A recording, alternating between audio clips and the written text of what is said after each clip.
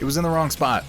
It was like the one place, the singular place on my monitor that I couldn't actually see the countdown that I needed to see to push the button. So it had to move. Sometimes we have to do these things live. This is the price of streaming on Twitch. How are we doing today, folks? To Square dropping 2 months worth of subs. Holy shit. How do you know that you're not gonna just like be completely done with this stream inside the next month?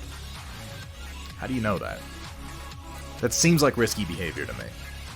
That seems like we're putting the cart before the horse there, but you know, I'm not gonna turn it down. I'm not gonna turn it down, Square. Thank you so much for the support. Lentil tacos. Oh god, what are we talking about? Good to see you, Plank Walkers. Sumitha coming in for that resub at 18 months, as was said by the character named early at the very end of Firefly. Well, here I am. We talked about that, didn't we? We must have, because I must have told you that was my favorite line in essentially all of Firefly, is at the end of the last episode. Yeah. Good old Early the Bounty Hunter. Well, here I am as he floats off into space. I feel like my voice is a little funny today. It's just my monitor. I'm not sure. How you doing there, Penis Land Warrior? No, okay, so people who have gifted subs are not on top of the chat, nor do they receive any particular benefits. We do have several slots reserved for top of the chat, but that's not gained through giving subs or through making donations. That is actually earned in the Thunderdome, where you have to, it's a lot like the Thunderdome from the famous Tina Turner film, Mad Max Beyond Thunderdome. Except I'm the big naked guy with a midget on his back. That is really the only difference. Everything else is the same. We've even got chainsaws. I still haven't Plank Walker. I want to finish up the campaign on hard, and I just got to the place where you switch off from fighting orcs to fighting chaos. White Wolf resubbing 18 months something ranting streamer. Speaking of ranting streamers, did I complain about Star Wars 9 on last stream? I can't remember. It's been a busy week. It feels like it's been longer than it actually has since I've been online. A lot of stuff has happened. Mrs. Thunderhead got back from the wasteland, so we've been unpacking and planning for next year. I've been trying to plot out what conventions I'm going to be able to make in the next year, which is looking like probably LVO and Gen Con are going to be my two big ones for next year. This is the goal. I was done with the stream when you were done with mechs. I only design them now, apparently. Metalcore Collectibles. Speaking of design, Shock has very kindly been working on. I sent him the first of the onagers that I printed out just to put them in someone else's hands as kind of like, see if this makes sense to you. See how the assembly goes. Oh, hello, little fly. I cannot believe the explosion of flies that we've had out here in the last month. It's crazy. It's the last hurrah before the cold weather really sets in, I guess, which they don't have long, because it's getting pretty chilly out at night, but they are pissing me off. Oh my god. Indirectly help me settle an argument. Can 3D printing print out minis and scenery with good detail? The other party used GW minis as a standard. I'm going to go with yes. It absolutely can. Terrain. I'm curious what you printed, though. Let's have a look at who is in chat tonight. My god, we got a lot of people. Mr. Squarepeg in first. Good to see you, man. Metalcore Collectibles. Data Nerd, of course. Penis Land Warrior. Always a pleasure. Always a pleasure when you make the journey. The long, hard journey from Penis Land. Let's just move on. There, of course, is To Square. Good to see you as well. Kursala Project Dark Fox. Sumitha dropping that sub, of course. Plank Walker, always a pleasure to see you. We got To Square talking about lentil tacos because he's a bit of a madman. Oh, we got White Wolf. We've got Terrain. We've got Shauna Sweets. Welcome to Chili's. Oh, no. Oh, I don't like Chili's, Shauna. I'm not a big fan of chilies. Like, don't get me wrong. You know what? If you're buying, I'm just fine with that. How you doing today, Shauna? Oh, why do we have the purple names? That's absolutely gonna kill me. Mingakyo God. We have gotta, I've gotta, what, did we agree on something I could call you last time other than that? Because that's gonna kill me.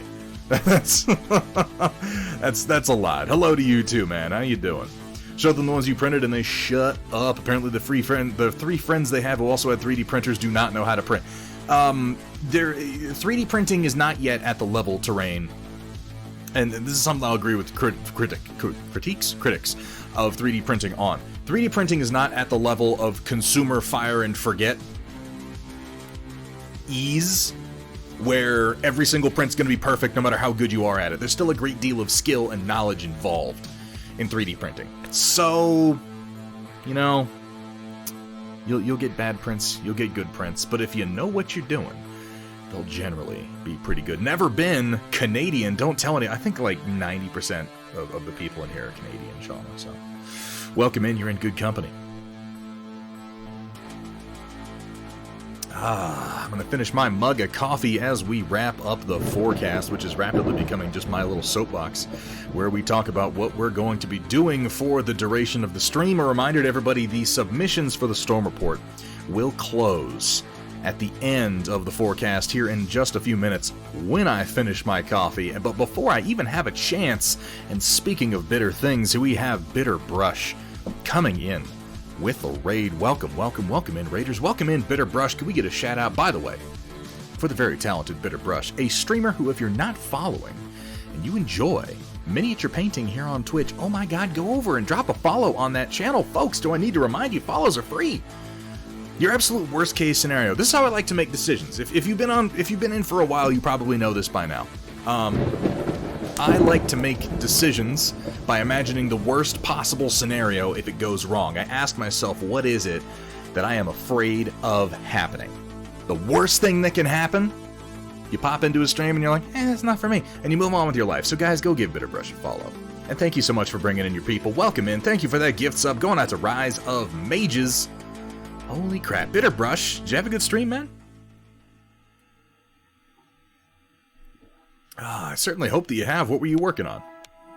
Don't feel obligated to stick around and chat with me or anything, by the way. You just finished a stream, dude. You're probably a little bit tired. You could go ahead and afford to stretch your legs, get yourself something to drink.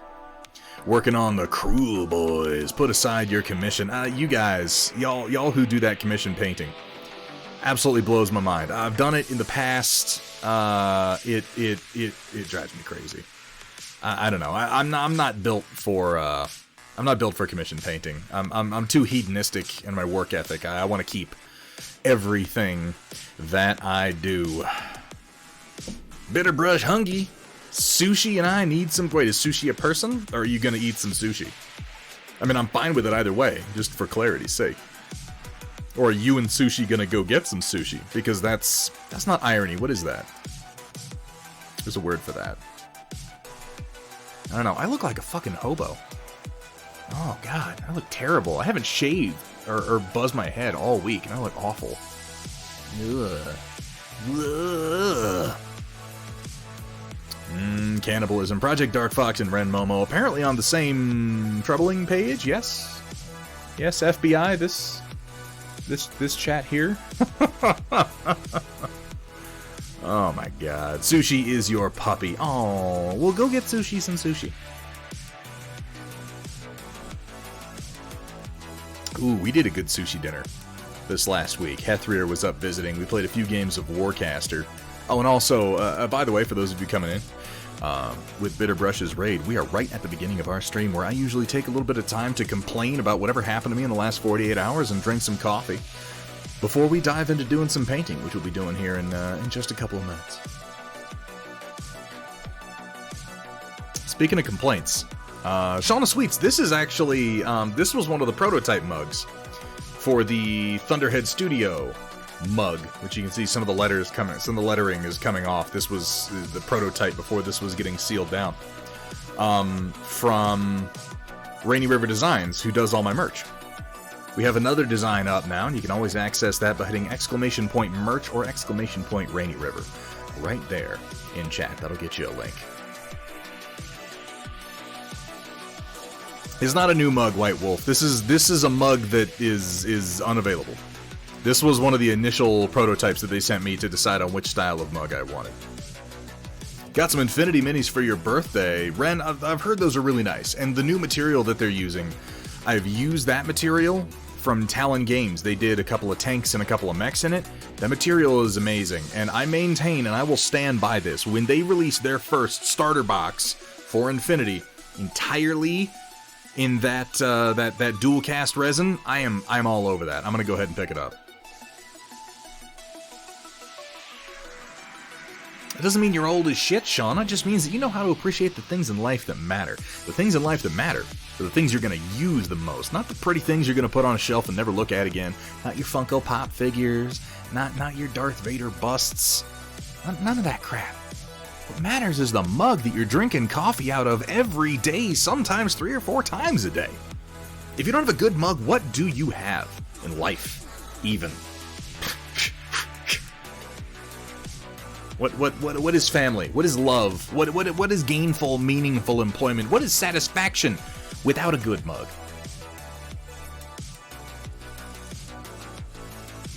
Hollow. Hollow's what it is. Speaking of Hollow, I've refunded, I think, 4 Steam games within the last 2 days. I don't know what, I was on a weird kick. I bought... It started with one that actually wasn't bad at all. Punexpected Painting, welcome in. Could we get a shout out? Pretty please.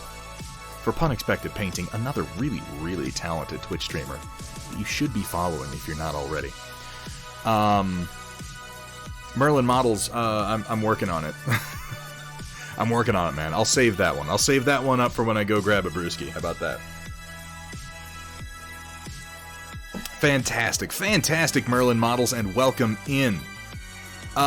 So the first game was Total War Warhammer 2. Everyone tells me, oh, White Wolf, you caught me slouching. Everyone told me this game is amazing, and I picked it up, and they're right, it's good. It's a good game. It reminded me a lot of, like, because I haven't really played many or any of the Total War games as they've been out. It's weird because I usually like RTSs and, like, Empire Builders and stuff, so you would think I'd be really into them, but I never got into them. So I tried out Total War Warhammer 2, and it's good. It's a good game. It reminded me a lot of, like, Heroes of Might and Magic. I don't know if you guys ever played those games. I loved Heroes of Might and Magic. And that's kind of why I refunded it, is because I played it for 2 hours, and I was like... I was looking for just a game to pass some time in small bouts. And I realized as I played it, like, I'm not going to be able to play this game for an hour and then quit. I'm going to play this game for, like, 12 fucking hours. I'm going to get nothing done the day that I play it. And I'm going to obsess over it for, like, a month. And over that month, there will be no projects finished. And then I'll drop it. Just because I know myself. Heroes 5, yeah, that's some good shit. Heroes 3 was really, that was the sweet spot, though. Heroes of Might and Magic 3 was the sweet spot. But it was like, I'm just gonna get a refund so I'm not tempted to sit here and play this, because I totally understand the appeal of Total War Warhammer 2. Total War Warhammer 2, yeah, that's the name of the game. But I'm like, okay, get a refund for that, not just because, like, I know myself, and that's gonna be a problem, but it's a good game. And then everybody's been playing this Amazon game, New World. Am I allowed to say bad things about New World on Twitch, or is Bezos gonna drop the fucking hammer on me? Because Amazon made this game, and they're pushing it. They're pushing it hard. Their last-minute marketing, yeah, Satisfactory and Factorio. Dude, I'm way behind on Satisfactory. I only just got to a point where I have a working train and built some drones, and they're, like, adding gases and liquid processing now. I'm like, oh, no. Oh, the game already eats up too much of my time. I don't like New World at all. I watched a couple of streams of people playing it, and I was like, okay, it's got like an action RPG combat system, you know, with like dodges and combo strikes and blocking and counters, and I'm like, it looks pretty. It has, yeah, pun expected, it's the new MMO from Amazon. I didn't experience any of the server overload problems. As my understanding, that was all on day one. I managed to get on real easy. They had a bunch of servers open. The game ran fine. The game looks beautiful. It's boring as fuck as far as I can tell. Like, I played it up until the 2-hour mark, and I just tried to do as much as I could and get a feel for it. And then once I played the 2 hours, I went out and I asked some people, like, okay, this was my experience with it. How much is this indicative of the rest of the game? And yeah, Shock 21, it really is. Like, it has kind of a unique setting, sort of, in that it has, like, this 16th, 17th century flair to it with the, you know, the Spanish Morian helms and stuff like that, and kind of a conquistador. Yeah, exactly. You know what, to Square, that's exactly what I was getting to. Is by the time I got to the end of it, I was like, I'm just gonna go play Greedfall. Like, it's the same fucking game, but single player. As far as I can tell, there are like 3 whole quest lines in New World, and they're all the same fucking thing. It's exactly what you would expect from like one of the worst MMOs out there. It's go to this place, kill 4 boars. Go to this place, kill 6 zombies, find the chest, gather 5 woods, chop a tree. Like, it's really boring. There aren't any environmental interaction quests. The quest chains are literally just go to quest giver, go do quest, come back. There's nothing dynamic about any of it, and as far as I can tell, the game is super focused on PvP. So if you're into like an action RPG PvP thing, maybe check it out. It took me just under 2 hours to realize that I had no fucking interest in playing it at all.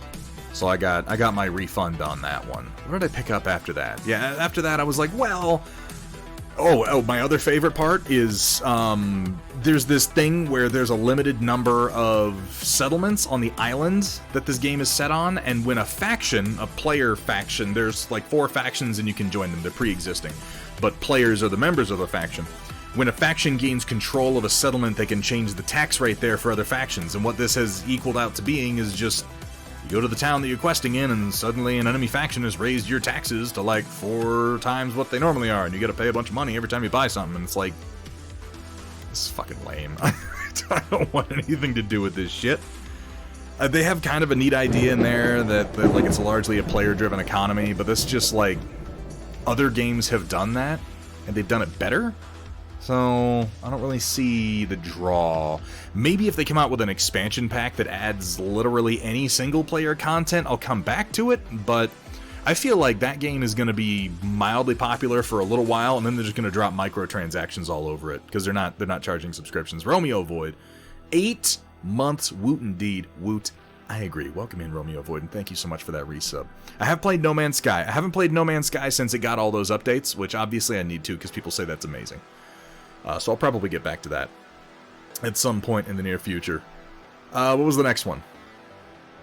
Medieval Dynasty. I came out of New World thinking, you know what's fun is building villages and stuff. And I looked at the Medieval Dynasty was being advertised to me on Steam, and I thought, yeah, whatever. It's like $30. Hop in. You like build villages and populate them with people and give the people jobs, and you get villagers and yada yada yada. This game is so fucking unfinished and so unpolished. It's incredible. The dialogue is so bad. There's like a beginning intro, and you're like, my family was killed, and I went off to find my uncle in the valley. I've arrived in the valley, and now the game starts, and you like wander in. And you talk to the alderman of this town, and he's like, oh, yeah, I knew your uncle. He was the greatest dude who ever lived. He banged all the chicks. I wish I was exaggerating. I'm only paraphrasing. I'm not exaggerating when I say that the story he tells you about your uncle character who doesn't exist is that he banged a bunch of chicks and was the coolest guy ever. It's like they took a bunch of really, really stereotypical first meeting stories and just jammed them together, because he's like, oh, I tried to rob him in a city, but he caught me, but then he was my friend because I was the person who got closest to robbing him, and then he bought me some whores, and then we ate goat meat, and then I joined his merchant guild, and now I'm the alderman of a shitty village in a crappy little valley. And I'm like, this is... what the hell is going on? ZM345, thank you so much for the follow. Welcome to the stream, man. Yeah, so then I thought, I'll just go try the build, because the game's all about building stuff.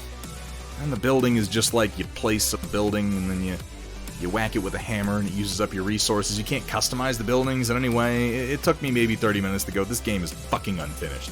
And I looked at, they have a roadmap for upcoming features, and they're all features that you would have expected to be in the base game. So I'm like, this is got out of early access too soon. Let's not do that. And ultimately, I fell back on playing Earth Defense Force 5 for like 3 hours. just running around shooting giant ants with some of the worst dialogue I've ever heard in my life. But it's like so bad that it's charming. This is ultimately where I wound up. Really into reading lit RPG with town builders lately, and I've been searching for a game like that. Sounds like what you wanted, but then got a creepy uncle. Yeah, kinda. I was looking at Valheim. Everybody says good things about Valheim, and it seems like it might be kind of in that realm. I don't know though. I'm looking for like a medieval town building village simulation right now, and I haven't quite found what I want. There's Empyrean Galactic Survival is actually a solid space-based one. It doesn't have like NPC interactions for the most part, but it's really good building, and you can like make ships and go into space and blow up bad guys. Have a good time. Yeah, Earth Defense Force is great. Earth Defense Force is fucking hilarious. In EDF 5, I know everybody geeks out over this one, but I'm laughing my ass off. It's the first time you fight the colonists, and they're these giant frog aliens with like assault rifles, and they're like, oh my god, they look just like humans. They're aliens, and they look just like men. I can't kill them. It's like killing a person. Oh my god. I'm like, what the fuck?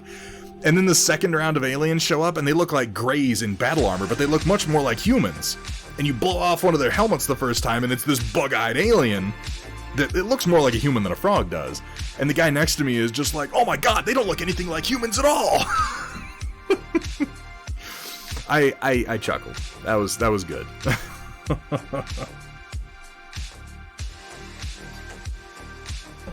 Yeah, Earth Defense Force 5 has been worth every fucking penny. I enjoy that game quite a lot.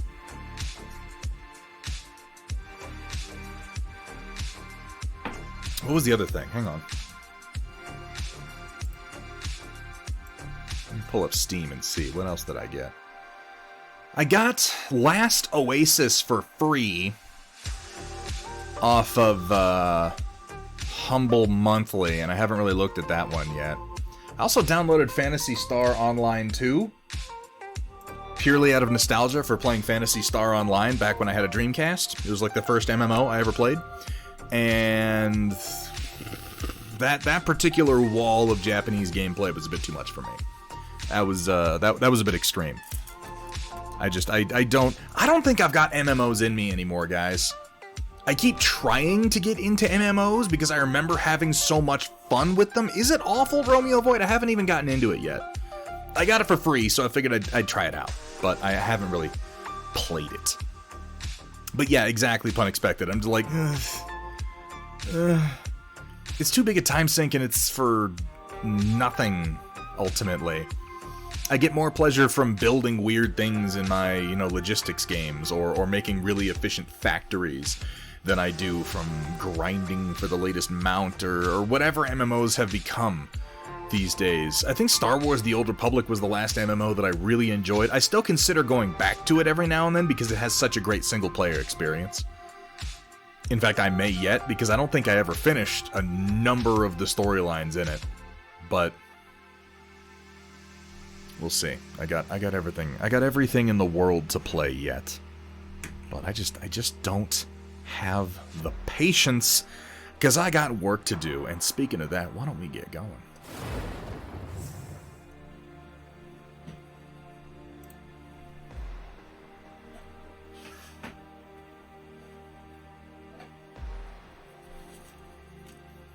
I've been refining my oil palette. These are files that I do plan to make available. I have made a larger lid that goes on top of it. And also, and I need to reprint the bottom part of it to make this work. But now it has little tabs that you can actually snap this lid in place and have this be just one little easily transported unit.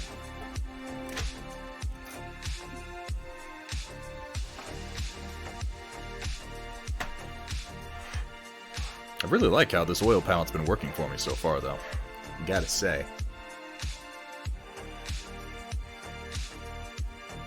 Been going through Diablo 2 Resurrected. Is it any good? Did they do anything wrong with it like they did with Warcraft 3 Regurgitated or whatever it was called? Because they fucked that game right up through not giving a shit.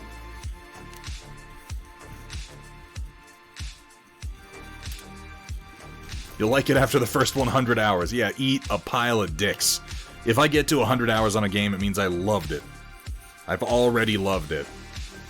If it takes me more than 2 hours to get to something fun, yeah. What did we agree on, Johnny? Gonna head out, having a rough day. Dude, take it easy. Dude, take it easy on yourself. I don't know why. I know none of the details of your day being rough right now, man, but it doesn't always have to be. Take some time for yourself. Drink some water. Maybe go for a walk. Get a little bit of sunlight, man. And remember, what gets me through so many things, this too shall pass. You'll have better days. Maybe even tomorrow, man. So take it easy. Take care of yourself. Sorry to hear you're having a rough one. Enjoying Encased? I think I have that. I think I bought Encased when it was in early access, and I haven't gone back to it in a while. There was only like one level you could mess around in when I played it last.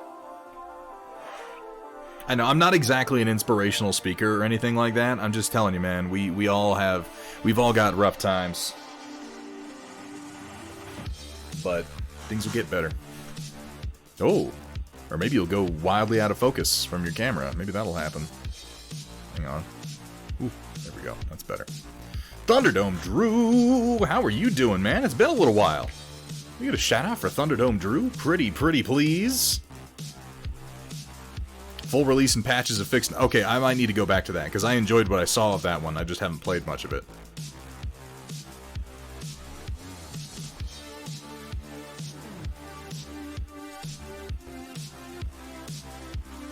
Accessibility improvements, UI improvements to prevent people needing to use pen and paper to figure out some of their stats. That's good because I don't want to fucking do.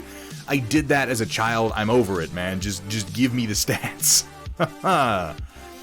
Stash is bigger. 3 of the stash shots. Yeah, I think the last time I played it, it was in like early access, so I know very little about it except that I like the look of it. Crazy month and some change. How crazy? How crazy are we talking? Is this a good crazy? Good crazy, bad crazy. I've had a bit of a crazy week, but it's mostly been good crazy. So I'm hoping it's been good crazy for you too, Drew. Pick out some of my brushes I'm going to be using here. Set aside the ones that I won't. A couple blending brushes.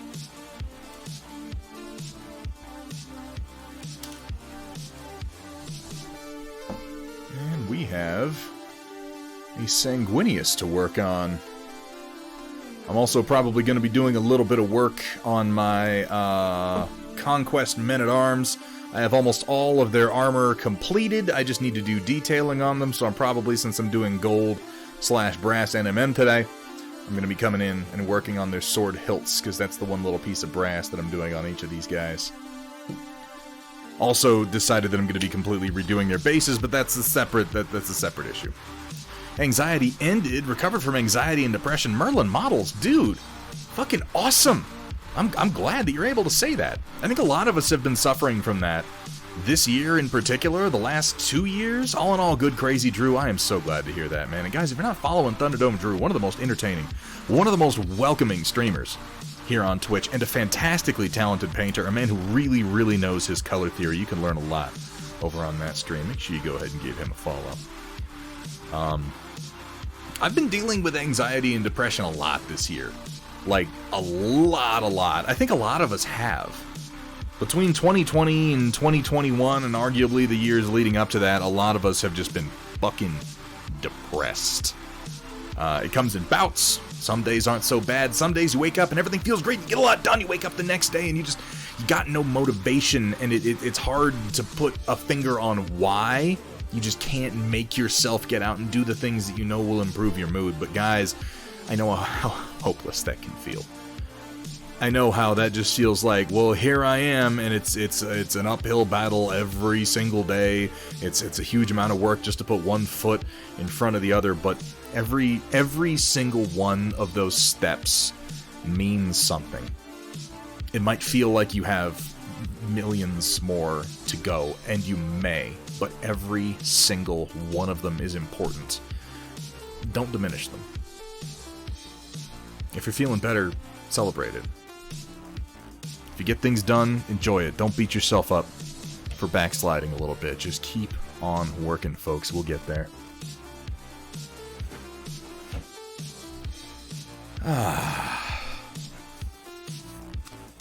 Yeah, I know what you mean, Merlin. I do indeed. Man, oh man. Change careers from boiler service and install over to inspection. New job meant working 2 40-hour jobs for 2 weeks, plus 2 teenage daughters going back to school, plus battling the espresso depresso. Oh man, and sometimes I think I'm busy. Holy hell.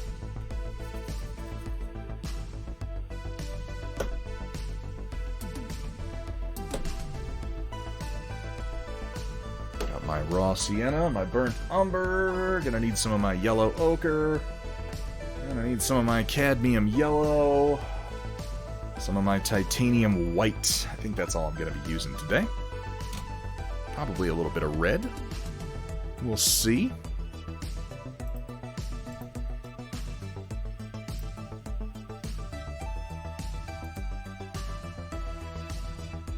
Alright, I'm going to start working on the torso today. Oh, I'm sorry, Shock. I'm glad that I did that when I lost my fucking wallet. I just went out and was like, oh, I guess I might as well renew it now. Got the jump on it by a couple of months. Entirely because I'm a moron.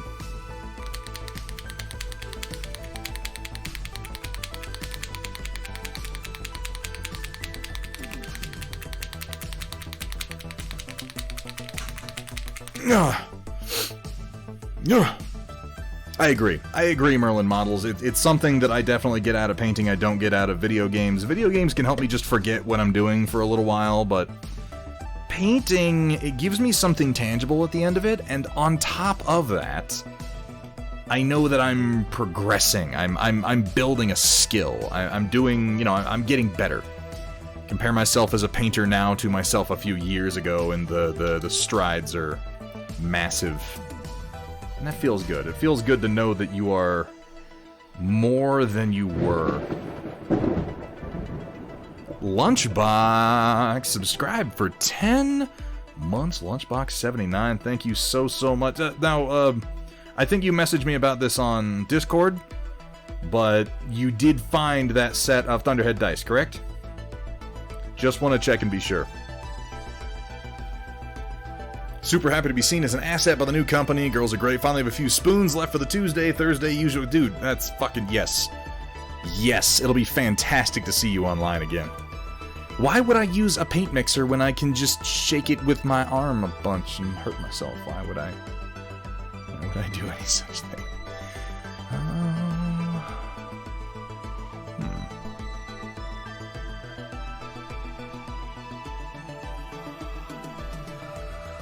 I'm gonna try something here. Usually when I've been painting, I've been refreshing my oils between sessions. Like right now I would put down burnt umber, but last few sessions I've done doing my non-metallic metal on these here Men-at-Arms for Conquest, I've discovered that actually letting the oils dry in between blending sessions for the deepest shadows has been profitable. It has resulted in some easier blending for NMM effects if I leave the base coat for a little while. So I think we're not going to refresh the umber today. I think we're just going to jump right into the yellows and see what that looks like. We'll try a few strokes. We'll blend it. and we'll see how it goes. What do you say?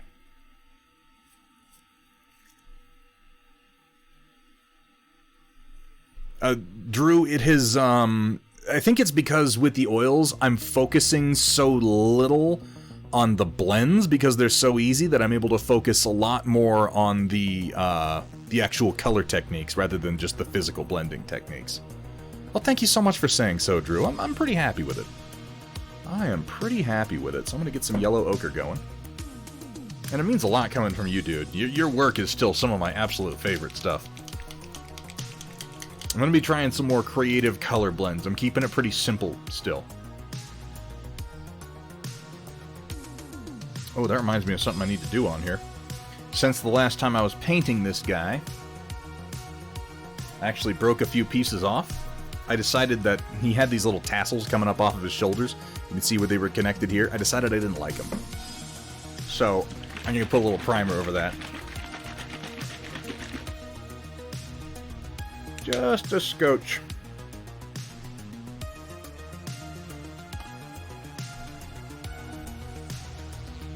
Little touch of Steinel res over the little bits of bare resin that I left from the removal.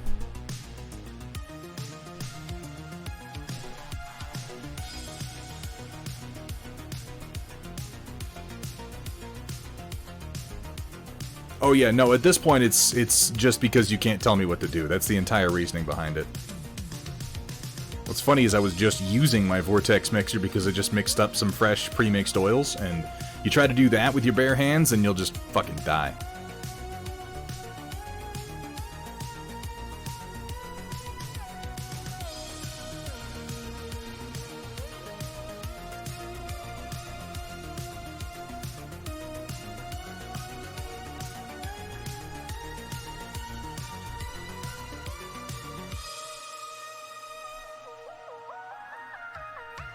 That's not a robot. That's a space station zombie brush. How you doing today, man? He's kind of like a robot. He was made in a lab by an absentee father. He's got kind of like a Frankenstein story thing going on.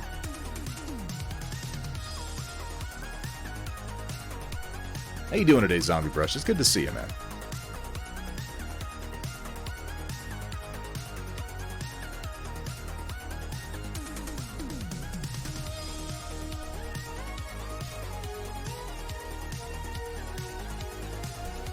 Got some new synthetic brushes on their way from Game Envy, along with some sable brushes to roll into a couple of the Home for Wayward Paints kits. That's, you know what, that program has actually been very helpful to a very small number of people so far, and it's something I need to put a little bit more development time into, because it's, think of all the things we've done on this stream, it's one of the more genuinely helpful and one of my favorites. But I need to make it more visible.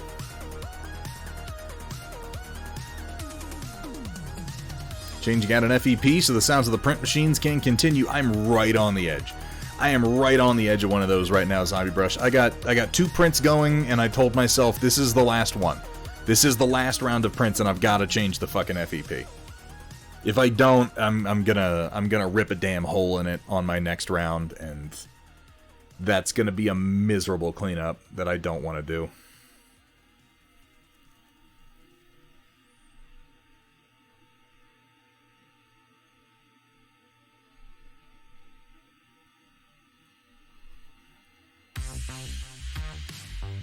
Just making sure I didn't miss any spots here.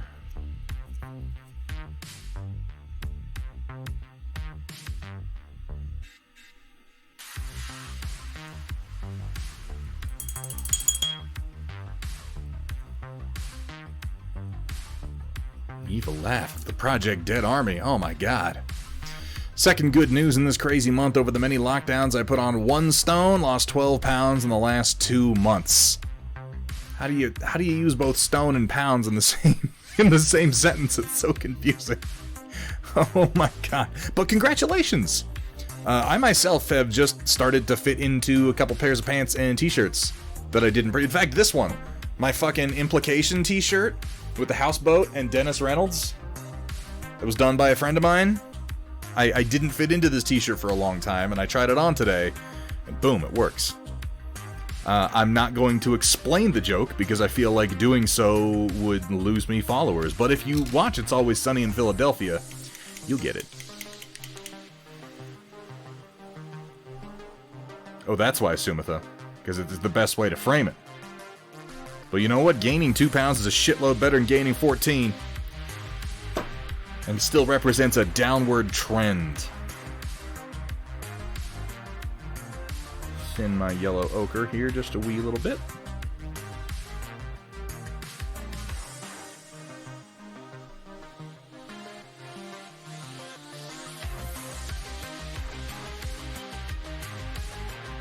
Does anyone know if they've fixed Cyberpunk 2077 yet? I've been ignoring news on that game since it came out. And I'm wondering if they've made any significant changes. Sorta have. Interesting. Because of the implication. Are you gonna hurt these women? No, I'm not gonna... Nobody's gonna hurt anybody. You're making me sound like I'm some kind of monster.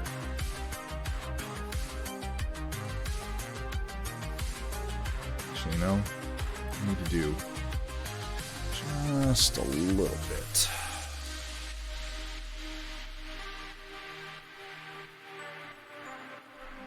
Put my burnt umber up here, because this is pretty lightly colored, and I'm going to want a few deep shadows. I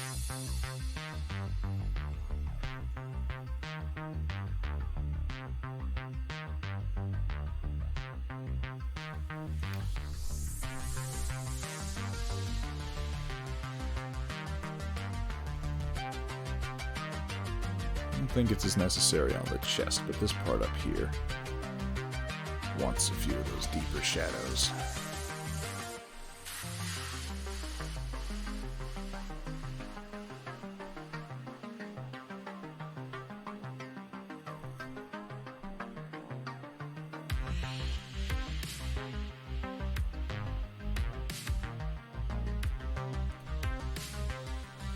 Still glitchy graphics. Oh.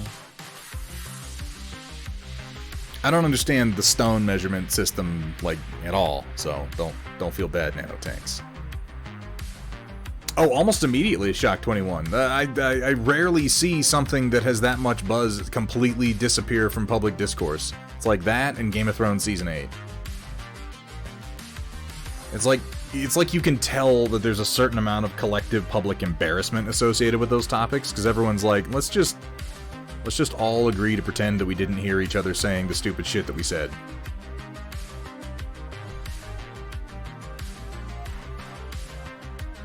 But the one thing people won't agree to do is the one thing they need to, which is let's all agree we'll never pre-order anything ever again. Nope, that's not gonna happen. Dream on.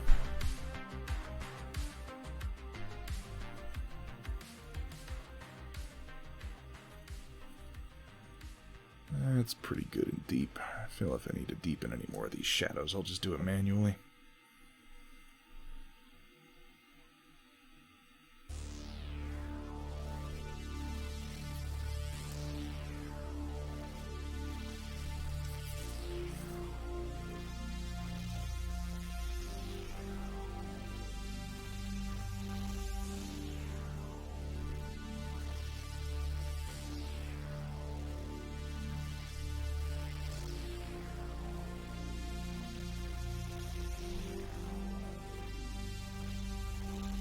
Why is this brush struggling so much right now? Hang on.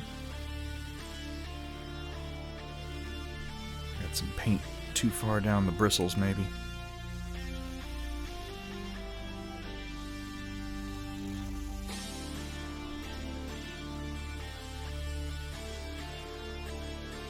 That's better. I think I did. Hey, Guy Varese! Good to see you, man. Welcome in.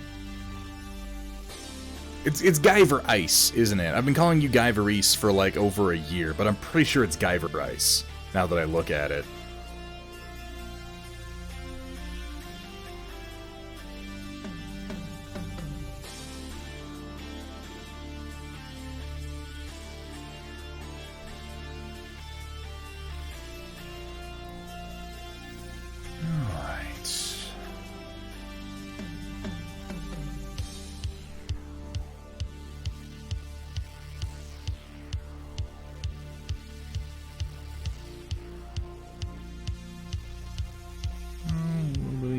in here on this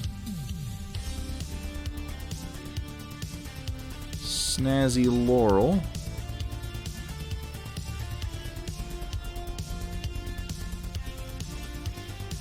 We'll zazz that up a bit more in the near future.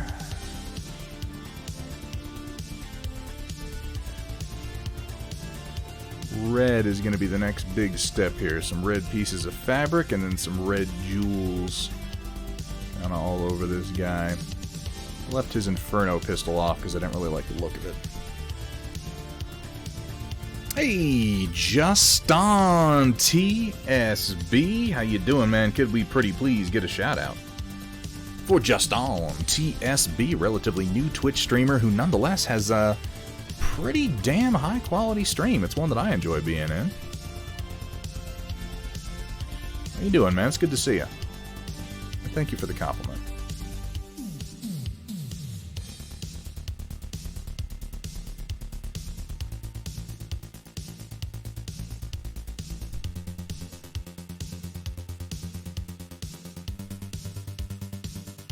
Oh, I should mention, since we have the man himself in here tonight, particularly, seeing Thunderdome Drew again. This is one of Thunderdome Drew's custom handmade war grips. I really, really like this for my individual large figures. I really like the weight and the shape of it, and the fact that this surface finish on this material, is it an epoxy? Like a turned lathed epoxy? I'm not sure. Either way, this resin, any paint you put on it just peels right off once it dries. It's really nice.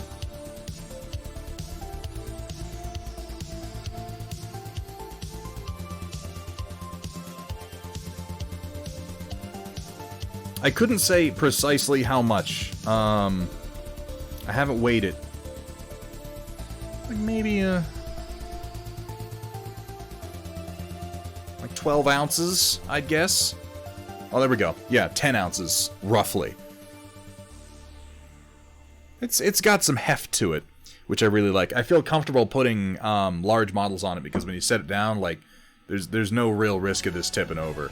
You can wobble a little bit, but you're not going to knock it over by accident. Rise of Mages, welcome in. Good to see you.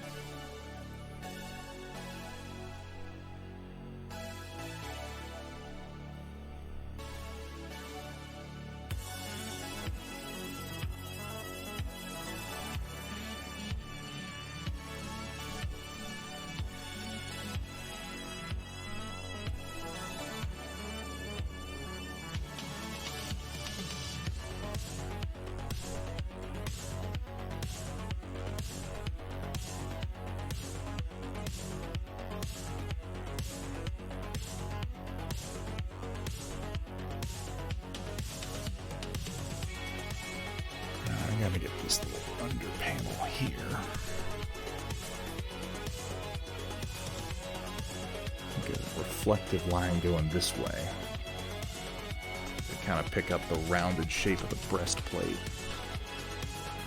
which is going to be tricky because there's not a lot of space in here.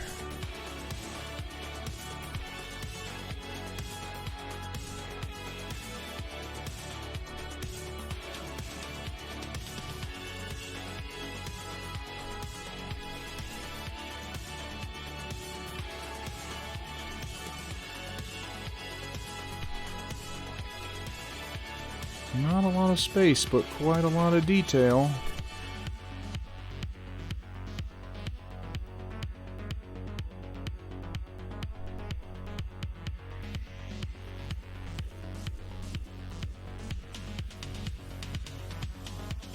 Just pick out the top surfaces here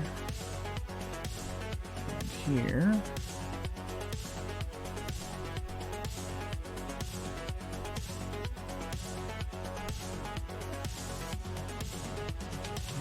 Brighten that up in just a minute.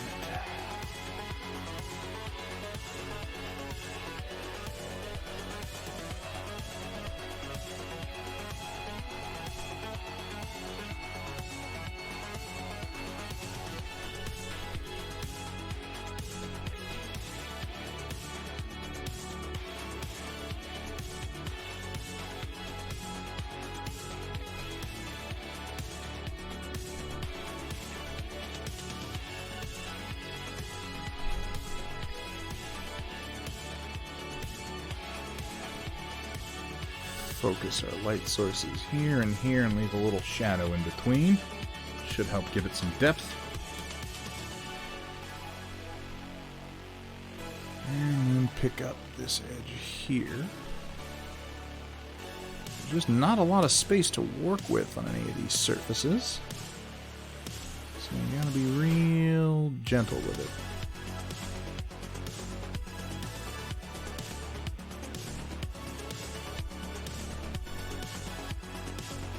Alright. And then this little bit under his arm here, just pick up the edge of it.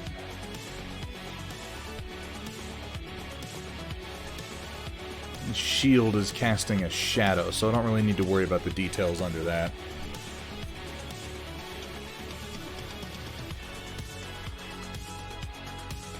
Oh. I love getting most of the way through a paint job and then realizing I primed down like a piece of cat hair or something. It's always a good feeling. Cat hair costs extra, buddy.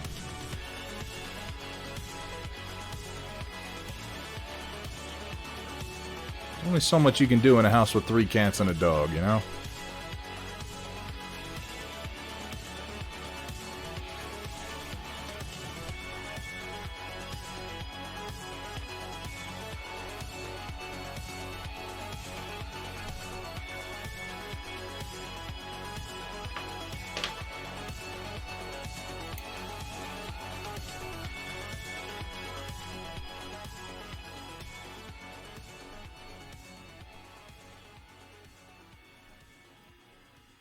Go.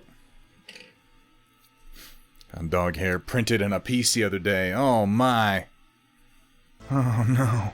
That's no good.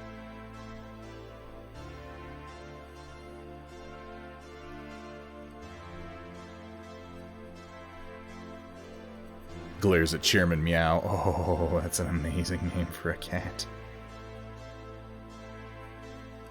Well, hopefully his agricultural reforms won't lead to widespread famine.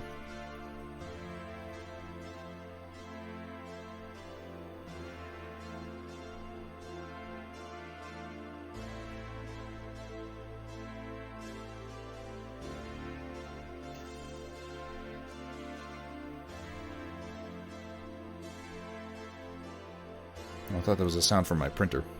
Is there a good way to contact me? So you can always email me at thunderheadstudioofficial@gmail.com, or I'm usually easiest to reach on Discord. Usually. Not always, but usually.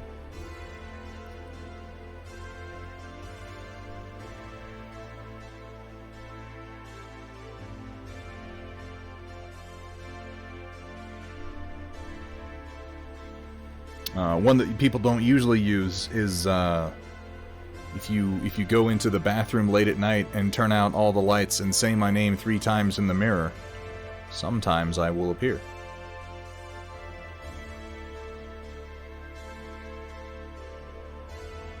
Or wait, was that the Candyman? I can never remember.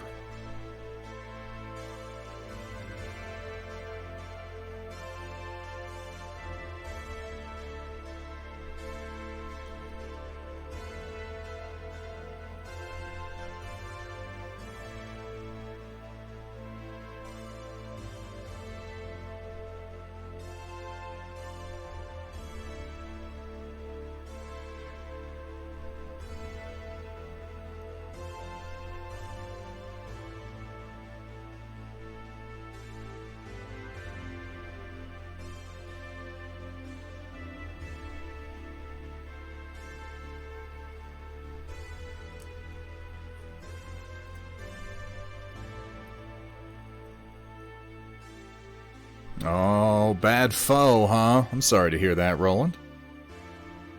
Few things more disappointing than bad foe.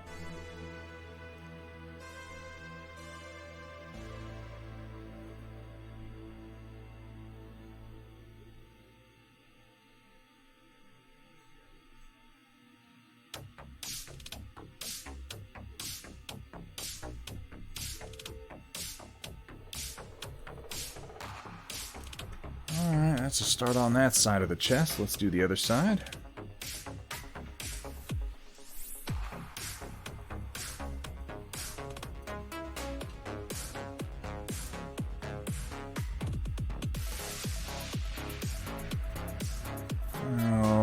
he's tilted away, so I'm going to try to catch just the outermost tips of the feathers on his chest here.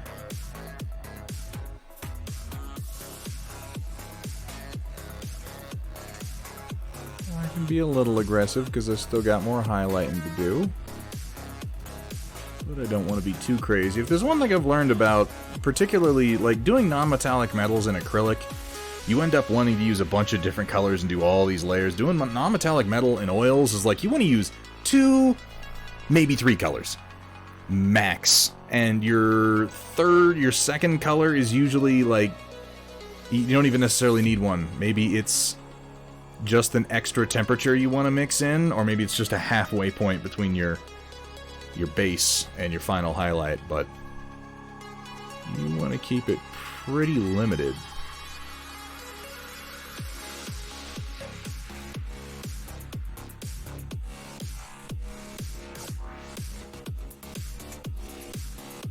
Painted Ogre, how you doing today, man? Amish Stig, oh my god, we have got a lot of pretty fantastic people in chat tonight.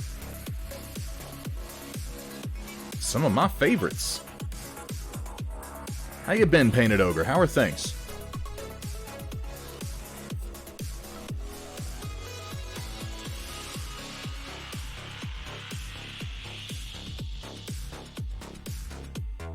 Another big trick I'm learning to NMM is just knowing when to take it easy.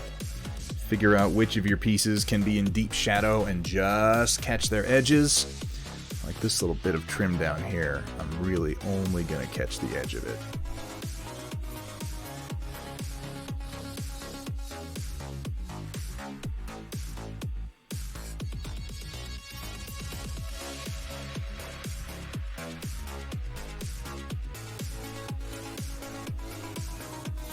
Don't need to overdo it.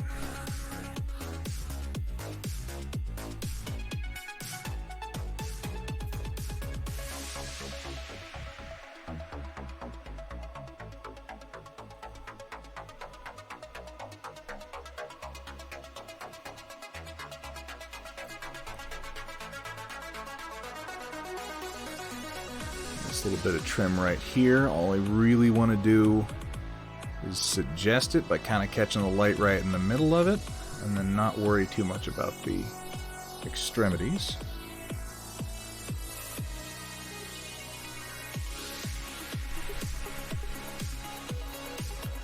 Just enough to sell it. Don't gotta go overboard.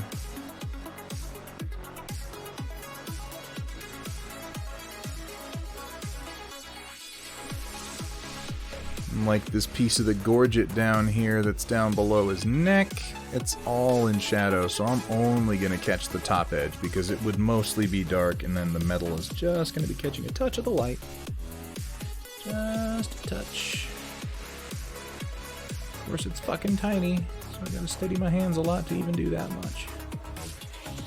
Of course, it's fucking tiny.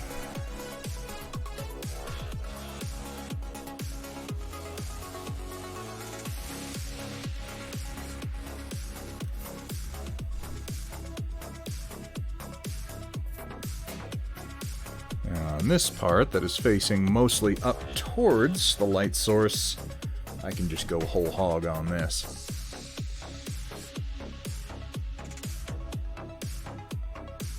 And then bring it up with my highlights.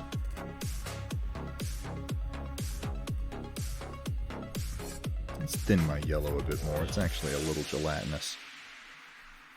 I want my base layer to be pretty thin. Oh, God. Roland, that's... Oh, man. Why? Why the puns? Going full Mad Lad painting checkerboards on 6mm orc infantry. Holy shit, man. That's... I hope that there are pictures. I'm going to need to see some of that.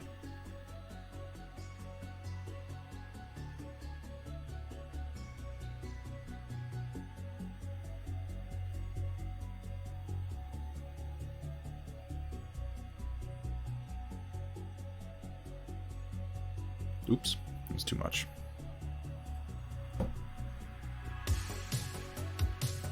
Let's just see if we can't pull that out. Push it down. Just Just want to leave that shadow there, so I'm going to take a little bit of white spirits and do that.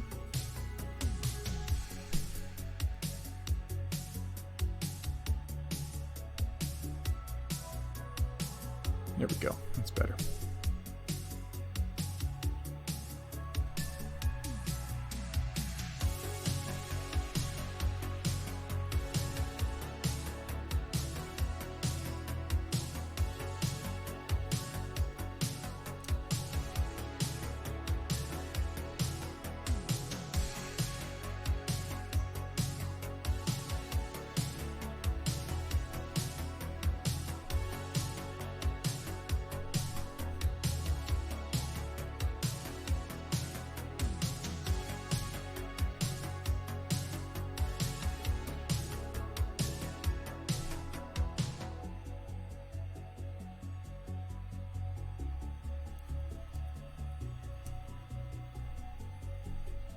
Can you have a printer use different color resin when it prints? Oh yeah, you can have resin of all kinds of colors.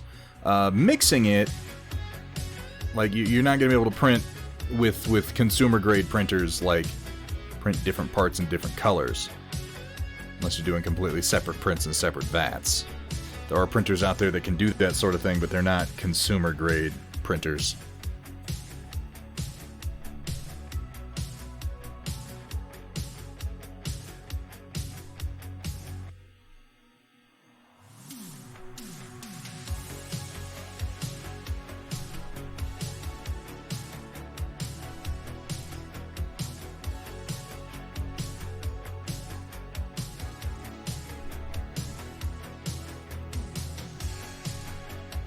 Found out today, different resins have different support settings. Yeah.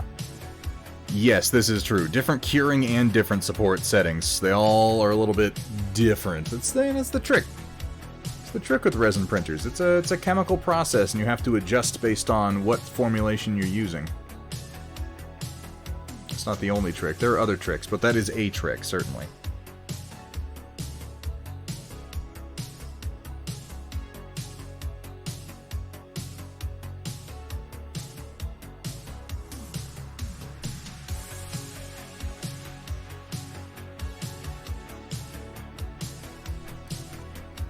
Hey, what's up, Gus Schultz? How you doing today, man?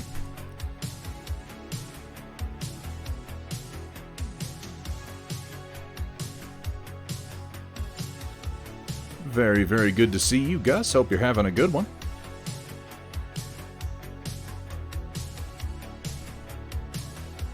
Alright, I gotta do his abdominal plates here.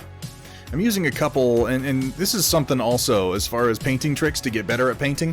One of the best pieces of advice I can give, and this may seem obvious, collect pictures of miniatures that you like, or styles that you want to imitate, and take the pieces that you like best from each of them, and honestly, just when you're trying to learn something new, just imitate what other people have done. It can do a lot to help teach you how to then do it yourself. I've got a few reference images for Sanguinius, and I kind of pick and choose what look I like best from each of them.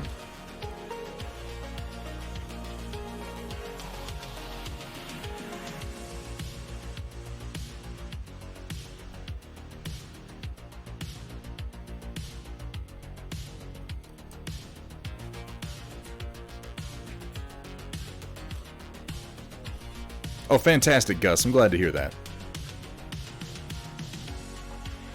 What's up, Vergadarung? How you doing, man? Sounds like shitty. From the fact that you came into chat with a blah, blah, blah, blah, blah, blah. But I'm hoping that that's a little bit of hyperbole.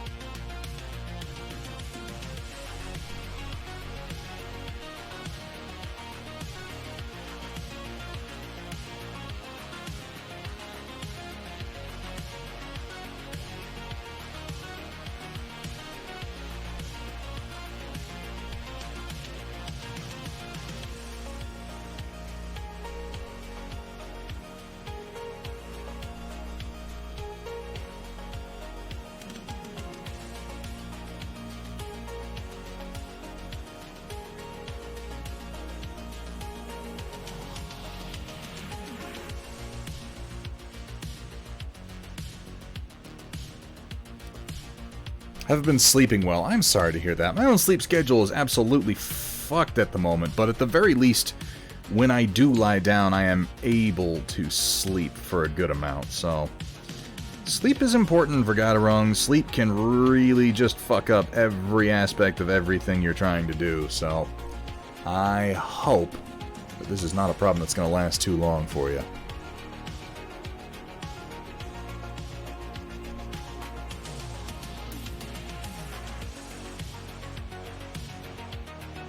Two things that I'm always, no matter how many times it's been a problem in my life, two things I'm always amazed at the impact that it can have on my productivity, on my creativity, on my mood. Sleep and food. I mean, I guess it makes sense. These are two of the basic factors governing, you know, how you're functioning. But they're so easy to neglect. I hope you've been eating well, at the very least, for Gadarung.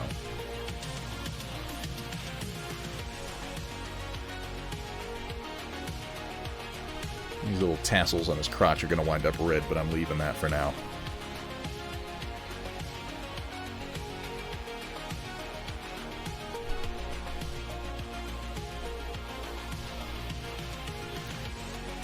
Let's see if I can catch these details in here. Just a little bit, not a lot. Doesn't need a lot, just a touch. Okay. God damn, all this filigree on this fucking armor. I cannot wait to get around to doing NMM on my household knights with their big armor plates. And relatively low quantities of detail, because this is going to kill me by the time I'm done. I'm glad I've mostly finished this figure. Now, I say mostly, there's still a good amount of work to do, but man, I'm getting close.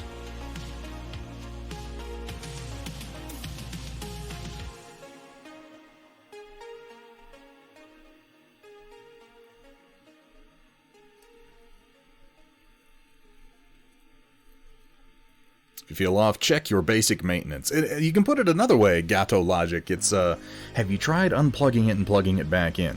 The human version of which is, have you tried getting some fucking sleep?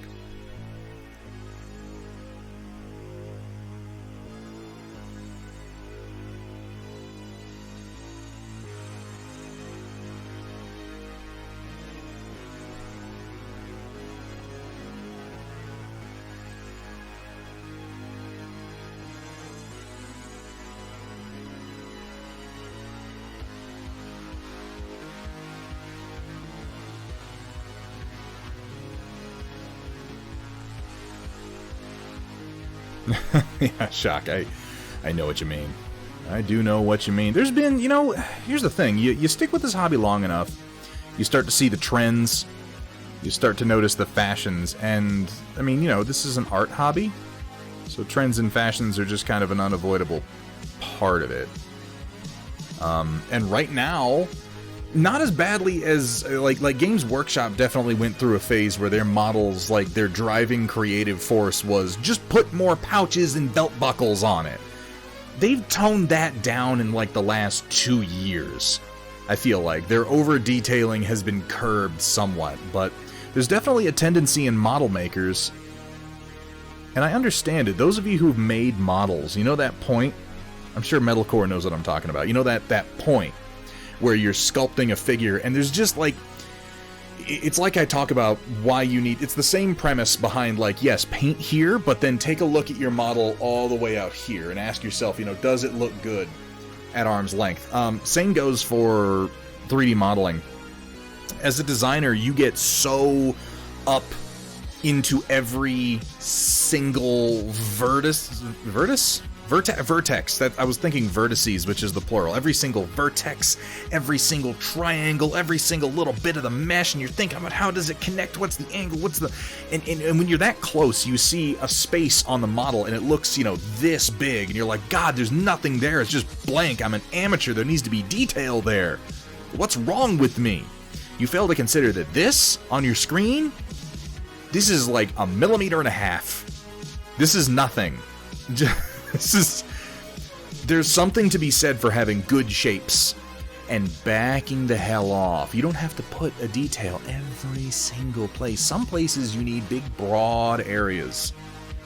And yeah, I definitely agree on the battle mechs. That's, like, as much as I like a lot of the new designs from Catalyst, one of my big complaints is there's almost nowhere to put decals. There's almost nowhere to put decals. Just frustrating as a painter.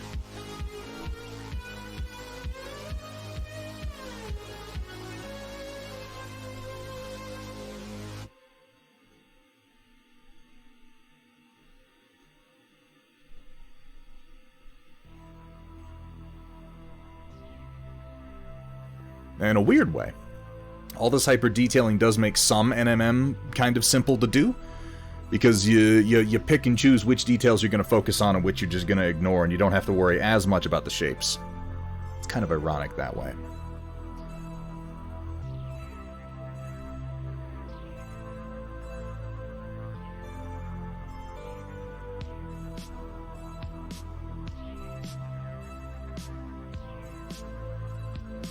Like for this little band around his arm here, I'm going to pick one spot.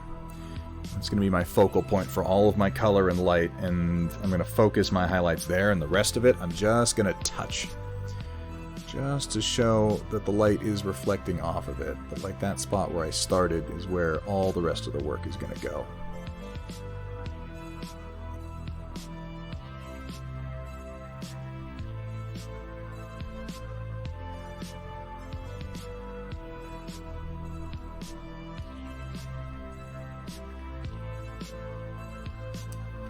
This lower part here, there's a little band. I'm just going to catch the edge of it just to show the light catching that.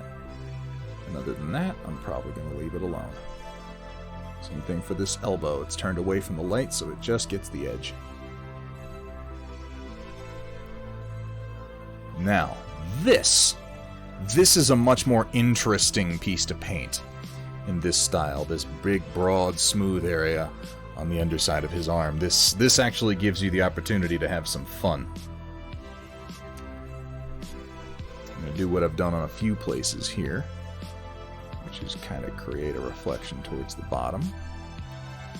And we're going to leave a dark spot in the middle, and I'm actually going to come in here with a little bit of my ochre. I could probably use sienna if I wanted to work a little bit more color into this, but I'm keeping it simple.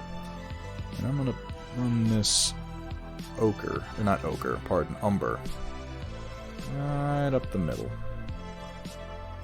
I'll focus my reflections on either side of this.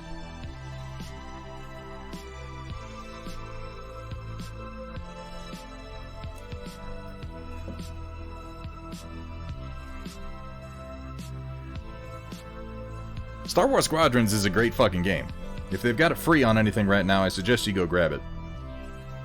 If you ever enjoyed like X-Wing or TIE Fighter or X-Wing versus TIE Fighter, it's a game you want to be playing. You know what? I need to do a touch more. I'm going to have 2 bands of reflection. I'm going to have 3 major shadows, 1 at each edge and 1 in the middle. So I'm just going to deepen it all the way out on the edge of the vambrace.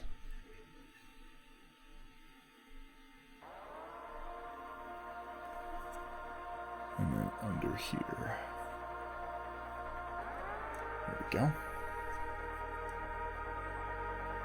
That's dark enough. Hey, what's up, Puck Duncher? How you doing?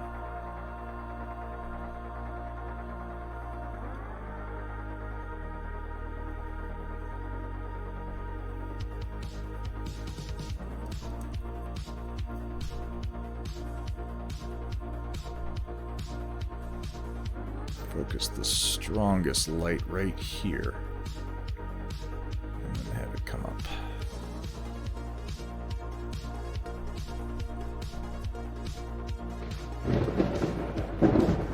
Like so. Jax 1179, thank you so much for the follow. Welcome to the stream, my friend. Welcome to the Storm Chasers. How you doing? There. And then another soft reflection here.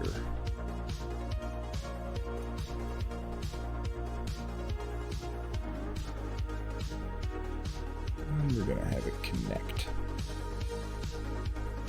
right up here at the top.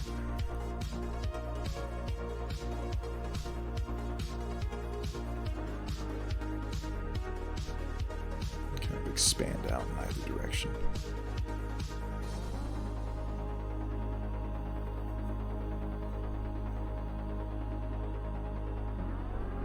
It's a little chunky right now, but we're going to come in with a blending brush and kind of ease that out in a minute into something a little bit more natural, and then focus our highlights at the bottom.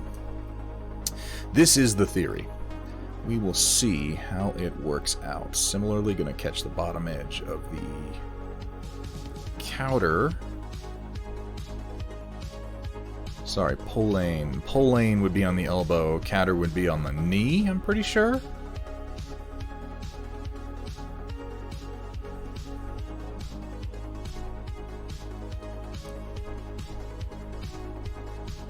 I did not, Puck Duncher, I did not end up going to see Sabaton. By the time the tickets were on sale for the follow-up show, we were kind of out of it. We opted to just hang out and play some Warcaster instead. Now this wrist is going to be underneath the shadow of his hand, so I'm not going to do too much on it. Got to remember that there's going to be a sword here.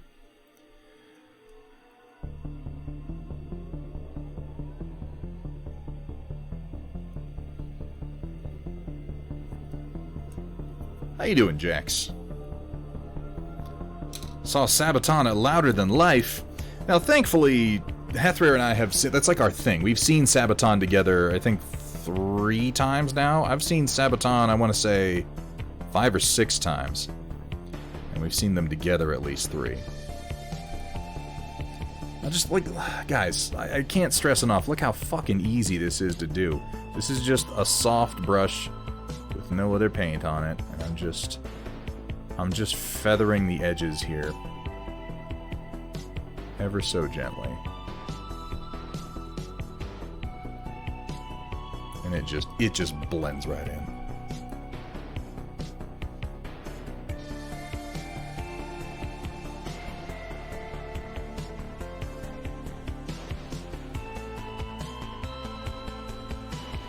Only downside to Louder Than Life was getting COVID. Oh, Jesus, A Dodge.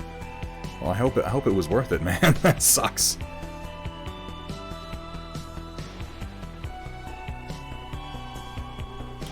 I think I can deepen this a bit more. Let's push our shadows, shall we? I'm just going to take some umber. Fill this in ever so gently. What I might even do is mix a little black with it to get it even darker. I don't know yet. We'll find out.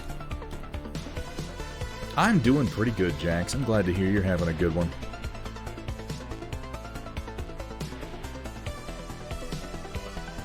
I mean, you know, I'm here, I'm painting minis. How bad can my day be? It's pretty good.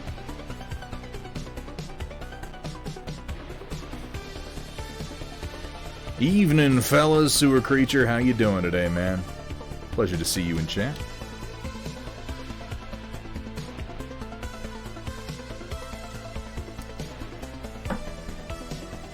Can't wait to get those new Game Envy synthetics in. I'm excited to find out how they do with oils.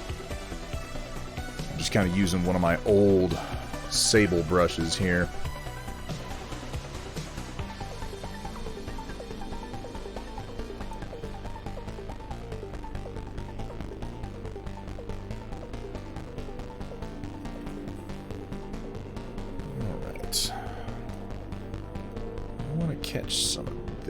Really only towards the bottom with a shadow towards the top where his hand's going to be overshadowing.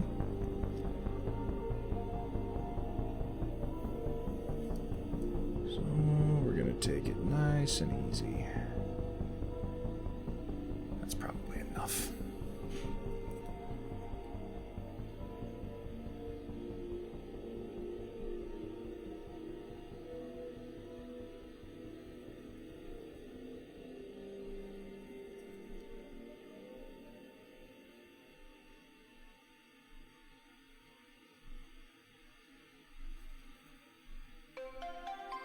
Catch these upward-facing surfaces to sell the shape on his vambrace, but don't do too much.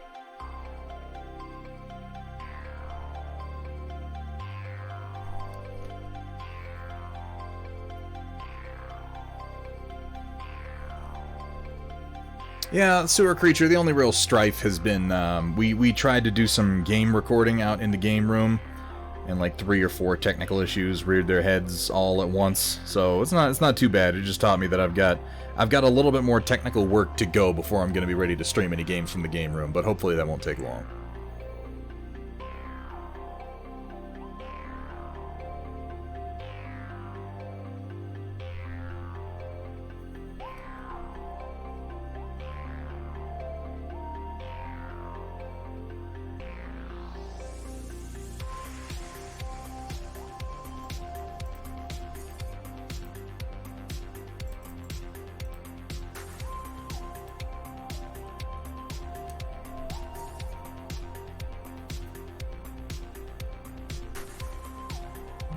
Catch this edge pretty heavy.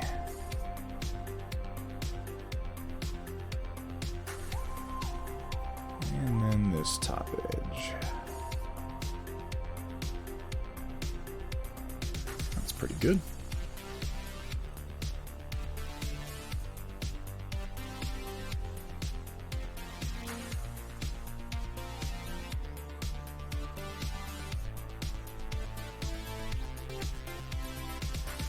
Oh, it's coming together, sewer creature. One day at a time. We'll get there.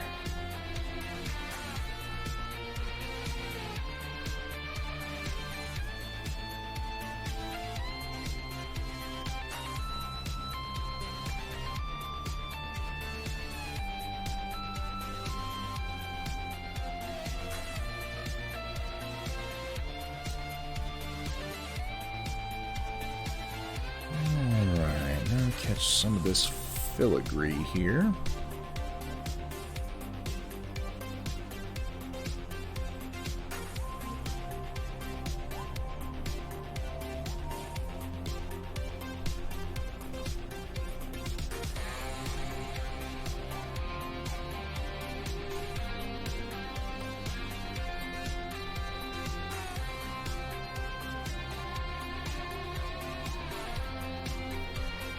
Not too much, not too little.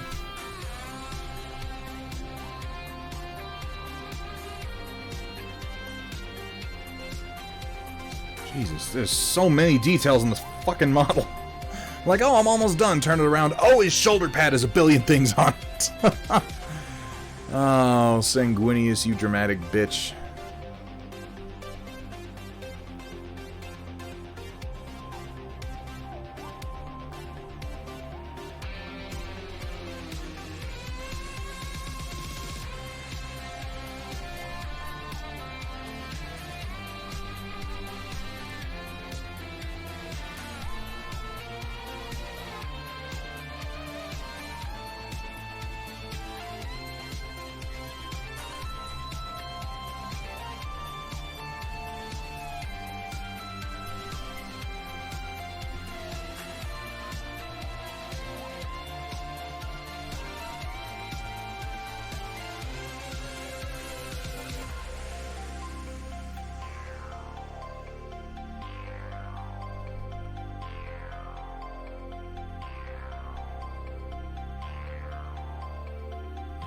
Try to focus my highlights kind of down in a glare line.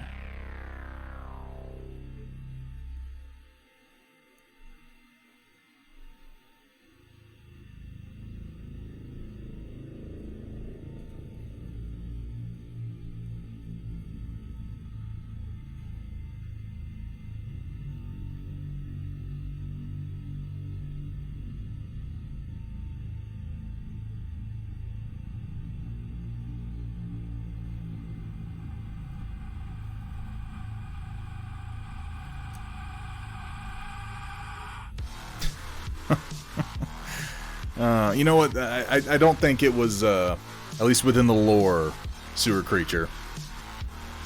Well, Roland, that's nobody's business but the Turks. But you know, I don't think Sanguinius did any of this himself. He had servants to do all this for him.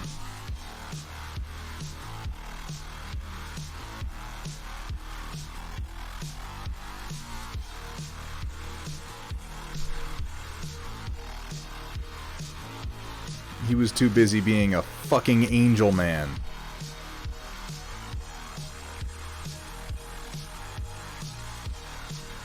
And I mean, like, this is going to get covered up by his wings, too, I'm realizing, as I sit here and work on this, as I get closer and closer to the wing connection point. So, like, these are going to be right here, covering up basically this entire shoulder. So if I'm being honest, I'm probably not going to do much more work on this shoulder.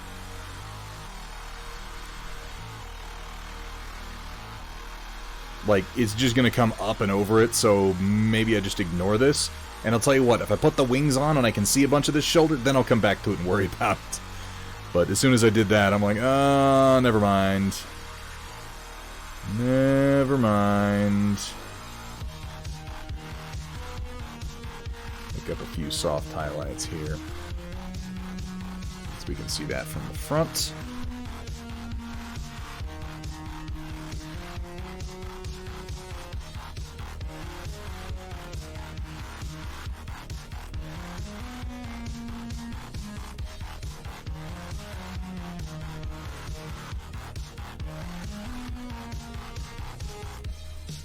Alright, let's work on his glorious halo.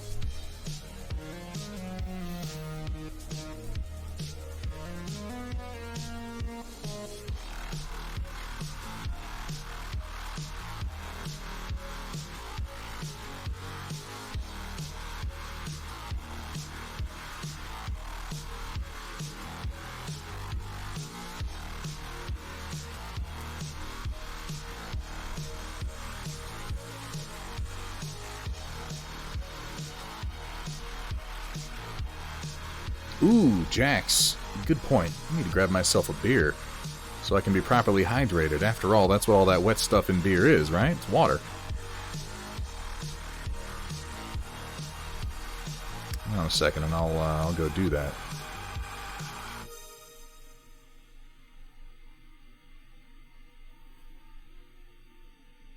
Grab these top surfaces on his shiny halo bits. Hypnotic Mom, welcome in. How you doing today?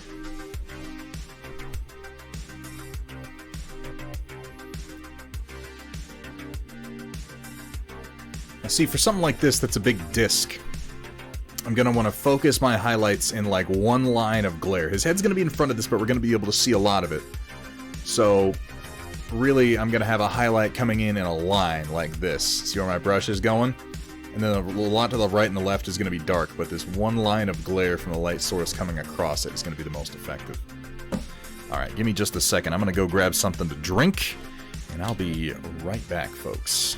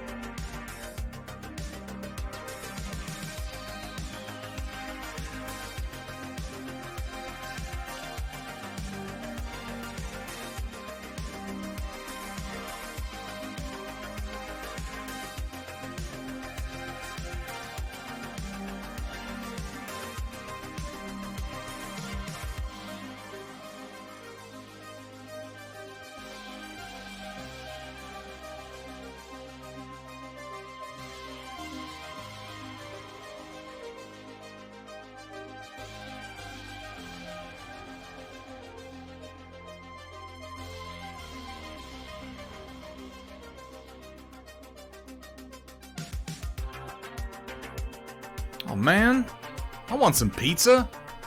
Shit. Just gonna have to settle for drinking, I guess.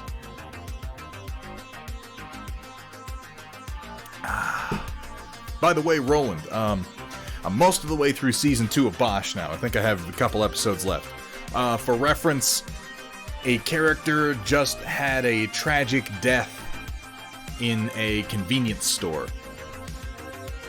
I think that was the last episode I watched.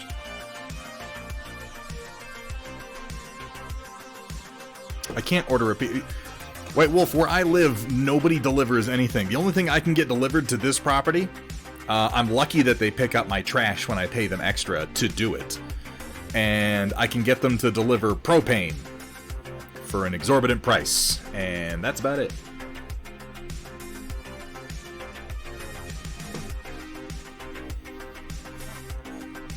Yes, Manor of Fasal, Storm Report now closes at the end of the forecast, where I'm usually drinking a mug of coffee and complaining about the last few movies that I watched. Oh, I'm sorry to do this to you guys, since I just did the BRB screen. It's just one thing. Just one thing. I'll be right back. I'm sorry about this.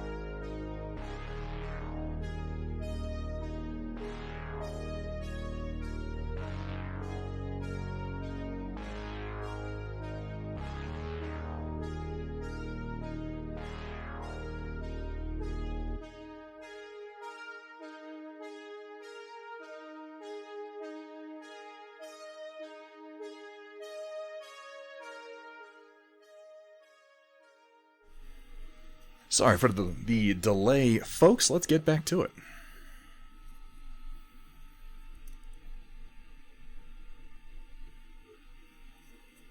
What happened to my music?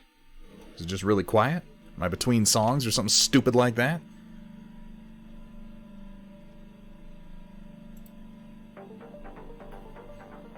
Okay, there we go. I live in Brigadoon, except there's legal weed. Yeah, we only appear every so often.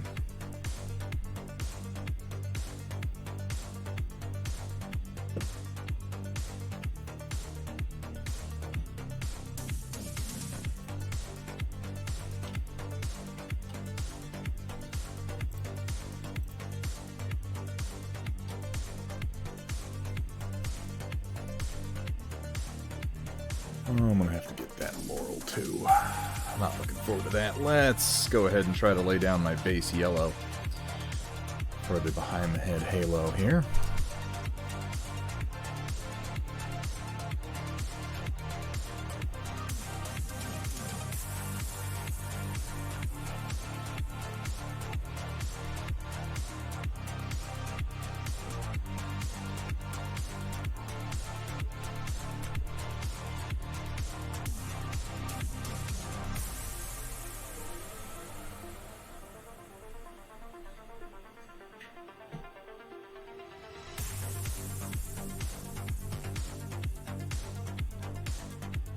I'm going to try to keep this piece simple since it's just behind his head. It's going to be noticeable, but not particularly featured. More than anything, just want to get in here for one of these blank spaces. Right here. Lay in a little bit of color to help sell the texture on the rest of it.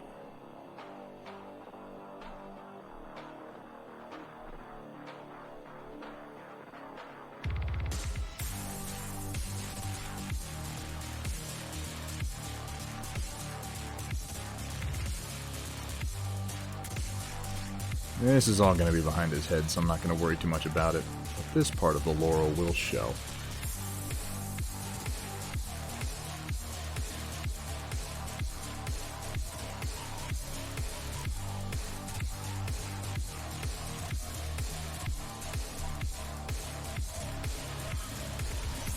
I confess, I do rather like the legal weed part of all this, of my living in Brigadoon.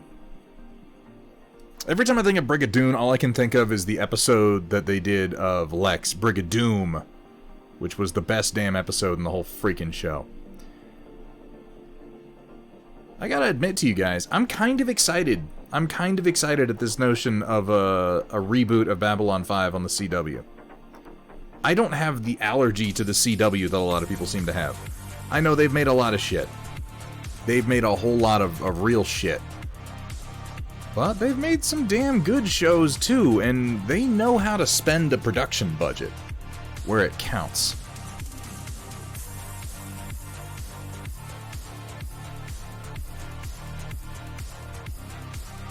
Several seasons, Arrow was excellent. I thought the 100 was pretty good most of the way through. The last season fell apart.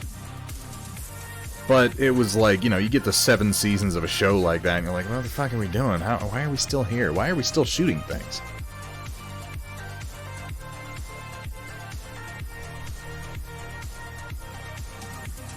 And by the end of the 100, it was like, where the hell do we go? What do we do? Our main character has murdered like 30 people in cold blood and is easily the most terrifying character on the show. They introduce stuff like, oh, here's a bunch of like far future prisoners from some type of deep space penal colony, and you're like, whew, they sound dangerous, but I hope they don't fall afoul of Clark, because she'll murder all of them horribly. They really stretched that 350. Yeah, you're not wrong. They don't have much, but they tend to spend it pretty well.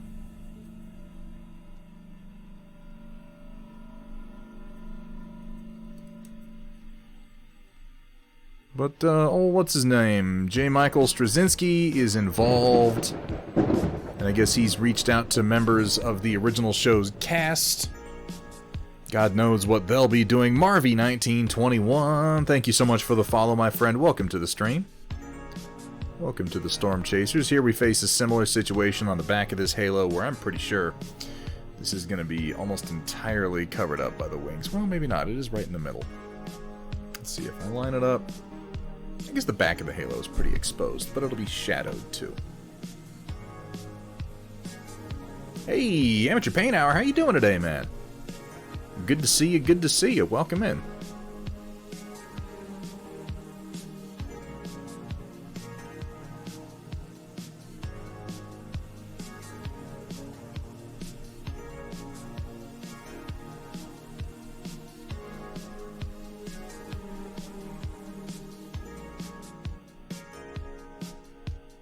Oopsies. It's okay, I can fix that.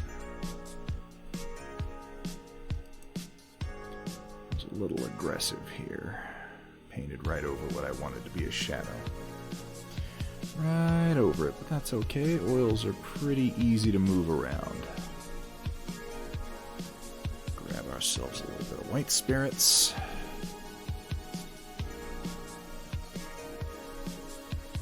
And just thin that right out.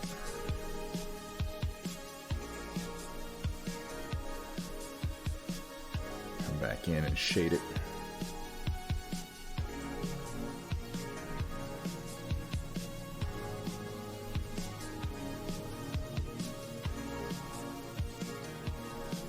The point being, I know a lot of people heard, like, oh, they're redoing Babylon 5, I'm excited. Oh, the CW is doing it. Reserve your judgment, folks. Just because it has a lot of money behind it doesn't mean it's going to be any fucking good.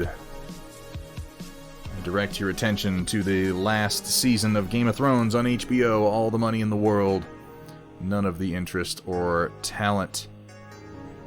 I think that on a smaller network like the CW, J. Michael Straczynski will probably have more of a chance to actually do what he wants than he would on one of the bigger boys, the bigger players.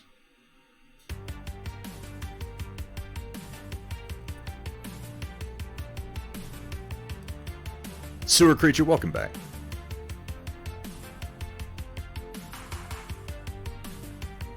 It was a very character and performance-driven show.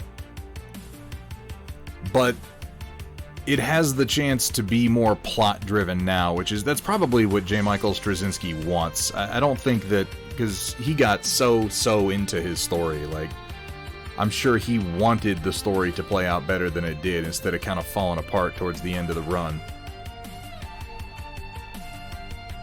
We'll see. We'll see what he has in mind. Either way, I'm hoping for the best. That's all we have, right? Foundation so far has been weird, and I don't know how to feel about it, so I don't know when Raised by Wolves is coming back.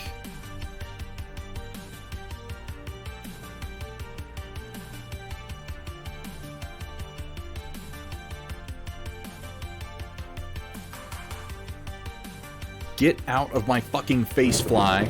Oh my god, that drives me absolutely crazy. Gus Schultz on that 10-month subscription. Holy hell. Gus, thank you so much for your support, man. Absolutely means the world. I'm also very glad to hear that package has gotten where it's going. I cannot wait to see what you're going to do with that.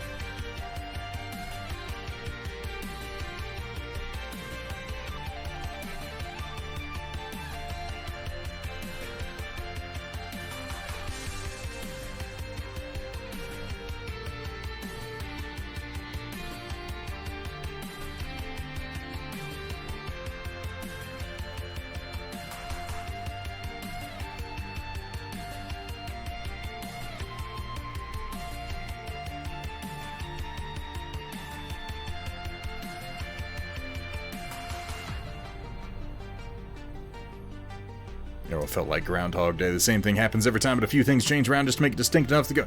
I mean, yeah, that was after the first season. In my opinion, the first season of Arrow was the best that ever got. I kind of stopped watching after the bullshit with the penicillin tea and Ra's al Ghul, I was like, I'm done.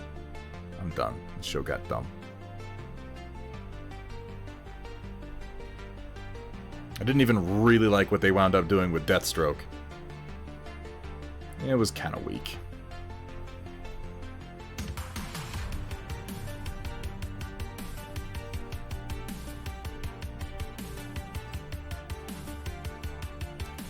Alright, I'm gonna come in with some of my CAD yellow and see if we can't do a bit more damage.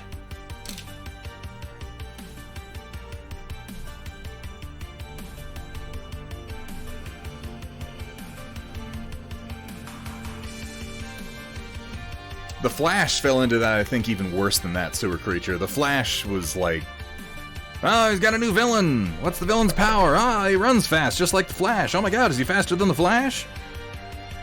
How will Barry run fast enough to save the day this time? It was fun for like 2 seasons. And then it was just, more of the same. They didn't take enough cues from the comic book writers who understood that these characters got boring if you didn't play with them. If you didn't have meaningful character development and enemies with at least interesting power sets. They did that a little bit when they started mixing in the Rogues Gallery. We got like Weather Wizard and Mirror Master, and they dropped them pretty quick though.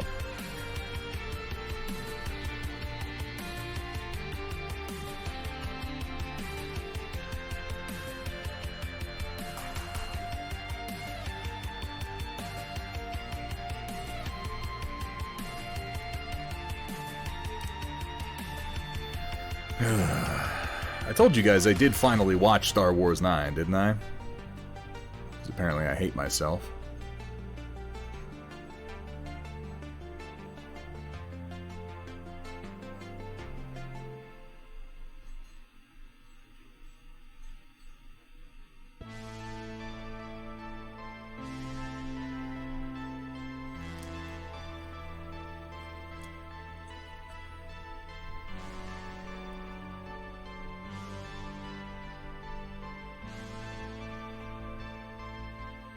You know, I'm just, Roland, I'm determined to take it as it comes. The original writer has his hands in it, so I'm gonna choose to trust his judgment and see what he sees fit to deliver unto us. Hopefully it's worth watching. It might not be. It might be shit. I don't know. We'll find out.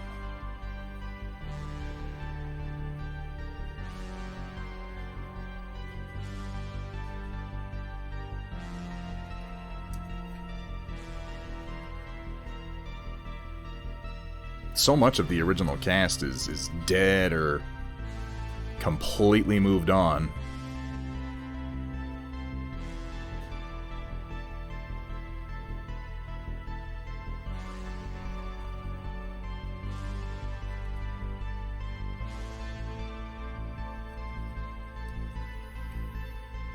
That's very, very descriptive, sewer creature.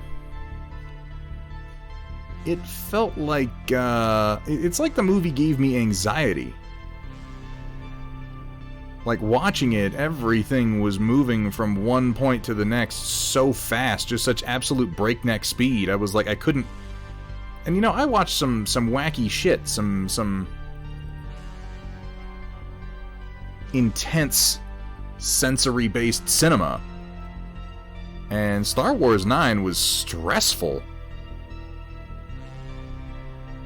At no point could I really tell where it was going. And every time they introduced a new plot point, they're like, oh, we gotta go this and do the thing.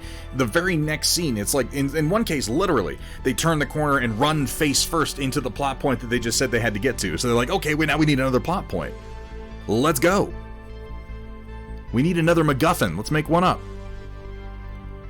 It was a profoundly unpleasant viewing experience.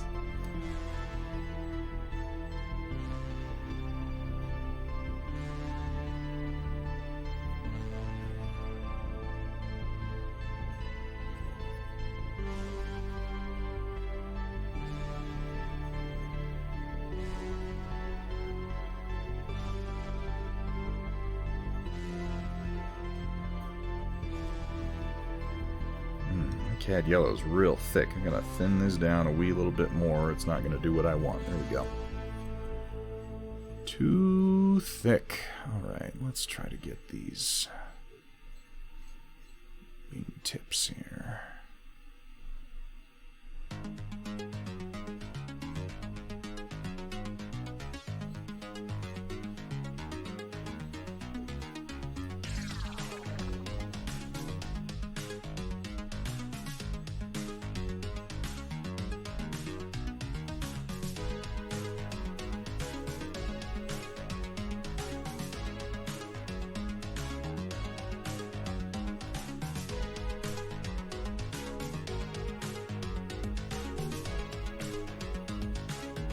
Starting to come together.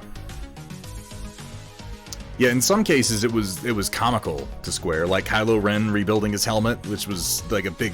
Between Kylo Ren rebuilding his helmet and what's his name, Admiral Price or Moff Price or whatever, shooting Hux, it was like...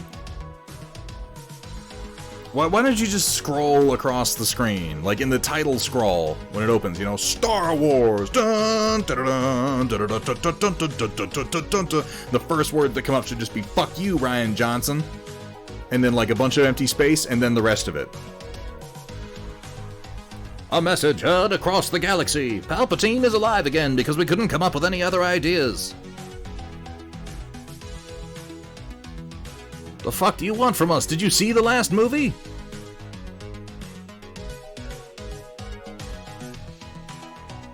If not, it's okay, because this one is pretty much one whole trilogy in one film.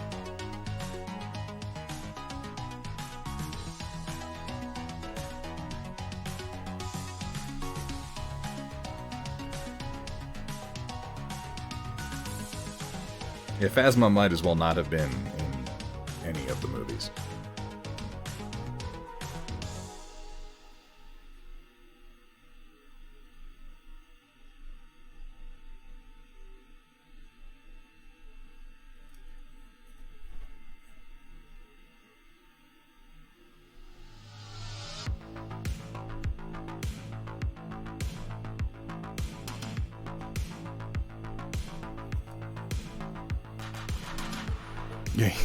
Rose got sidelined so hard in the third movie. Like, I'm not even gonna comment on, like, Rose Tico as a character.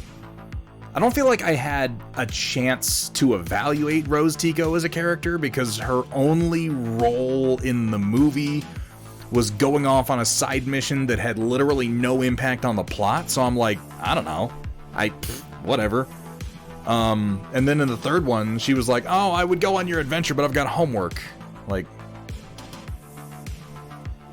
huh. I mean, okay. I have to give the Star Wars sequel trilogy one thing. I have never in my life, and I've watched a lot of movies, I have never once in my life seen a film series actively undo itself, like aggressively, intentionally, and explicitly at war with itself. I never thought I would see that. And yet... Damn it. I messed that up.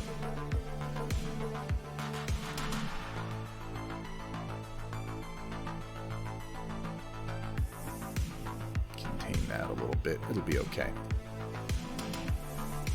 And yet here we are. Bill Barr had a better ex-Stormtrooper storyline in 15 minutes. Yeah, he really did.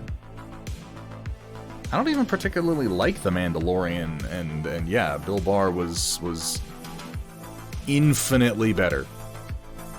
It's hard to take Finn seriously even in the first movie, even though I liked the setup of his character. It's hard to take him seriously when he's all about how, you know, it's... He has to betray his brothers. It's his big deal. Oh, he's never thought about leaving the First Order before, and then 15 minutes later, he's killing stormtroopers and going, woo! Woo! Yeah, let's kill those innocent people who don't really have much of a choice in anything that they do, which is what we've established through my own storyline. I don't know. If I'm being honest, like, I have a hard time even getting excited anymore about how bad those movies are. Like, I used to get really, really excited about hating the the prequels and or the sequels. Used to get really animated about it. I don't think I care anymore. Like, they're just dumb movies. they're just really dumb movies. I think the thing that upsets me more than anything else about them now is how much money they make. That's kind of fucked up. There's no real thought behind any of it. There's no care behind any of it. But it makes all the money in the world.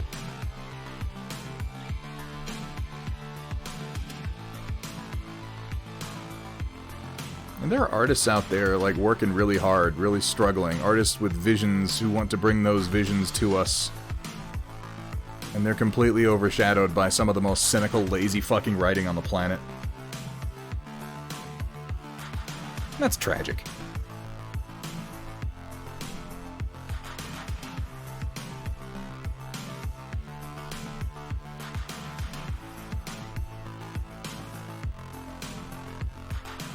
They deserve better.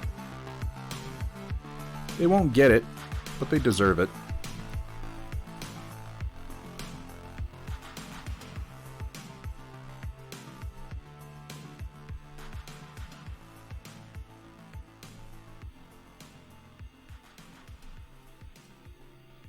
Yeah. For that matter, to Square, like, I watched Star Wars 9. I am aware that there are several scenes in the movie with the Knights of Ren in it. They say the name, the Knights of Ren. There's a scene when several stormtroopers are like, "Oh, look, the Knights of Ren, they're super badass." They show up in at least 3 to 4 scenes. There's a big fight scene between Kylo Ren and the Knights of Ren. I don't know who they are. They're just, it is literally never explained in any capacity who the fuck they are. Yeah. You can never go home again, folks. You can never go home again.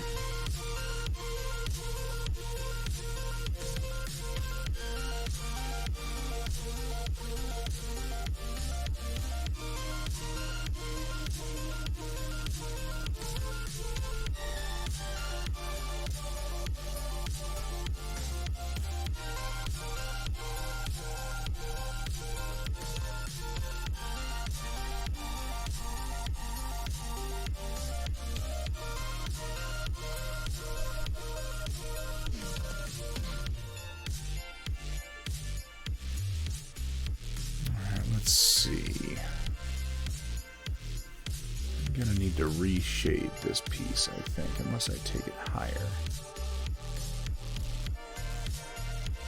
Some more of that cad yellow in there. I'll catch these scales.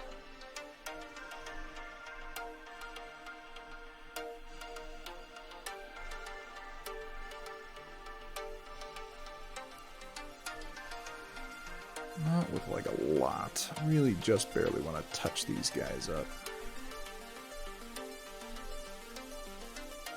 Oh, I think I missed a spot with my yellow ochre too. That's okay, I can come back.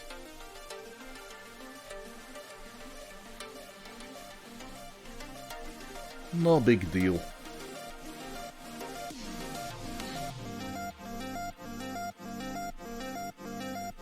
Oh! Forced compliment for Doom 2016. Oh, that is easy.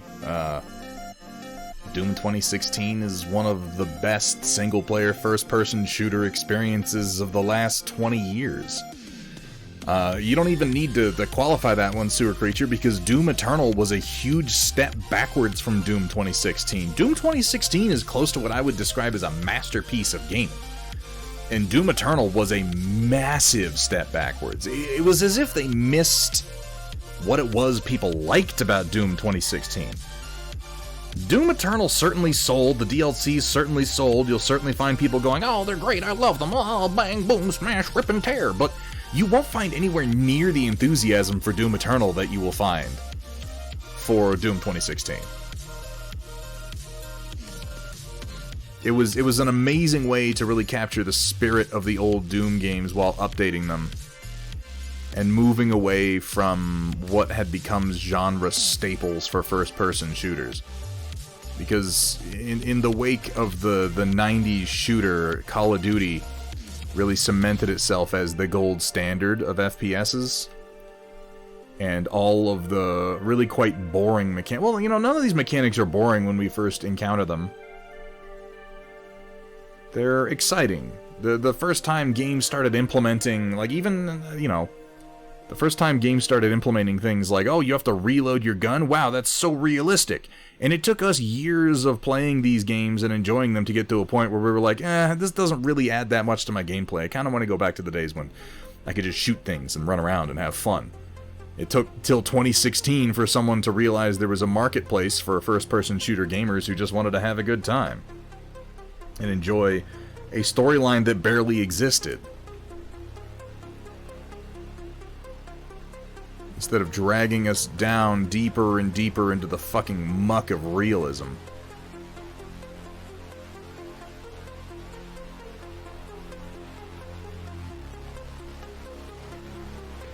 I love Doom 2016. It is absolutely one of my favorite games.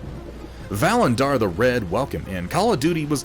Shock 21, let's not be unfair here. I make fun of Call of Duty as much as the next guy, but Call of Duty are objectively good games. The problem with Call of Duty is that they haven't done anything new in 20 years. And doing the same thing over and over again, whether it's good or not, will become boring eventually. Max Payne, 39, welcome in. Thank you so much for the follow. Welcome to the stream. Welcome to the Storm Chasers.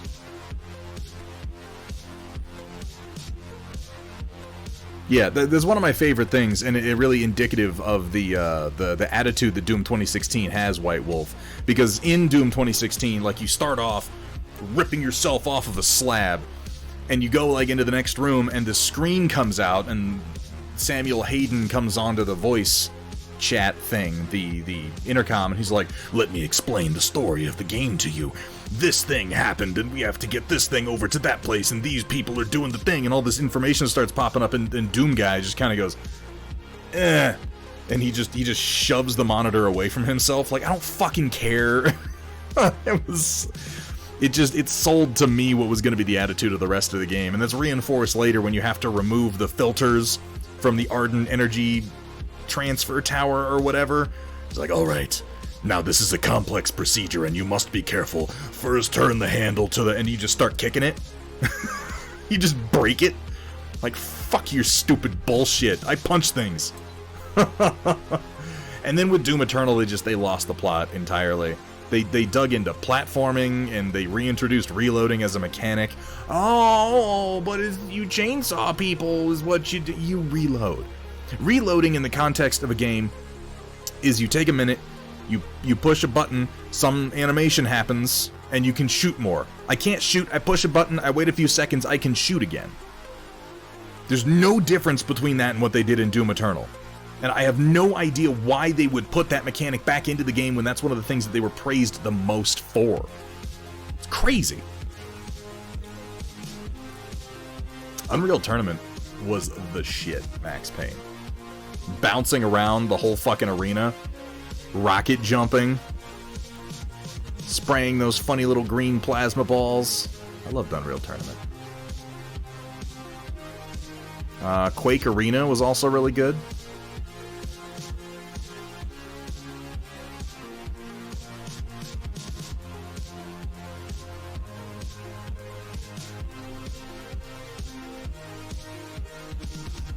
I don't know. Doom 2016 kind of reminded us all what it was like to have fun playing a first-person shooter again. And then Doom Eternal was like, what if we did that, but we made it not fun anymore? I'm not really sure what went on with the development of that game or why they thought that was a good idea, but I played it a little bit, I got my refund, and I've never gone back. And I don't think I will.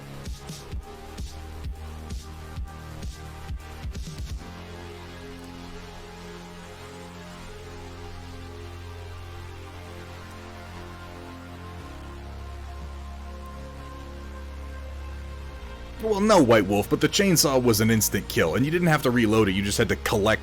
It was the functional equivalent, White Wolf, of picking up the Berserker pack. Now, there is a Berserker pack in Doom 2016, but, you know, if you're gonna kill everything instantly, you've got to have some kind of a resource for it. All the other weapons have ammo.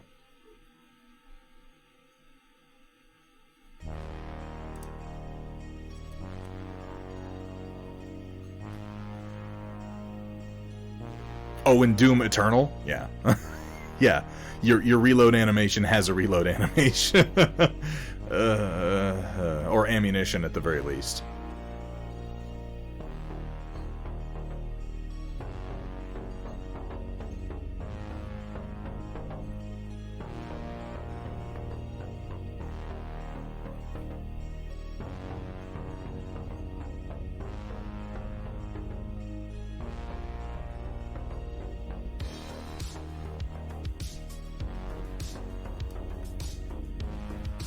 Hey, no problem, WJ. I probably won't be up to a game after the stream tonight because I got some shit to do.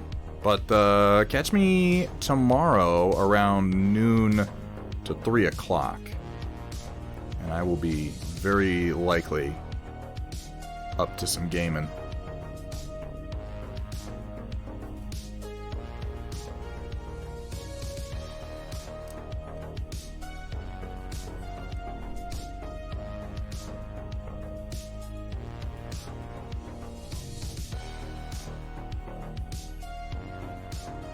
Yellow keeps thickening up like crazy.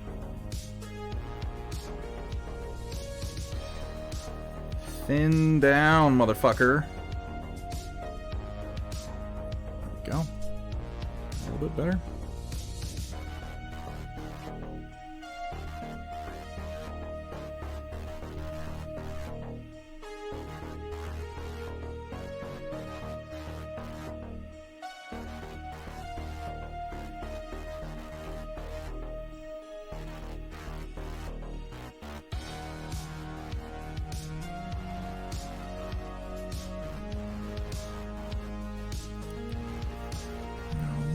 Down here on this edge, but not a lot.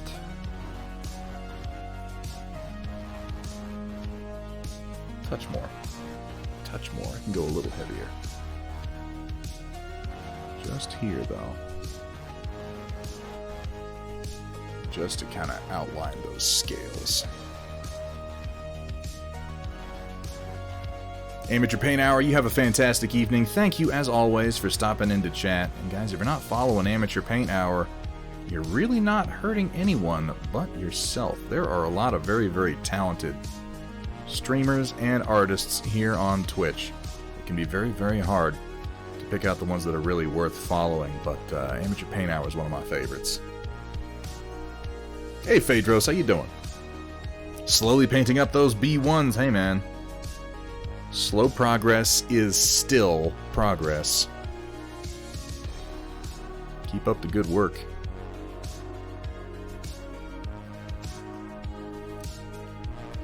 Alright, this will be one of the more interesting points here. I'm going to build up a good amount of yellow, real yellow here.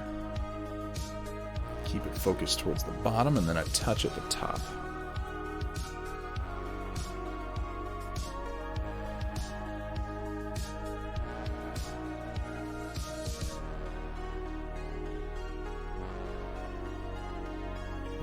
Blend that out here in a second.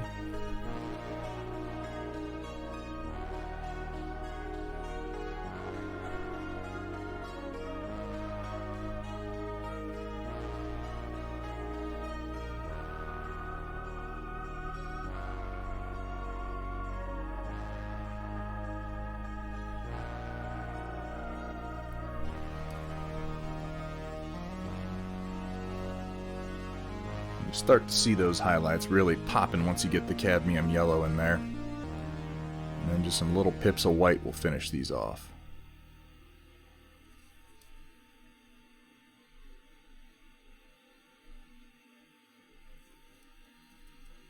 You can do a lot of different colors for gold. I'm definitely leaning very yellow with this. I started off yellow and I realized it was leaning more brass than gold, and then I decided I was fine with it. If I wanted to be really complex, I'd probably work in like purple shadows and stuff, but I don't, so I won't.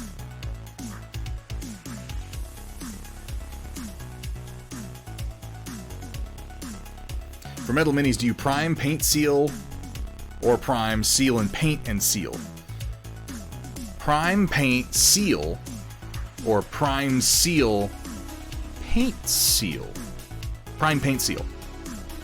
Lunchbox. You want, ideally, you want something with good grip actually touching the metal, and then your paint on top of that, and then your sealant on top of that. And if you're doing metal, you want a good thick coat of sealant. If you're sealing metal, my advice is to seal with a gloss varnish. Gloss can give it a really like a candy shell almost, and then come over the top of that gloss and hit it with a mat to dull it down.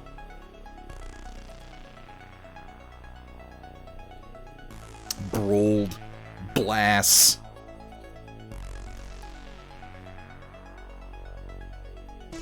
Just, you know, all the above. I'm gonna call it adamantium, and now it can be any fucking color that I want. How about that? These are the tricks of the sci-fi masters.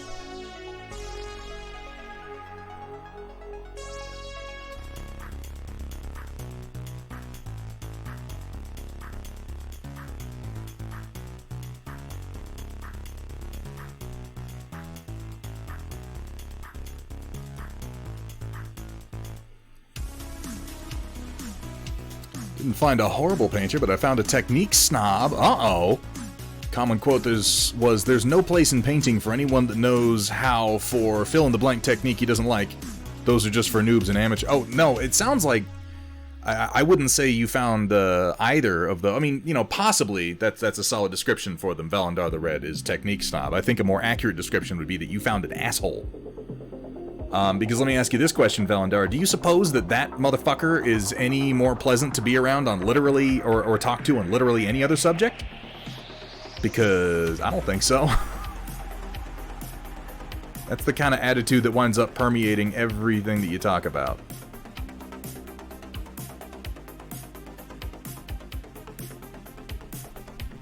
Also, that's fucking stupid. And objectively incorrect. Fly? Why? Why fly? Go literally anywhere else in my room than right here. Gonna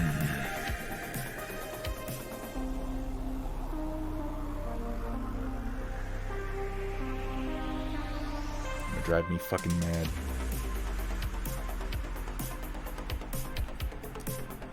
We've had a couple people in chat here with, and here's the thing, like, you can have that opinion innocently when you're not really that far along, and I think that opinion, Valendar, is kind of indicative of how people think of themselves.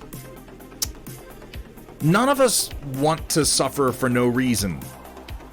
Just broadly, just in life. None of us want to suffer, and human beings, when we do suffer, when we go through bullshit, when we go through pain, we try to tell ourselves, you know what, it's okay, because it was worth it.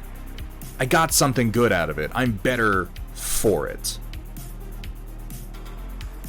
I don't think that's true most of the time. Sometimes suffering is just suffering. And in the context of painting, sometimes we go through a long, arduous process, and we don't enjoy it, and at the end of it, we want to tell ourselves, well, it sucked, but I'm better for it. I'm a better painter. People who don't do it the hard way are stupid dum-dum heads. It's not true. It's just a rationalization to make it hurt less. And it's unfortunate when that manifests over the long term, when someone makes that a part of their personality and not just a coping mechanism. Suffering inherently has no meaning, guys.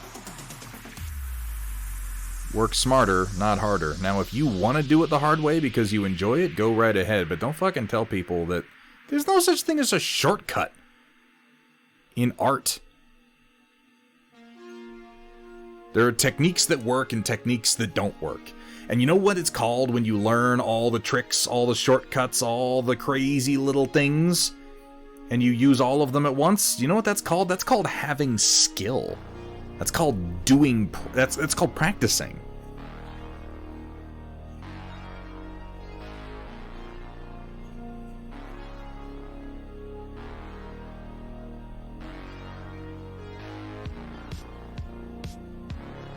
So yeah, I've got no time for that bullshit. We've had people in this very chat decrying the use of airbrushes as if that is like some kind of cheat. And here's the thing, that one hits home for me because I've said that before. I'll fully admit it. In younger years of my life, I have said stupid crap like, airbrushing is cheating and real model painters use a brush for everything. That was me not really being terribly talented. And telling myself that other people were getting better results because they were cheating. And that was never true.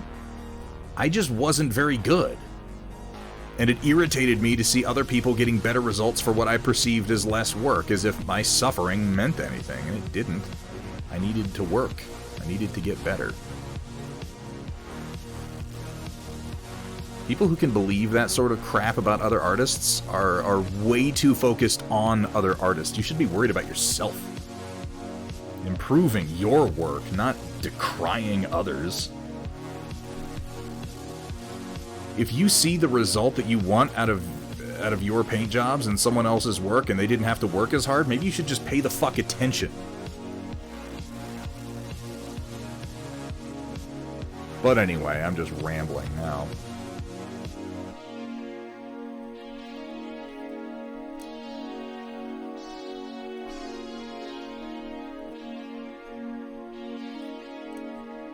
It is number 767. Like, there's no such thing. There's just the technique that works. Cheating.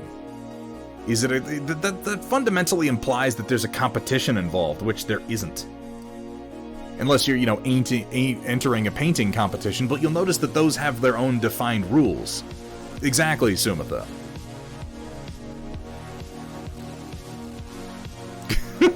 I haven't heard that story out of Cat and Mad Love, but that's a pretty good one.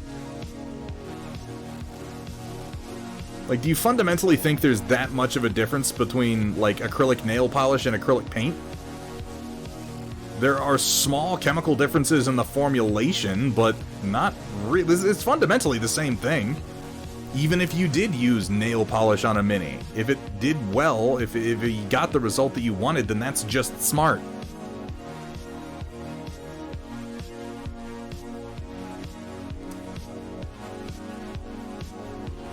Isn't cheating the goal? See, that's what I'm saying, Basalt. What they define as cheating, I define as skill.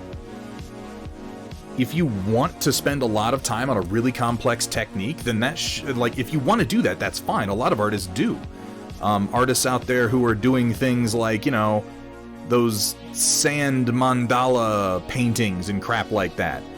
I look at that, and that's not something I have any desire to do. It's incredibly difficult. The results are fucking amazing. I don't want to do it, and the fact that they do want to do it is really impressive. But I'm not cheating because I don't want to spend months and months and months creating something and then destroy it. Or because I don't want to paint by dropping grains of sand. Because our goals aren't the same. Even remotely.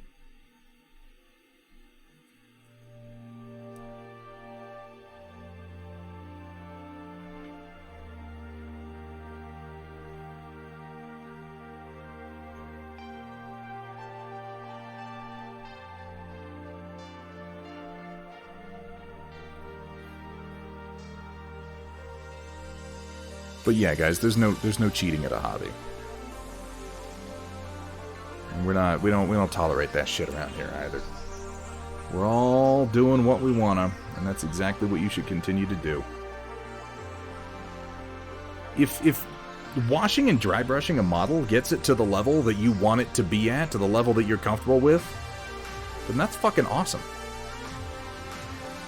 If you want to try to do more, try to do more. I'm trying to do more right now. I'm pushing myself to build my skills, not because it makes me better than anyone, but because it's something that I have wanted to do for a long time. These are skills that I've wanted to have, and I'm putting in the work to try and build them.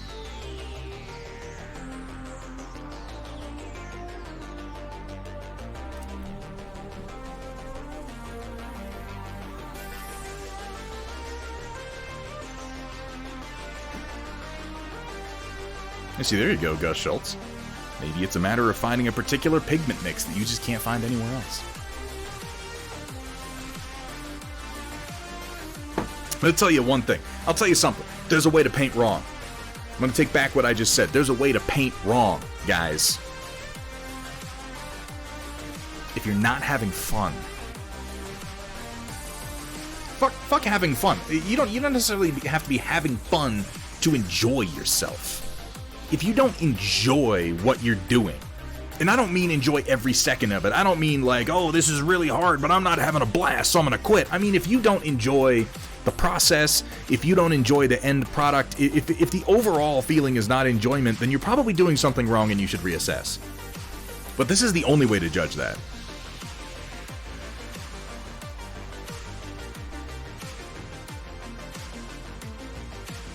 As we all know, you're not a real model painter unless you grind the fucking pigments yourself and melt down your fingernails to make the medium, right? Obviously, that's the case. What else could possibly be true? Ugh. Let me tell you, as someone who has done quite a lot of gatekeeping in his younger years, I just have no time for it anymore. Except when I do it, then it's justified.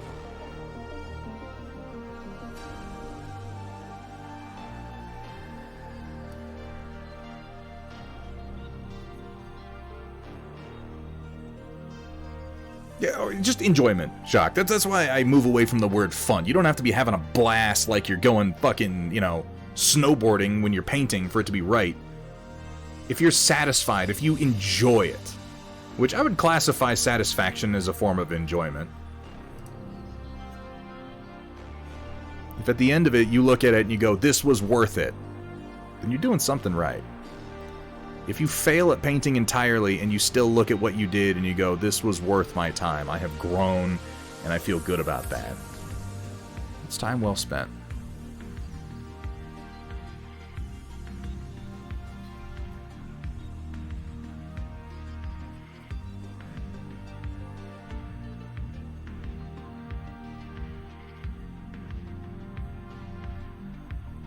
Leave that shoulder alone for the most part there. These two laurels, and I'm going to come in with some white and do a little bit of blending, and we'll see where we've landed for today. What time is it? 7:30? Oh, I got plenty of time.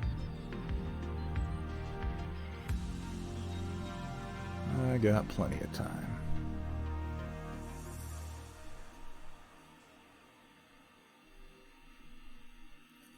Honestly, the best painters, this is what gets me too, the best painters out there, do you have any idea how lazy most of these guys are? And I don't really mean lazy, I mean skill lets you be lazy. When you know what decisions to make and when to make them, it looks really easy. People just flip-flopping, splattering colors around. Some of the best painters I know are arguably some of the sloppiest because they know that precise detail, it's not a part of their style and it doesn't really matter so much. You know what I mean? To Square, thank you for the reminder, White Wolf.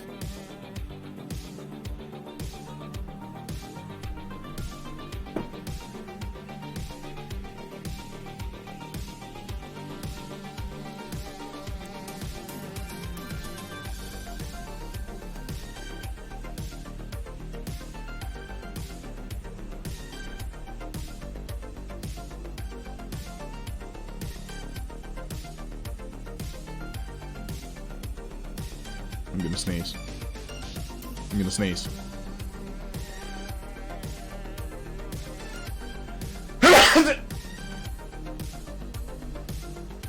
Excuse me.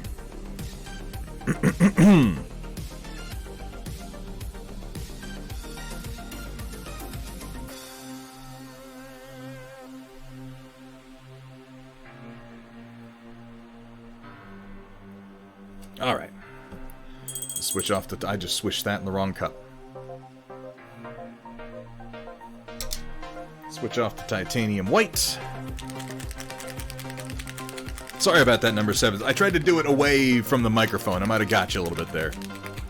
It's one thing I wish I could improve at, and I've started working on it, but I'm rapidly reaching my limit of vision and hand steadiness, even bracing with some of those visors. And that's freehand. You know what I find helps with freehand, and this may or may not help you, Valandar, is I focus on the simple shapes, because the most complex shapes are combinations of simple shapes. So just focus on doing the simple shapes one at a time, not making them too intricate to start with, and then cleaning them up. I try not to get them right the first time. You know, don't try to make them perfect the first time. Get the simple shapes, get the broad shapes together, and then come in and clean them up and refine them afterwards. I think a lot of freehand is in the refinement. Some people can get it right the first time. I'm not one of them. We all gotta learn our limitations and our specializations. I just burped like right into the microphone. I'm sorry, that's disgusting. You'll get there, Valendar.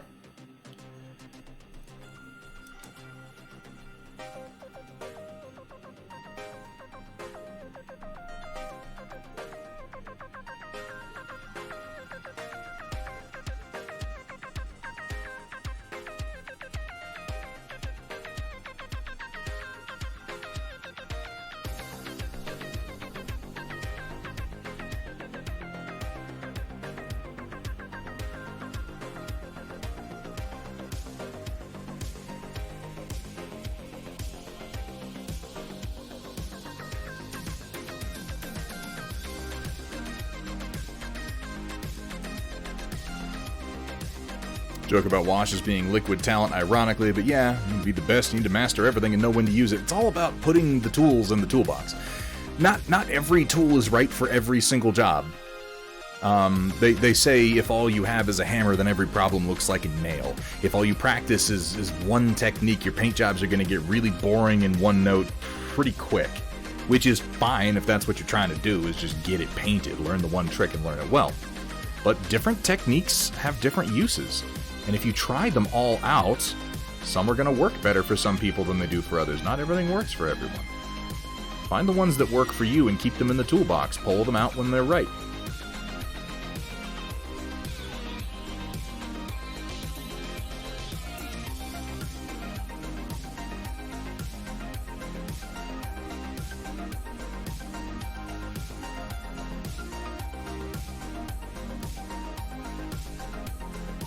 Ooh, Rodan coming in with that wisdom. Sometimes what works is what works. You know? He's like, your wisdom is like the Sphinx. When you can balance a tack hammer on your head, you will head off your foes with a balanced attack. Oh, I haven't seen that movie in forever. If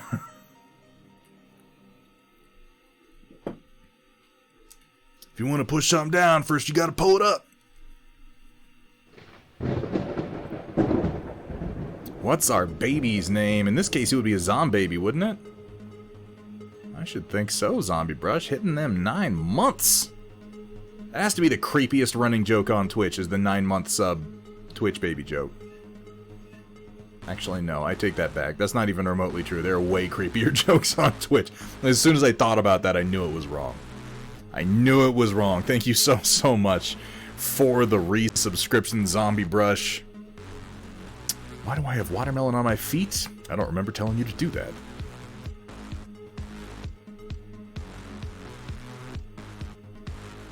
Yeah, I know some people who, you know, it's all what you're comfortable with.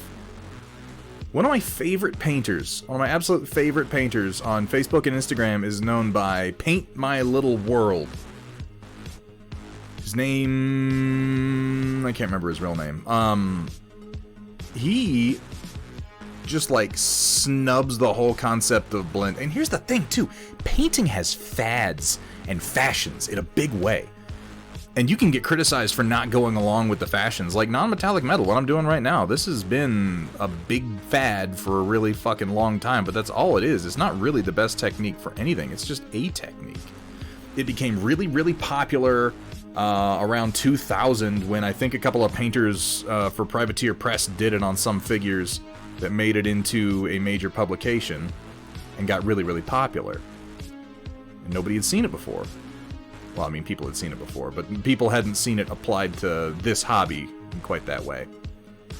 At least in a, you know, majorly publicized fashion. And people just lost their fucking minds over it. And then it became this, like, standard for a while. It's like, well, if you're doing true metallic metal, you're not really, the good painters all do the dirty. And it has nothing to do with any of that. It's what you're trying to do. It's I mean, art is so subjective and so broad. There's always shitheads. There's always shitheads who want to make it into a competition. All I think when I see people like that, though, is... God, how do they think of themselves? That's a person who thinks of themselves as never good enough. That's why they're constantly competing with people. And that's just sad. It says vastly more about them than it does about anyone else.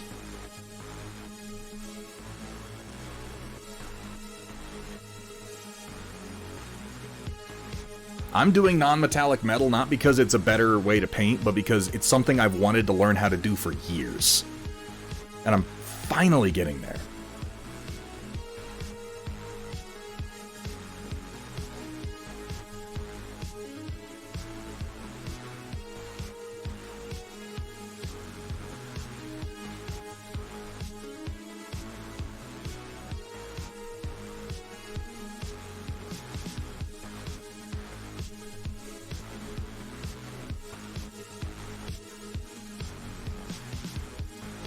I mean, I'll just straight up say that non-metallic metal and acrylics, too much work for me. Too much work for me. Way too much work, not into it. Oils have bridged the gap for me and taken a lot of the focus on the painting technique out so that I can focus just on the colors. It opened the door for me. I'm not going to sit here and pretend like I'm particularly good at it, but I'm doing it and I'm getting better. How's that chest piece looking? You can kind of see it starting to pop out now, right? I think the red's really going to help set it off.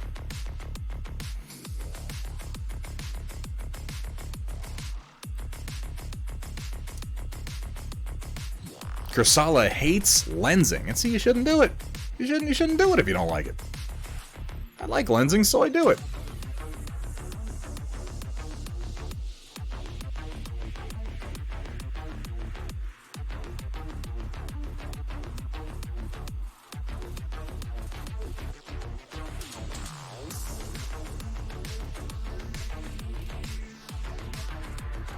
You want to talk about fads? You want to talk about fads in painting?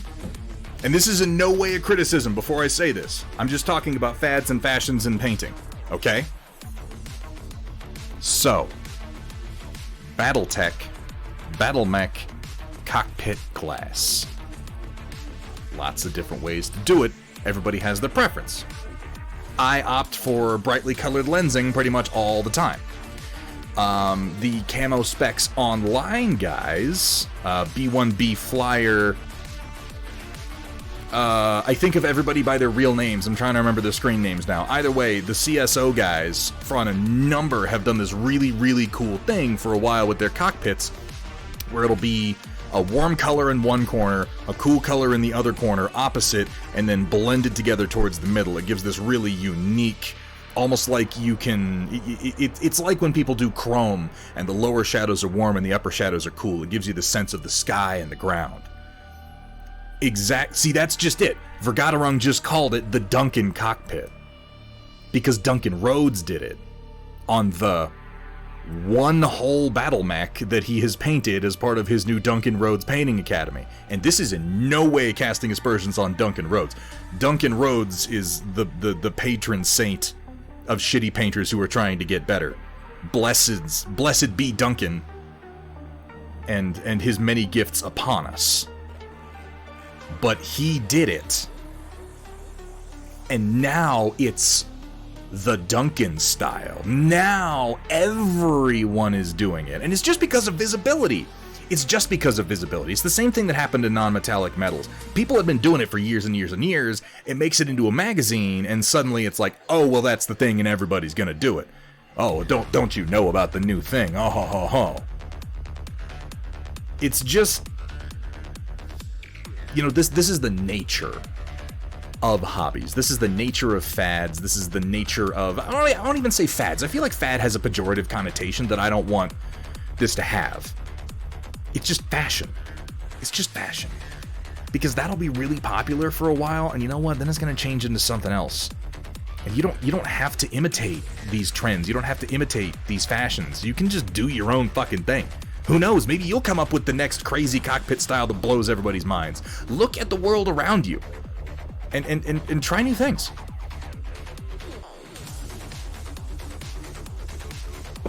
Yeah, trends is, yeah, I just landed on that one too. Trends is absolutely a good word for it. It's less pejorative than fad in a big way.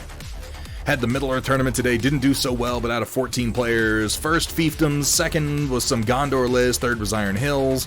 Of the 3 games I won 1, and the other 2 I was close to breaking them by like 5 models, including Goblin Town, which is a feat in itself. Yeah, that's a lot of models. Well, nicely done, Rodan.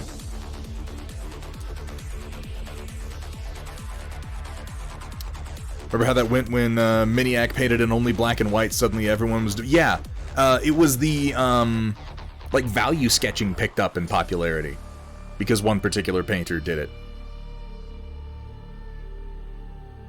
I'm not gonna say don't try things just because they're popular. I'm just gonna say try everything, take what works and leave what doesn't, guys.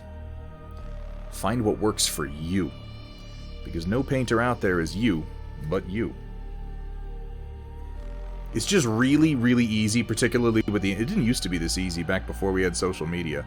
It's real easy to get lost in the trends and the fashions and what everybody's doing. I'm going to give you the other half of this, the other bit of this. If you like following the trends, then go for it. There's nothing wrong with either way. I do just think it's funny that now that particular style of cockpit jeweling is the Duncan method, as if it just appeared out of nowhere one day. Duncan Rhodes really is an amazing painter, and I think besides just being a good painter, which he is, Duncan Rhodes makes painting incredibly accessible, even to those of us who previously felt like maybe it wasn't. And that is the great gift that he gives us, is making us feel like we too can hit an achievable level of painting.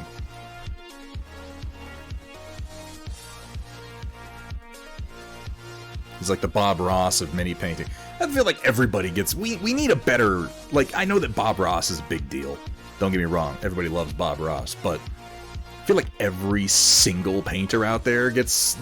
Everyone gets that said about them. You're the Bob Ross of this. He's the Bob Ross of that. Goobertown is the Bob Ross. Duncan Rhodes is the Bob Ross. Wapelius is Bob Ross. We can't all be Bob Ross. I think the problem is that most of us don't know any other fucking painters.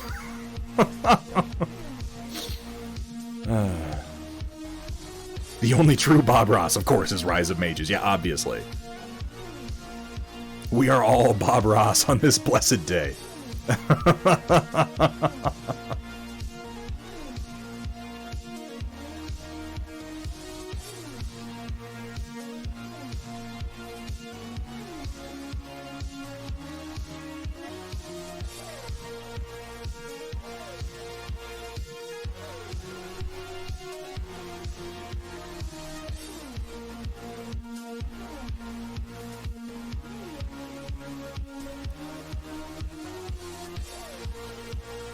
Take a short break from what I'm doing there. I'm going to take my blending brush and I'm just going to come through here and very gently drag it over a couple of areas that could be softer. Very gently. You really don't need to do much when you're blending with oils when they're fairly fresh. You barely got to touch it. You overblend, you do what Matt Yee calls making mud. Nobody wants to make mud.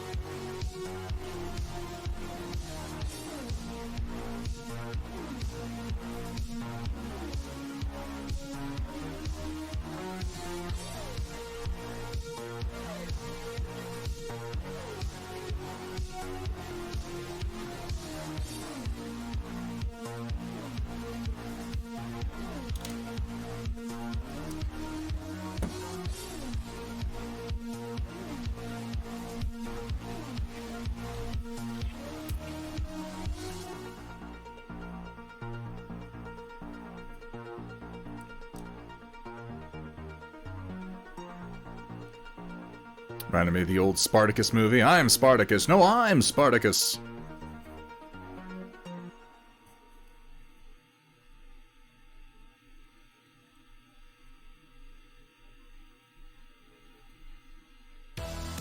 Hang on a second here.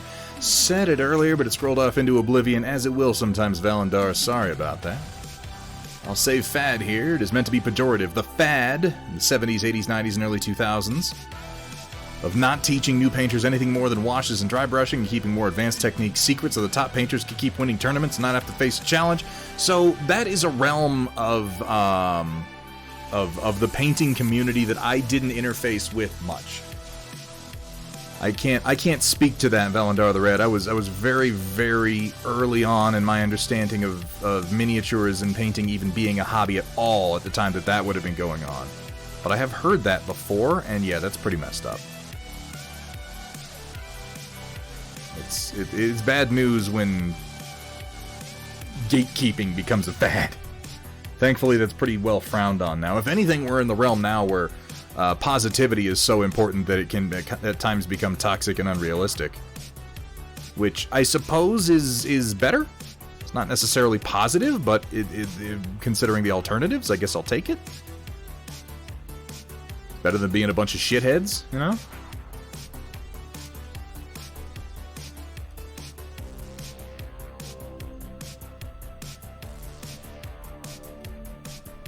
Yeah, that's a tricky one for me to... I want to say it's a tricky one for me to call out, but if I'm being honest, it's not something I really want to call out. It's just something that annoys me personally when I encounter it. There is a trend of toxic positivity in the world. There definitely is one on Twitch. You don't have to be positive all the time. But again, this is a tricky one to even talk about because you wind up having to be defensive very quickly. What's wrong with being positive? Don't you want to be positive? It's like, that's not really what that's about. There's a level of unrealistic positivity at times. But, like I said, if the alternatives to that are so shitty that, you know, whatever.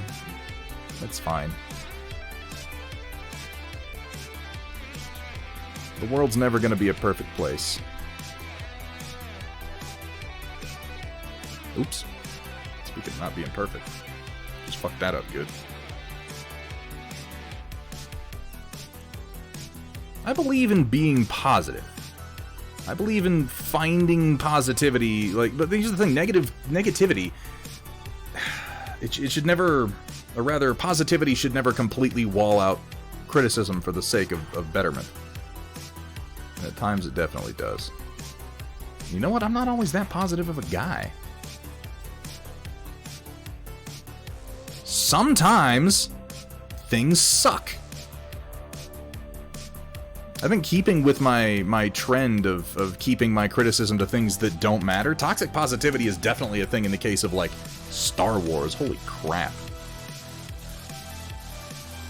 I had to fucking unfriend some people on Facebook back when The Last Jedi came out because I dared. If you don't respect the cat, you're gonna get the bat. Speaking of toxically positive, God, that cat, Riot's sister, she's just so positive all the time. It kind of makes me want to throw up. You know, she can just be the worst. Oh my God. Oh. Hey, cat. What's up? Hello there.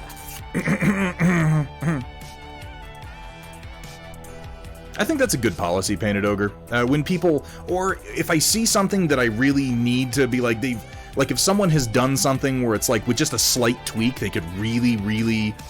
I don't want to give criticism like, get better at painting. That's not helpful. That's not helpful critique. But if it's like they're right on the cusp of something, or one tiny little change could potentially bump their whole paint job up a lot, I'll ask. I'll be like, would you like some critique?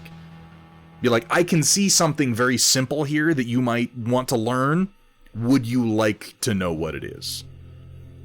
Usually people will say yes, but not always. Sometimes you're not looking for... Sometimes, you know what? You just want to be happy with it, and it's better to just point out the things that are good.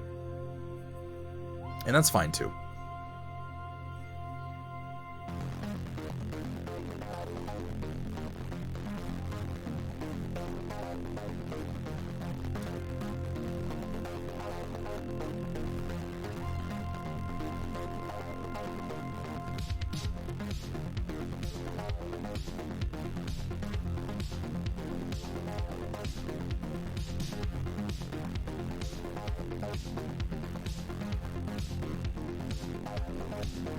Criticism is tricky because so much of how it's received has to do with how you frame it.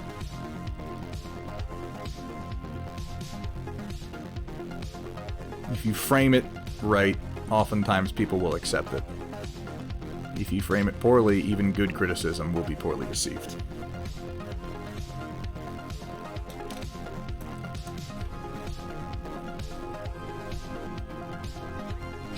That one was a tricky one. Rise of Mages, all three of those examples, and these are subjects I'm willing to talk about, even though they can be somewhat controversial. Specifically, yeah, the Last Jedi, Captain Marvel, the female Ghostbusters reboot. These are all movies that I strongly dislike. I don't dislike any of them because there are women in them, but I am also willing to concede as someone who dislikes them that there were a lot of shitheads out there who said a lot of shitty things for the wrong fucking reasons, and that makes it complicated. It complicates something that should be very simple. And I think it behooves us to be aware of this environment when we're making these critiques.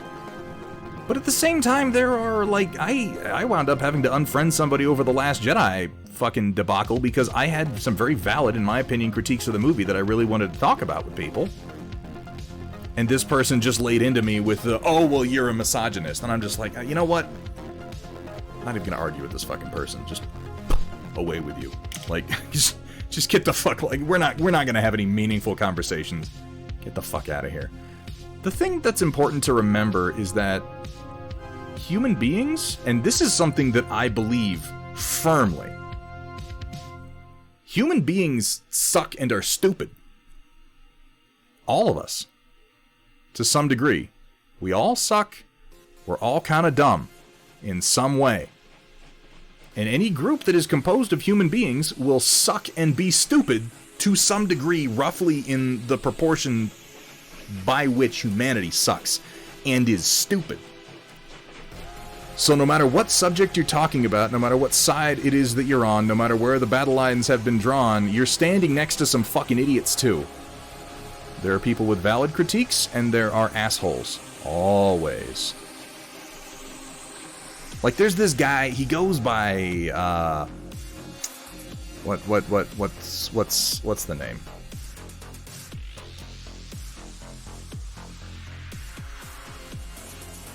God. Dude I met, when I was playtesting for Rune Wars, he goes by Jack. He just has just the worst takes on literally everything. Everything he likes is stupid. And I don't know how to tell him that most of the time. Oh shit, why do I keep doing this? Oh my god! Alright. I quit, apparently. That wasn't good. I didn't couch that one very well. I should have given that one more build-up. Jack, how you doing today, man? That was bad. I'm usually better at that joke. Usually. Not all the time. I guess I'm just off my game tonight.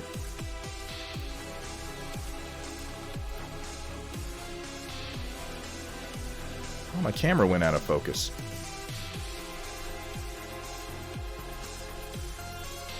Let me fix it real quick. There we go. Orbital Space Laser Jack, how are you actually doing today, man? Always a pleasure to see you. Get to the point where I'm like, column is done. I don't want some rando telling me 18 more things that would make it better. Yeah, and that's the what you're trying to do, though, Jack. There's nothing wrong with pushing yourself if that's what you want to do. But we don't all have to be the greatest painters on the planet. And honestly, some of the best painters use the simplest techniques. I really do suggest that... damn it, where'd my reference go? There it is. I really do suggest that everybody, if you're on Instagram, look up Paint My Little World. He's an amazing painter, but if you analyze his paint jobs, like if you get really, really close in on them, he's an incredibly sloppy painter. He doesn't blend essentially at all. He has big blocks of chunky color. But it looks so good. It looks so good because he's making other decisions about how he's painting that elevate the paint job. It's very stylized, but it's so fucking good. He is sort of the top of my list of painters that prove you don't need to be like a blending master to get good paint jobs. You need to practice, certainly. You need to learn what colors work and why and in what combinations, certainly. But you don't need to master the toughest techniques.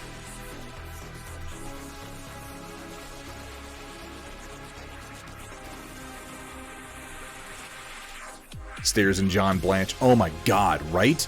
John Blanche's artwork is like a fucking nightmare. And it's just these big swathes of color, these really rough, nasty areas of color, colors that you wouldn't think would even work together very well. And yet, the whole picture is so good. I love John Blanche's art. John Blanche defines the look of 40K for me, and he was left behind a long time ago. I hope I didn't... I hope I didn't drive Jack off in the short period of time that I was making a really stupid joke. I love you, Jack. I don't think I did. Jack is an actual friend of mine. We've hung out in person a number of times and play-tested Rune Wars together. He should know me better than that. Fly, get the fuck out of here, man. Oh my god.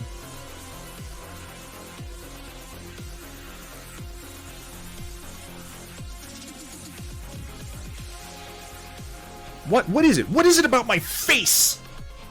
Of all fucking things?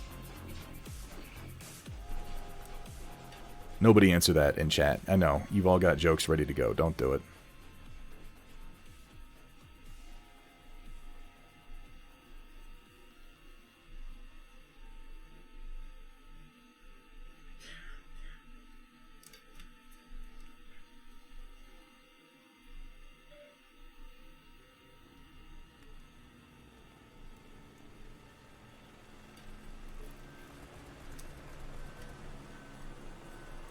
Oh, I'm doing just fine, Asri. I'm no more annoyed than I usually am. Which is somewhat annoyed. There is a fucking fly, though. That does... That's like, I go from 0 to 60 in like a second. I am gonna eat your soul! God, son of a bitch! I'm joking. Flies don't have souls, guys.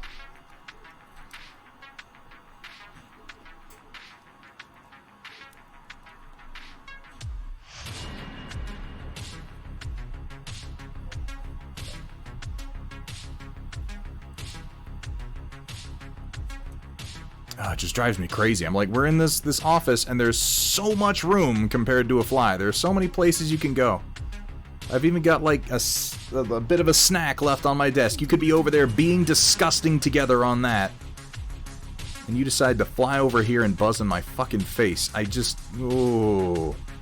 If I didn't objectively know, like, scientifically know that they have no idea what they're doing or what I am, I would swear that they were doing it to spite me. I would swear.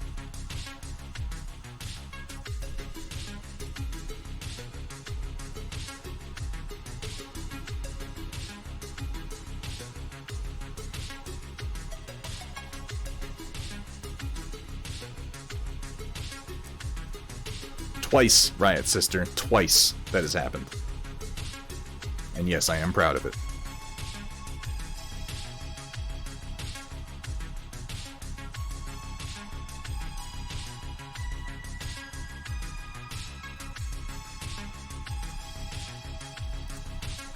Damn, we're almost ready to actually put his fucking hand on and paint his sword. That's exciting.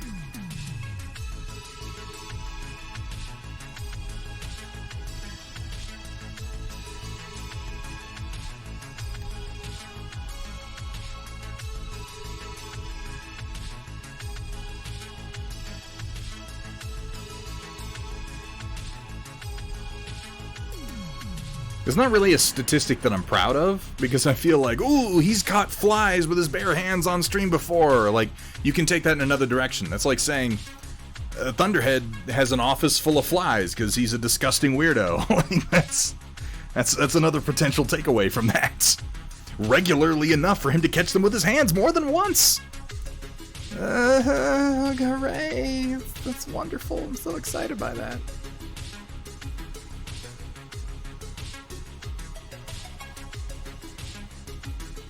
8:30, about 25 minutes, Phaedros. I gotta do some cleanup on this pauldron. I didn't do a very good job when I removed his tassels.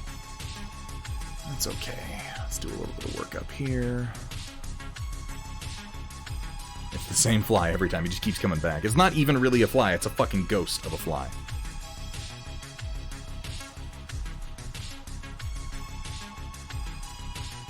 The first fly that I caught live on camera, I did smash with my hand until it was dead. So maybe he's haunting the stream.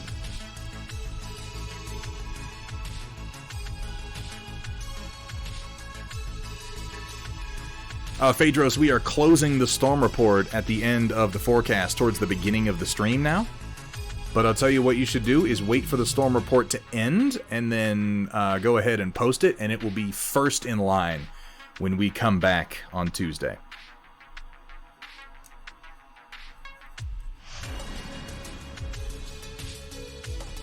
Yeah, that's the other explanation, is that I'm in league with the flies. And we're doing all of this for Twitch likes.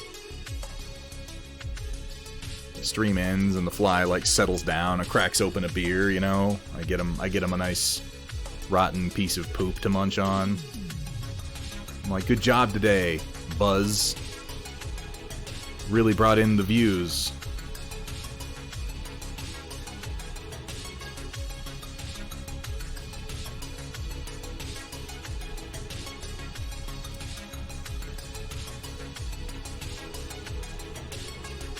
I think Jack might actually be mad at me, and now I feel bad. I'm gonna have to go and be like, no, you should have stuck around another 30 seconds. I wasn't serious. Oh, no. Jack, buddy, come on.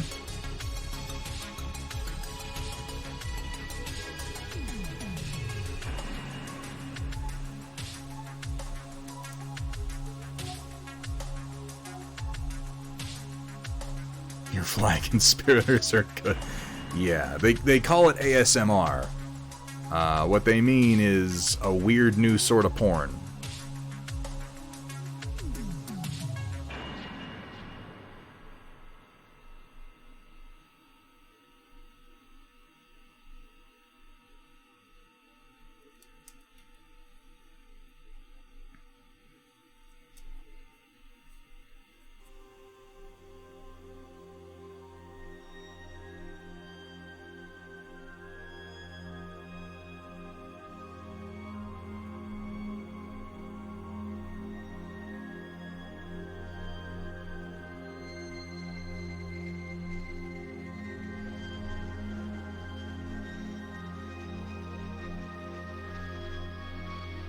When watching Thunderhead stream, you may feel the urge to do the cha-cha. Oh, I was on likes screen. To slide it to the left, and then slide it to the right, and then hold it off was I screen down here? entirely. Whoopsies. Come on, Thunderhead, put it back on camera. It's tricky sometimes. A little bit of soft blending here. A little bit up here, a little bit right here. Not much, not much. Very light, very gentle.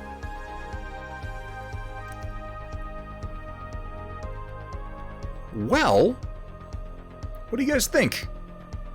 So now all this yellow is going to pop more when I come back in and I do, because these jewels in the center of the chest are all going to be red. You can see I've kind of started building that up over here, this really, really deep red. So that is going to be repeated on these center chest jewels and on the blood droplets on the knees. And then right here, like anywhere there's a blood droplet behind the head, right here, jewel here, get off me, you fucking fly. And back here, this is all, what the fuck, son of a bitch!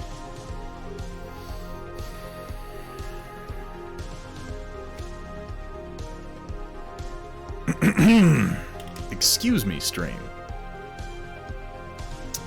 Well, yeah, this is our work for today.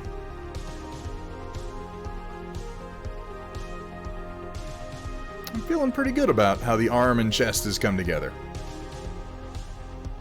Most important thing is that it matches with the rest of the paint job, which I think it does.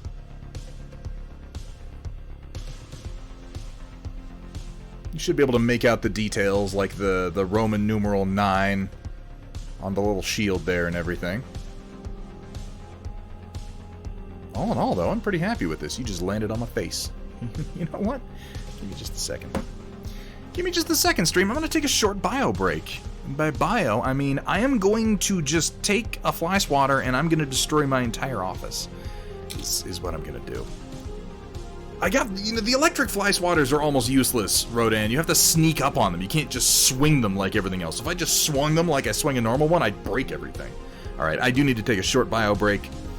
Make sure that the dog is taken care of. I will be right back. We'll get a little bit more work done. We're going to roll into the storm report in about 20 minutes.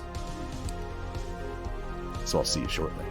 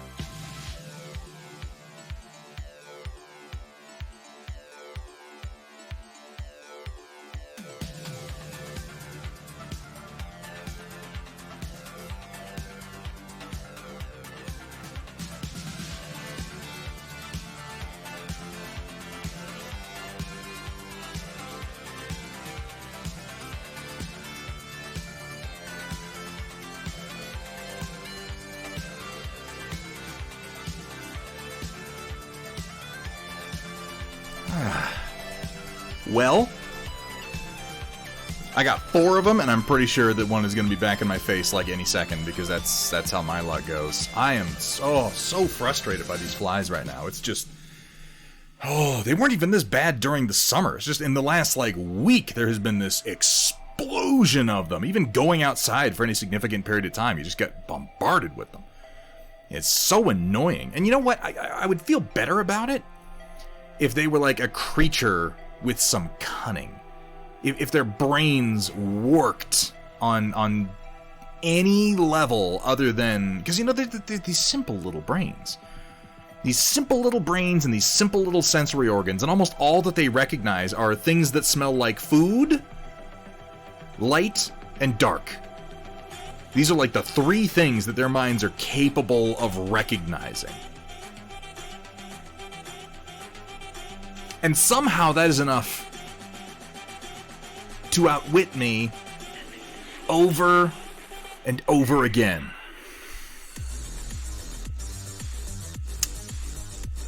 I am a higher order of life, god damn it. I will not be overcome by those little shits. I will merely be ordered by people on the internet to drink beer, that's all.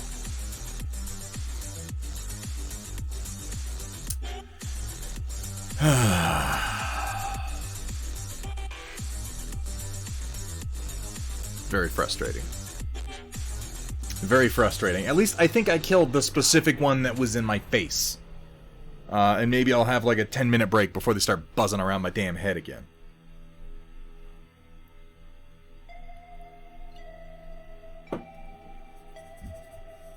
So, 2 parts of this model I have not even begun to paint yet, but I'm going to have to.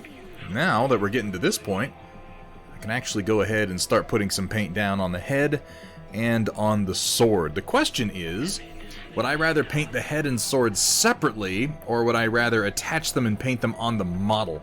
I think I might paint them on the model, just because, well, it's falling, Sumatha. It's meant to indicate motion. He's falling downwards.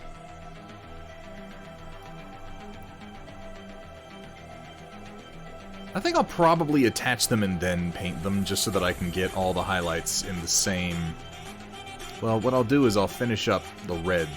So I'll do the reds before I attach these, because there's red there, here, and it'll be easier to do before the sword goes on.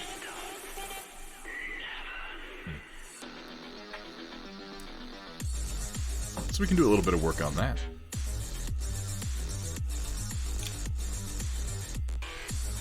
Start working on some reds, why don't we?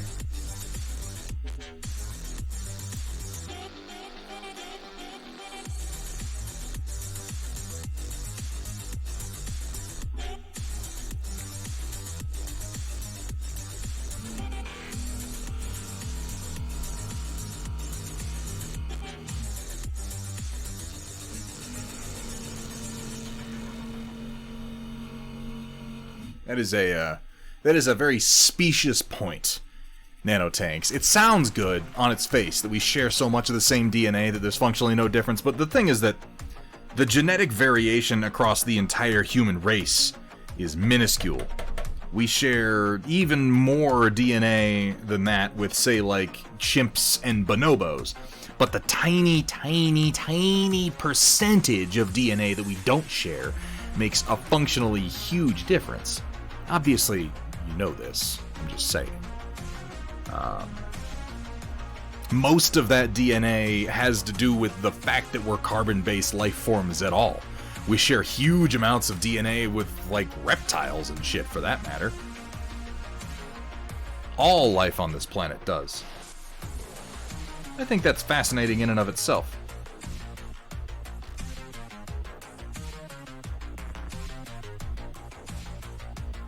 Mixing up some of my permanent red rose here.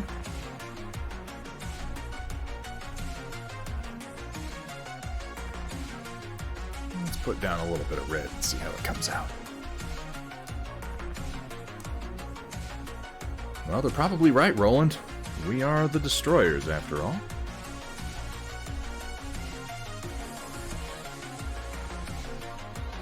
You know, I suppose you could just go ahead and lord that paint on anywhere. It's not like we're trying to get inside the lines or anything. Well, in this case, I am mostly getting inside the lines.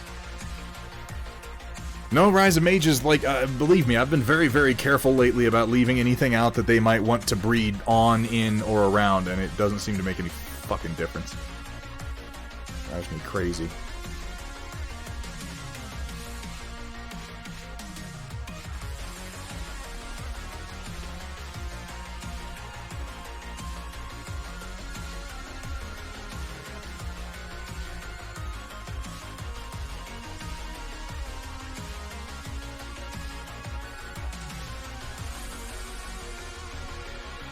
Part of the challenge is that I live in agricultural country.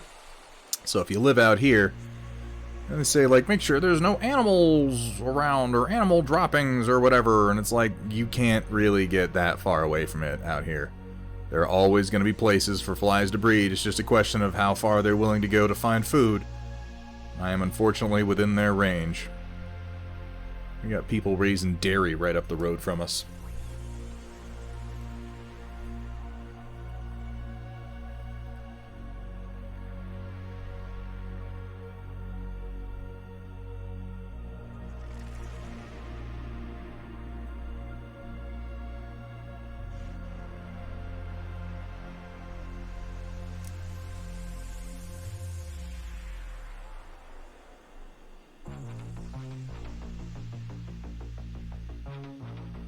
I'm just gonna get my basic reds kind of blocked in here and then worry about the details a bit later. Got a nice scarlet color I can use to highlight this.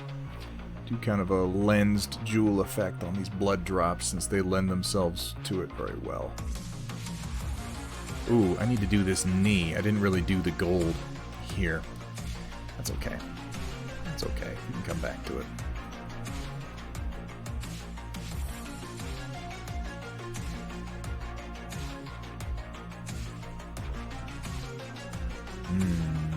I should get a different base. In fact, I should, before I do that, also put a different base on it. Same for a few of these. I'm going to pause that.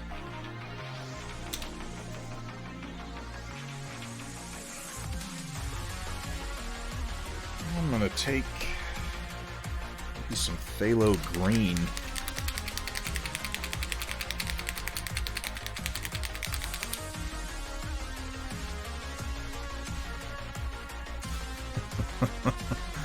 How you doing, girl painting? Welcome in. I mean, don't get me wrong. I'll take the compliment. Take a little ivory black with a little bit of phthalo green.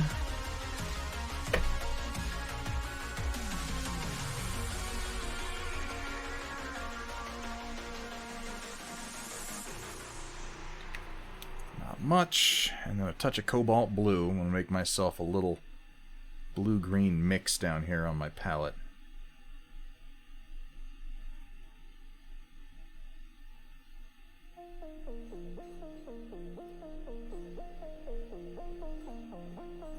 Cobalt blue's a little dry, but that's okay. We can freshen that right up.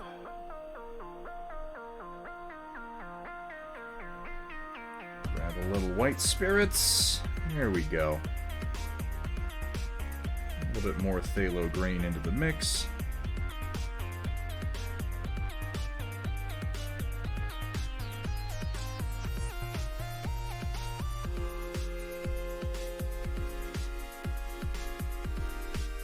A little more ivory black, really making a nice deep shadow color here.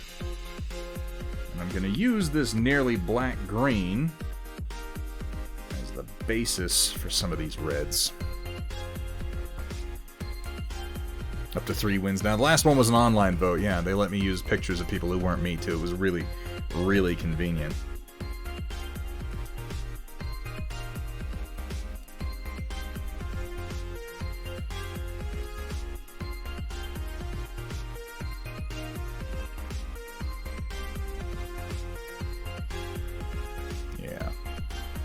Use that as my base and let that set before I come back in. So I don't really want to blend into it too much. Green as a red shadow is very powerful when you don't have a lot of red to work with, when you have a very limited area. Which is true in each and every case here.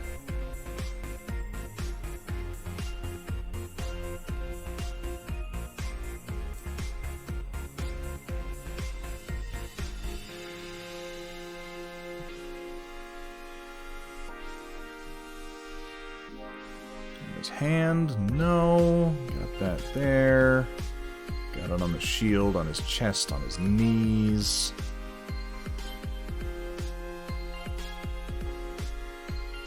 Anything back here? Doesn't particularly look like it. I do have this shoulder to do, but that's fine.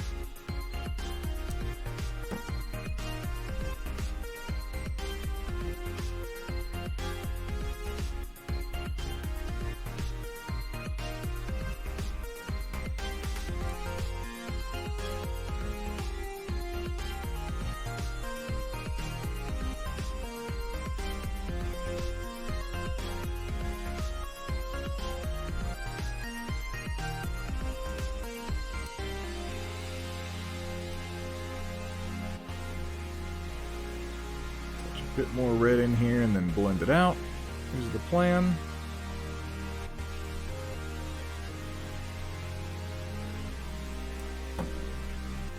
Give myself a rinse.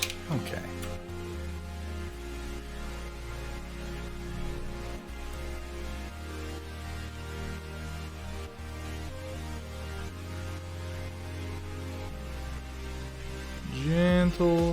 Gentle strokes are all we need for this. Barely even touching it, really.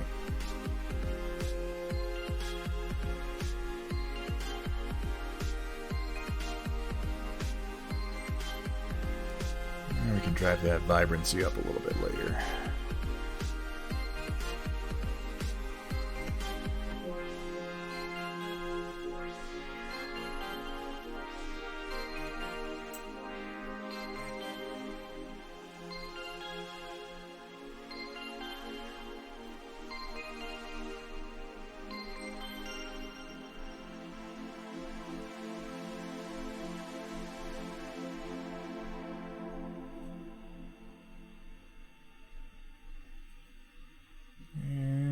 Pull this down into the green ever so slightly.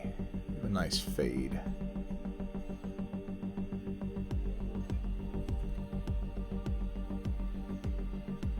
And then I can build on that. Oh, Sumatha has the jokes and they're so good. Oh my god, how do I avoid laughing? I don't even know. It's kind of incredible. It's like a superpower. Here at Thunderhead Studio, we specialize in turning your shame into more shame. And more and more and more. Welcome back to 50 Shades of Coal Gray, Chapter 5. Thunderhead smiled as he held two brushes aloft, staring down at his workstation and me with an evil light glinting in his eyes. He put both sets of bristles into the Glorby fluids, chuckling to himself as he did so. Looks like it's time for two brushes, one paint pot. I maintain that is the worst of the still available 50 Shades chapters. I'm gonna come in here and do the body glove colors. That should help break things up decently.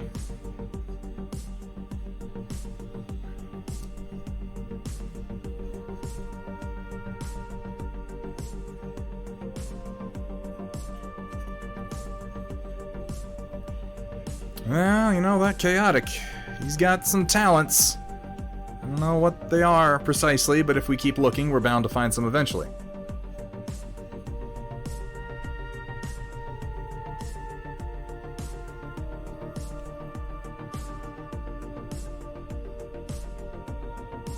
Palm here.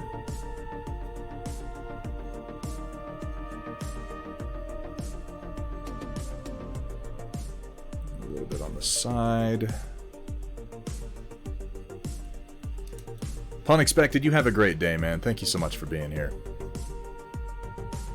Guys, again, if you're not following Punexpected Painting and you enjoy watching painting on Twitch at all, go drop that man a follow. Check out his next stream.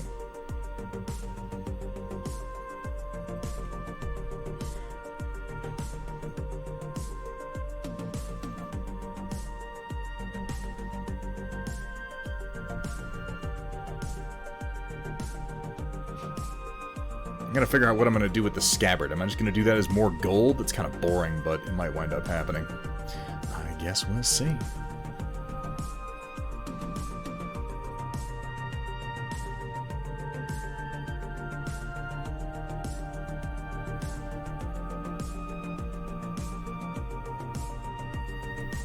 Might as well go down a base red on these little crotch tassels old Sanguinius has here. You can build that up into like a red leather look.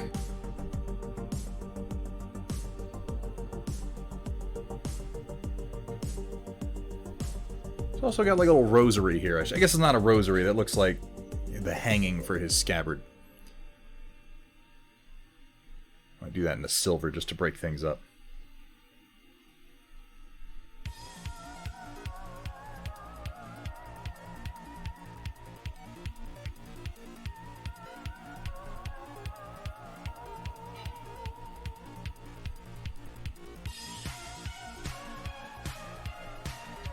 Not really that much left to do on this guy, just all detailing. Made some damn good progress tonight. I just want to get this red based in and glazed before we move on to the storm report. It'll only take a minute.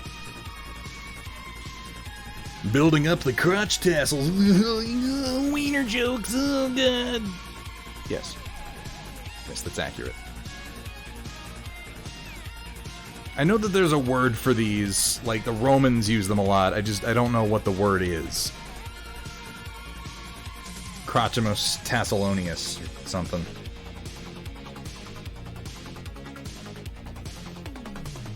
Wood finish with gold trim be too much to ask for? That could be done. Kind of like a deep mahogany color? That's an interesting thought, actually. I'm gonna ponder that. I haven't made a choice on it yet, I've just been leaving it blank, so I'll think about that some.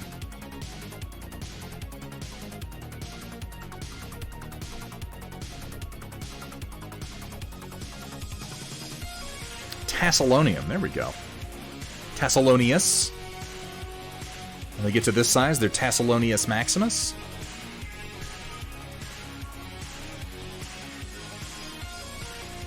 And I'm gonna have to redo the coat on this cat. But I'm gonna save that until after the wings are done. We've still got work to do on this guy, but we're mostly through the non-metallic metal gold, finish up the reds, get the wings finished. I really like this wing, and I've recoated this one, so we're just gonna do this on the other side, and then he'll have his glorious angel wings to round out his whole look.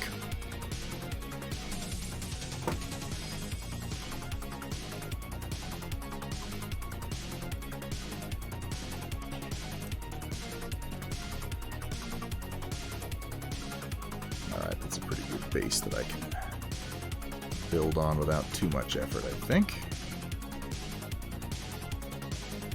Didn't miss anything, did I? I don't think so.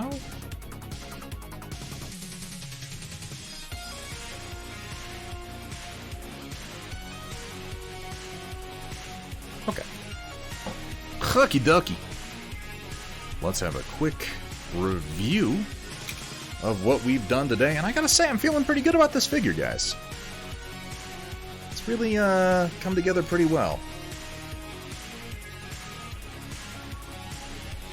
It's certainly the best attempt at non-metallic metals that I have made so far. All girl painting, but it's never a question of worthiness. It's just a question of, are you paying me money? No, but really.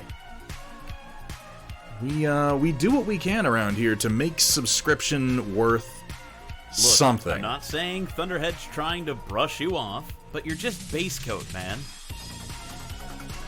And that's one of the few things that we do have. That and early on I thought to myself, you know, allowing anyone who comes into the stream to actively play sounds on the stream for no cost whatsoever, that sounds like the sort of thing that's gonna bite you in the ass. So maybe don't do that. Here at Thunderhead Studios, it's okay to be sloppy. Instead, we let Bonus Okoral points if play it's whatever white he paint. wants. And, you know, that's similarly not great. I'm gonna be redoing the cat skin into like a snow leopard. Which, I gotta figure out exactly how I'm gonna do that, but... Do you like like the sexy lion's share of battlemechs, work is sexy done here. streamers, and sexy Solaris cheerleaders? Well, Thunderhead Stream has some of those things, and more. Do a quick brush clean.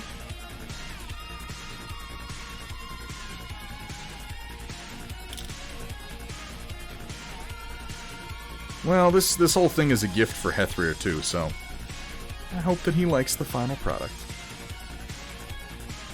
I really only have to have it done by Thanksgiving, so like I have plenty of time to finish this guy.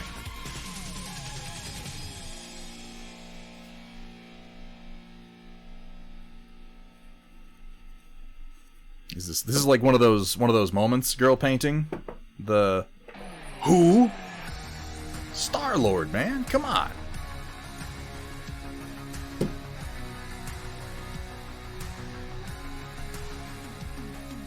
Is the display base with it also?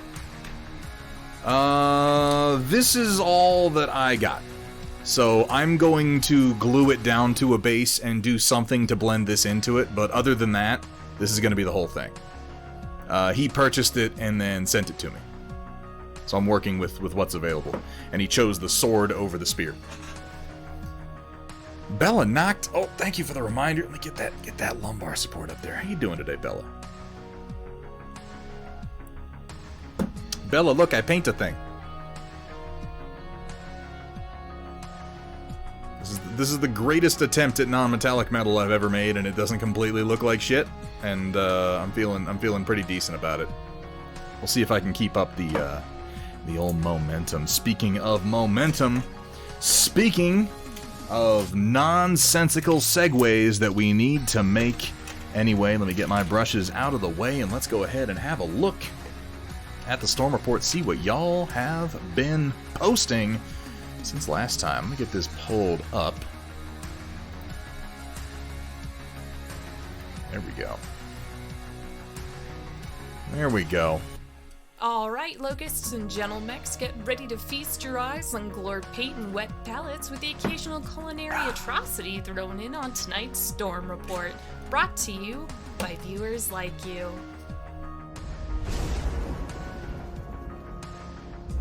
I gotta move my palette.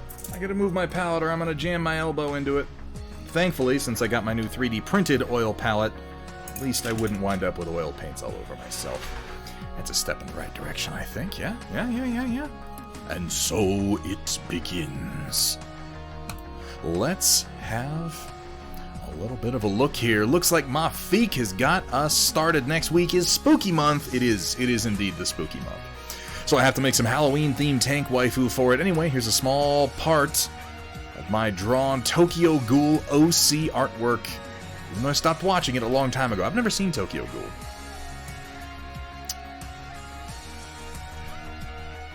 Based on the content of this, I probably won't ever watch Tokyo Ghoul, because oh my god, what the fuck is happening here? I like how amidst all of the macabre, the morbidity of what I'm seeing here, the uncomfortable amounts of exposed flesh considering how much bloodletting has been done, there's a little smiley face here to let me know that at least she's cheerful about it with her giant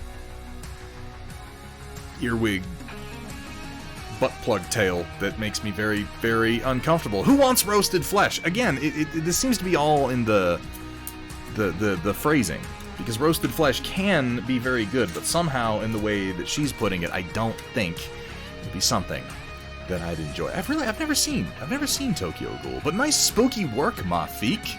Looking forward to seeing what you wind up doing for the tank waifu specifically. Ah, old memories. Basically, tentacle hentai meets undead fuckery. Oh, maybe I will watch it. Oh, shit. That sounds like me. Oh, here we have from WJ Screenshot from Evil Genius 2 doing some of the Team Fortress 2 DLC. Look what I captured and built on the firing range. Good luck using it, though. Oh, there's a little teeny picture.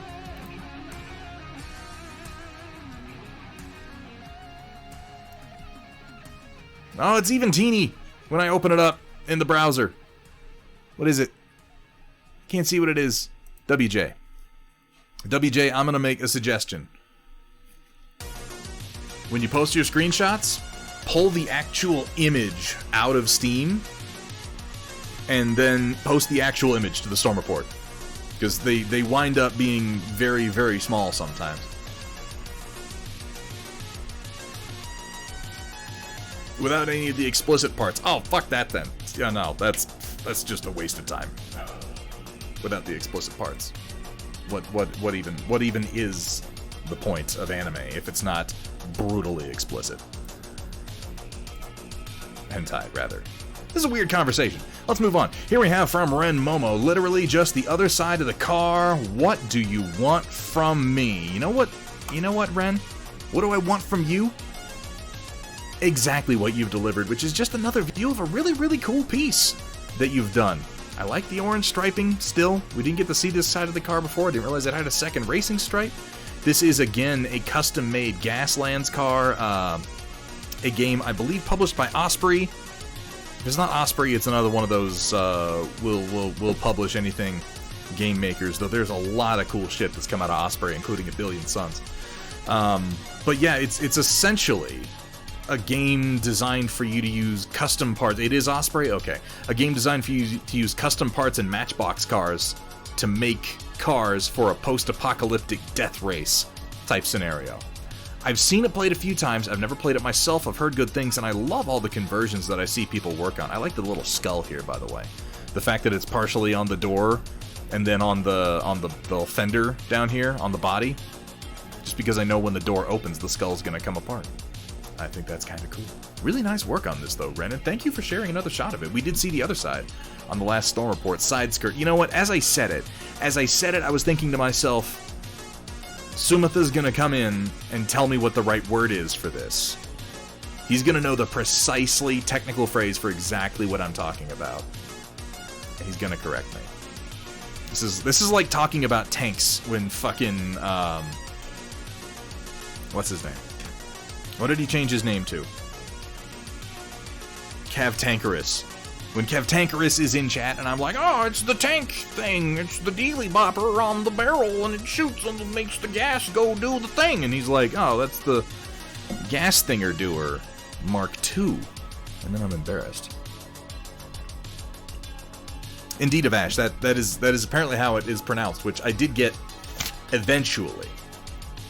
Though I myself mispronounced it for a good long time. Either way, really nice work on this one, Ren. I hope you're proud, because you deserve to be.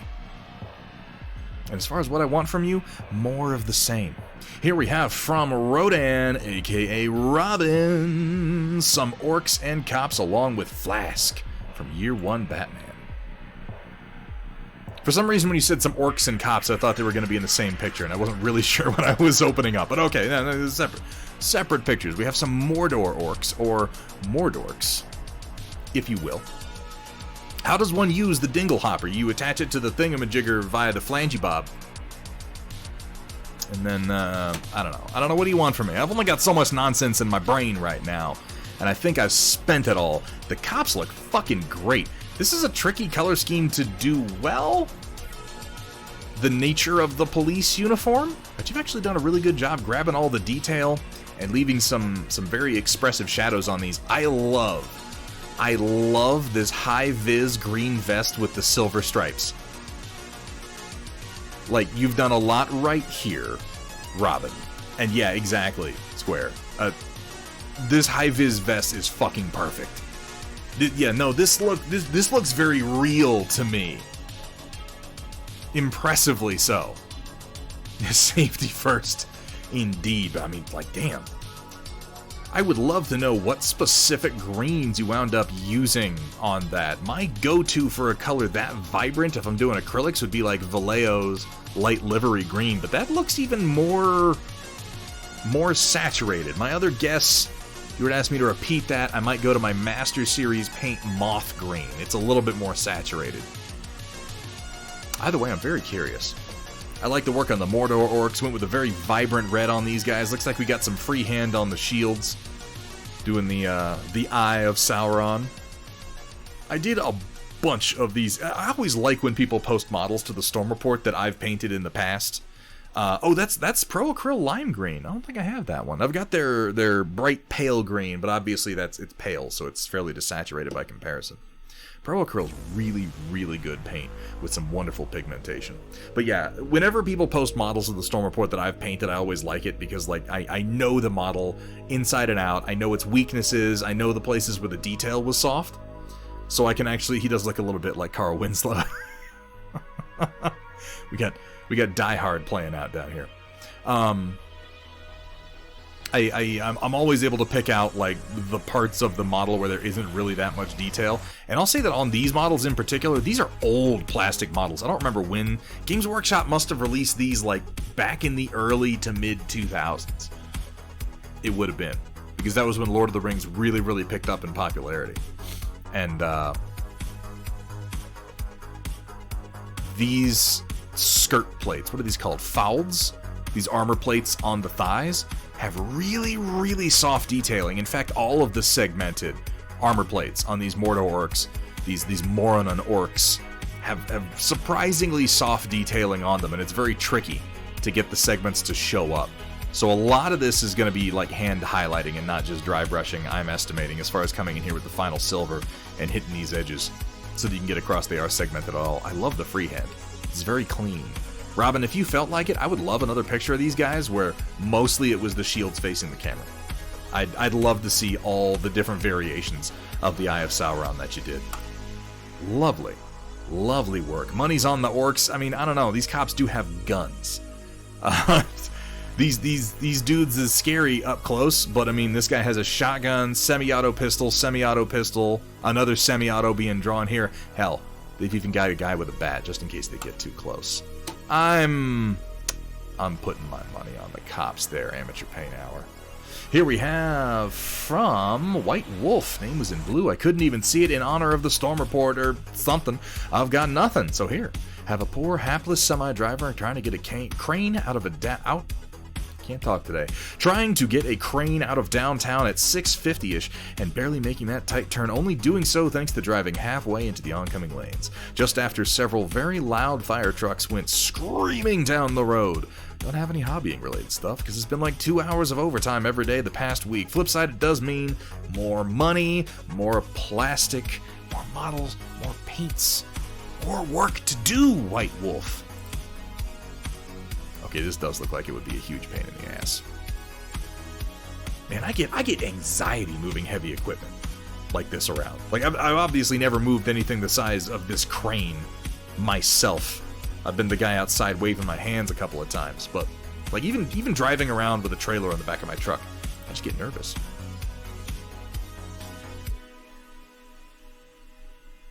Yeah, I wanted to read the caption again real quick. Yeah. Real wide turn indeed. This is the kind of vehicle, though, where I'm not so worried about the lines on the road or them obeying all the laws. I just go by the law of they're fucking huge and I have to get out of their way for the most part. It's kind of the only way it's gonna work. Maneuvering my rig to tow Sumatha is already a proper pain in the ass in the city. Yeah,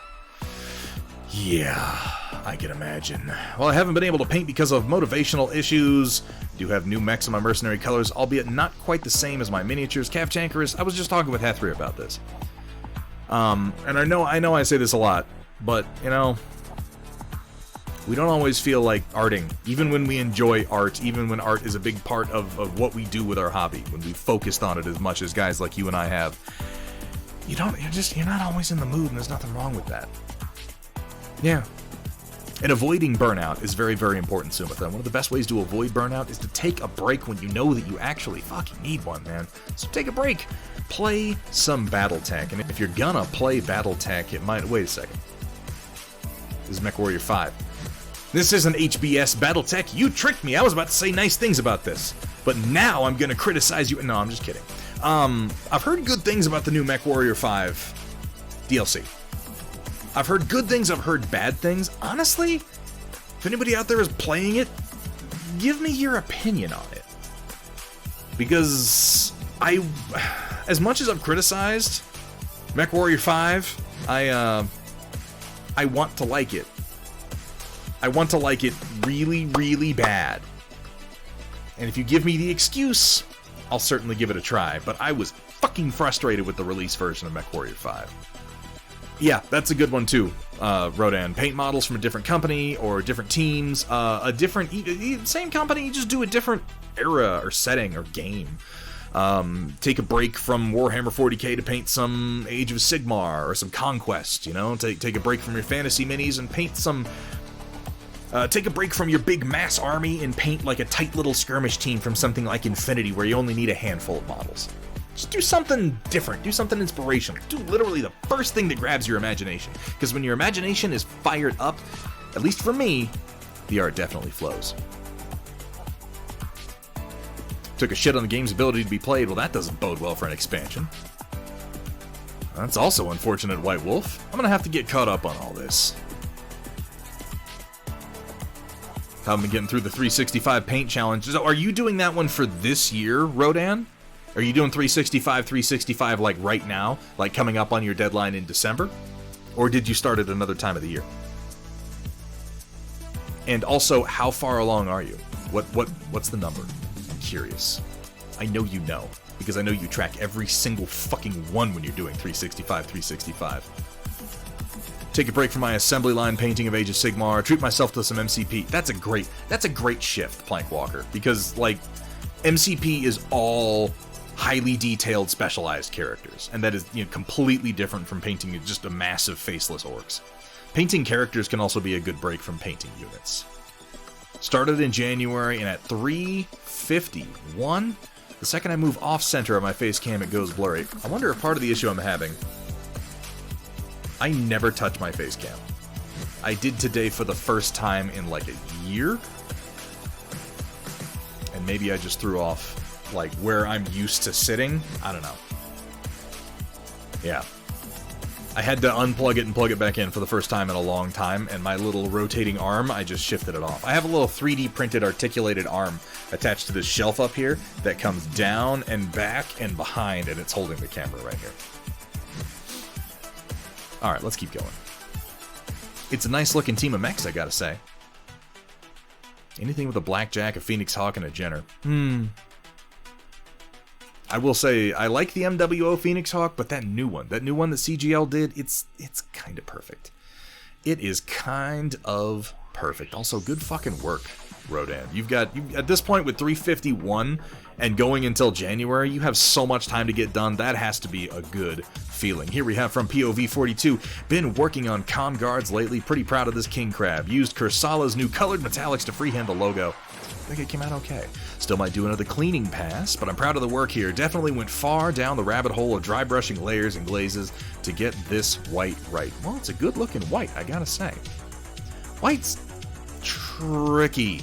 I know everybody says that, but I've painted a lot of white, and it can go wrong very easily. Yeah, I would estimate that the Comstar emblem is what's freehanded here. In which case, very steady, very nice. I particularly like how you've utilized the center panel line on the king crab to give yourself that nice division right down the middle. Very, very clean work. I'd say it's worth it. I love the basing, too. We got a little truck on here, and he's standing on a road. This helps to set the scale so wonderfully. You look at this mini, and if you picture, like, okay, so I'm standing there, you can immediately picture what size you are. This is what I mean when I talk about, like, little things to set the scale. And one of the reasons I want people to be cautious, like, I know it's a really, really easy thing to do, using things like the Army Painter, and what's the other company that makes them? The tufts, the little grass tufts, and just you stick them on your base and you're done. They're made for 28mm scale figures, and on 28mm scale, they already represent grass that's like shin to knee height, so pretty tall, but like wild grass. On a mech base, on a 6mm base, you're planting tufts of grass that would be like 8 to 9 feet tall. Which is a little jarring sometimes. It makes it hard to tell the scale, particularly if it's one of the mechs that looks a little bit more humanoid. You do that on a Black Knight, somebody's going to think you got a weird Space Marine. Obviously, the King Crab isn't so bad. Yeah, Bamboo Forest, there you go. But see, you'd have to explain that as a thing, Plankwalker. So if you're going to use tufts, I suggest going in there, and you can actually trim them down a little bit. Oh yes, absolutely, WJ.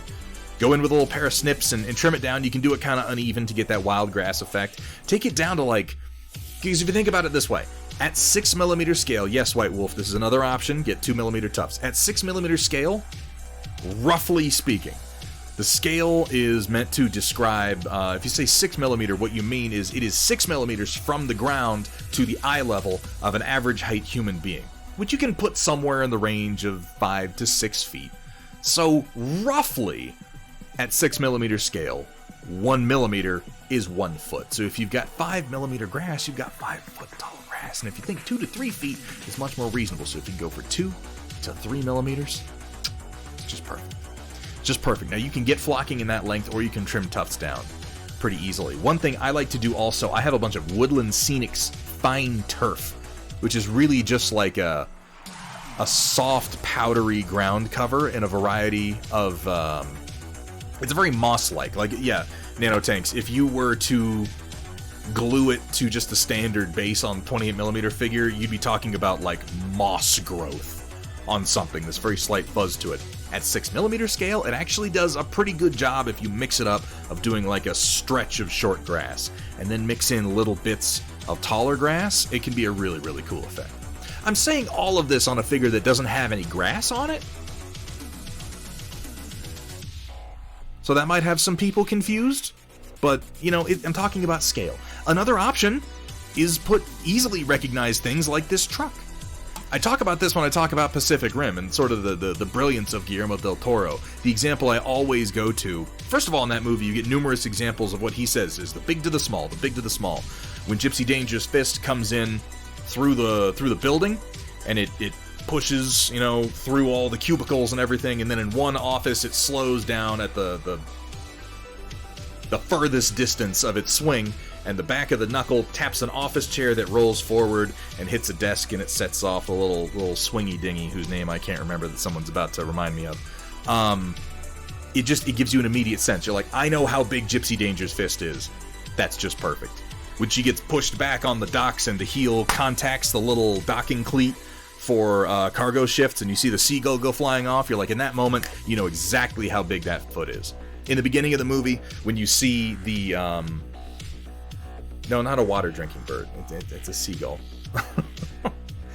oh, no, it's the two balls that click-clack against the center. But yes, in the beginning of the movie, you see the ladders on Gypsy Danger's shoulder as they... Newton's cradle, thank you. As they roll her forward to drop her into the ocean, you can see these little ladder rungs and a hatchway on the shoulder. And your brain, despite this thing being huge and you have no way of telling just how big, your brain goes, I know. You might have not noticed. But your brain did. If I can just completely rip off Mike Stacklasa for a minute.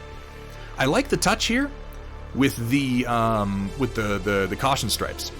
If you want any notes on this, this is just like I was saying earlier. This is the one place where I look at it and I go, okay, I like what's been done here, and with just a few tiny tweaks, you could make this better. And it wouldn't be a whole lot more. One of the things I would do is take like a black paint, very watered down black paint, even a black wash with a few coats, and pin wash it around the edge of the panel just to separate the panel a little bit more from the rest of the white. As you can see, the edge of the panel here is white, and it's the contrast is going to help. It's going to help this pop out and stand out more if you do the black edge around there. Just a nice black line to separate the two areas. This is a good opportunity to practice doing straight lines. If you have something that you can, or if you can brace the heels of your palms together like this, so you're holding the mini in one hand and you've got the brush in the other. This makes it very, very easy to move the brush precisely relative to the mini, because every time your hands shake or move, they're moving precisely relative to one another. The other thing I would do is the yellow here is very lemon yellow, which works surprisingly well on the base.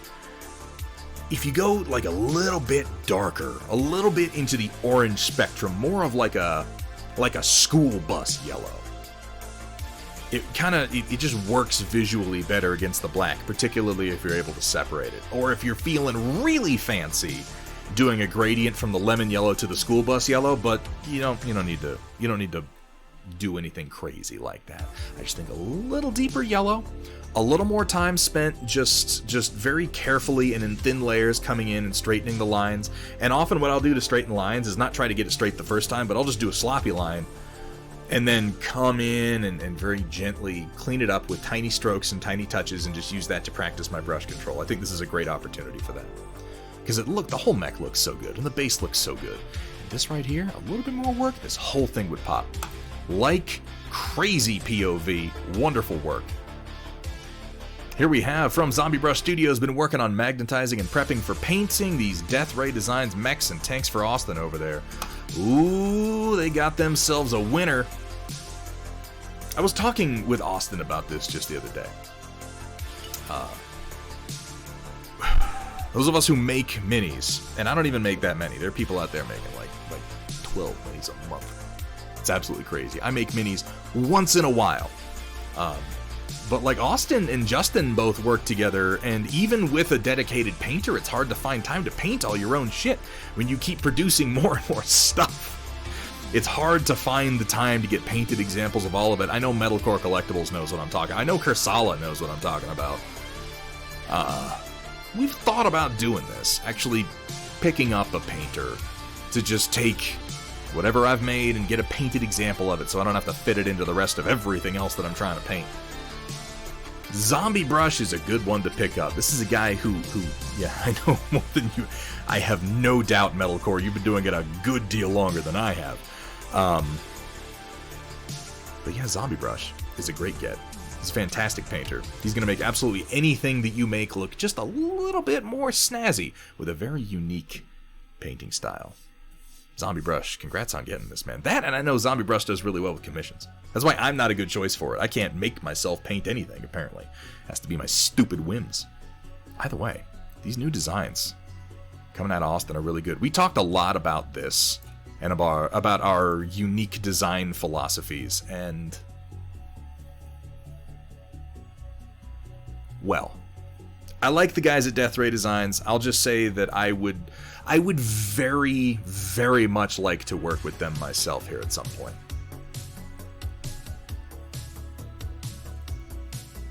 Whims are my deal as well. Got to be in the right frame of mind. Yeah, Phaedros, I'm the same way. And over the years, I've gotten kind of better at directing it a little bit more. I've gotten better at realizing at least when the whim is upon me or when I'm close enough to it that I can go ahead and force it. But I found that if I just go with my whims, I get more done anyway than if I sit there and try to make myself work on something that isn't inspiring me. Notice the SRM-6. Is that an SRM-6? I'm not sure what the Mars is meant to represent. Or are we talking about our first one here? The pseudo-rifleman. I know that they meant them to be proxies for a fairly wide variety of mechs overall. Mr. Altair, Mr. Altair, the bird. Mr. Altair, thank you so much for the follow. Welcome to the stream. Welcome to the Storm Chasers. Oh, the Mars, this guy. What would these be, then? He would have to have 2 PPCs, he would have to have 2 machine guns, he would have to have 2 medium lasers, 2 small lasers, and the SRM-6. So if this is our SRM-6 up here, we've got maybe a couple of medium lasers here, small lasers. Let's say small lasers, medium lasers, 1 PPC? Guillotine. Okay. Yeah, he doesn't have enough to be a Warhammer. I like what he's done here, though. This is kind of a clever co-opting of a 40k design feature. If you look, the shape of the shoulders and the head carapace and the way that it hangs over the head, this is right off of Imperial Knights. This is right off of a Warhammer 40k Imperial Knight. Slightly more blocky design. It's a clever use of it, though. Because it's not really, like, you don't look at that and go, oh, that's an Imperial Knight. It's just one feature of it that has been sort of incorporated into this mini, and then it looks more like a Mars pattern warlord head, and then the legs are completely unique, you know, insofar as reverse jointed mech legs can be. Austin has such a fucking great eye, like, honestly. Sometimes I know I have different strengths as a designer than Austin does, but I am often jealous of his ability to greeble the way that he does. Zombie Brush, I can't wait to see those get painted, man. That's going to be fucking exciting as hell. Here we have from Severe, still more work to do, but getting close. Ooh, working on some Dweghom. Here I am feeling good about my non-metallic metal, and look at how smooth and nice this is. Oh, I dig this. These are the Dweghom from Conquest, by the way. And, ooh, I can show it to you. NetJam Jr., this is my stream, and I can do anything I want, man. Besides, I like showing off my work, particularly when I feel good about a model that I'm working on. We got through the chest, the halo, and the right arm today. And started in on the red jewels. And then I mostly left his shoulder undone because I realized his wing is going to pretty much cover the entire thing. Anything but paint mechs, it seems. Oof. Oof. It hasn't been the whim lately, unfortunately. Where'd my overlay go? There it is. Haha, I know what I'm doing. I do need to paint my onager. So, okay, I sent my onager to, and I feel like Shock might have a post about it. The little onager that I designed along with Project Dark Fox. I absolutely love this mech, and thank you guys for naming it. I need to get some of these painted. I sent a tester to Shock, along with the dice that he won and a few other things, just to see if it made sense to him. And the biggest design note that came out of that was just move the LRM-15 from the left arm to the left torso physically, and, you know, let it be on the sheet. Just because having it on the left arm introduces so many weird little design quirks and makes it more confusing than it needs to be. And I think I might just do that so that it's got two LRM-15s on either side of the torso, and then for rules purposes it's attached to the left arm. Put a targeting array on the arm, or something like that. Either way, I think we're going to make that change before it actually goes out, and I was waiting to hear back from him. I really like the start that we have here on the hair Sphere. Sphere, by the way, is another painter here on Twitch. Someone you should absolutely be following if you're not already. He is one of us who paints Conquest, The Last Argument of Kings. If you guys are into, like, fantasy rank and flank games, or if maybe you were always curious about, like, Warhammer Classic with its, like, big blocks of infantry, or you enjoy Kings of War, I really, really strongly suggest you check out Conquest: The Last Argument of Kings. It is a great game. Like, I genuinely was not willing to say that before I'd had the chance to sit down and play a few rounds of it. I know that those of us who've gotten into games over the last 1 to 2 years haven't necessarily gotten that many opportunities to actually get out and play them. I've been lucky enough to have a few sessions, and criticism where due, it doesn't have the most clearly worded rules in all cases. But once you can get through the sometimes verbose and redundant rule writing, the rules themselves are fairly, I don't want to say clean. They work. They're not actually contradictory, they're just not well communicated in every single case. I probably make it sound worse than it is. It's actually a pretty easy game to pick up. It's just every now and then you're going to be reading a rule and go, wait, what? And have to go back and forth between a paragraph a few times. But I feel like that's all superficial. That's all stuff they can work on. It plays really well. 1.5 has solved some of them, White Wolf. It's not perfect yet. It's not perfect yet. The 1.5 edition of the rules did sort out a number of funny wordings, particularly in how charges worked. But once you get through that and play it, the rules are actually really self-explanatory and not hard at all to remember, which I like about it. It works well. The army building is fun, and the models are so good. Some of the best imagination. Rise of Mages, you can hit !Conquest in chat, and that will actually get you a link over to their website. And if anybody winds up picking up the game, you can use, I do have a code, a little affiliate code, because I've bought so much shit from them, and I paint them on stream, so they toss me one. You can enter Thunderhead at checkout if you're not using any of their other deals on their eShop, and you get 10% off your order. I honestly would not recommend this game if I didn't thoroughly enjoy both the game and the models, but this has been my replacement for the loss of Rune Wars, the miniatures game, which those of you who've been with the stream know, I love that game. I love that game. Loved. With a D, past tense. Because FFG killed it. It was so good. Avash, I am really, really close to being ready to post my damn 4 fucking trays of men-at-arms that have taken me forever to get through. I'm right there. I'm right there, man. But Avash, dude, your work has been excellent so far. And yeah, someone else who's playing the 100 Kingdoms. They have some of the most interesting, off-the-wall, bizarre factions with some of the coolest models. They're absolutely worth checking out, and their starter set is a crazy good deal. This is their style of dwarf. Really pretty over the top, and this is one of the tamest models in the dwarf range. They have some insane, like, fire elemental constructs and weird dragons that they ride and crazy shit like that. If you're curious about it at all, I strongly advise you check it out. Uh-oh, Project Dark Fox. Be no mechs for me tonight for tonight's Storm Report. Instead, I've been practicing very hard on my soft shading and blending, and it's coming out very nicely, at least to me it is. First pick is my other half, not to be confused for the spouse. Second is me having painted my face for Spooky Month. So I've gotten the opportunity to see a lot of Project Dark Fox's work, and I can definitely tell the shift that we have here in the shading.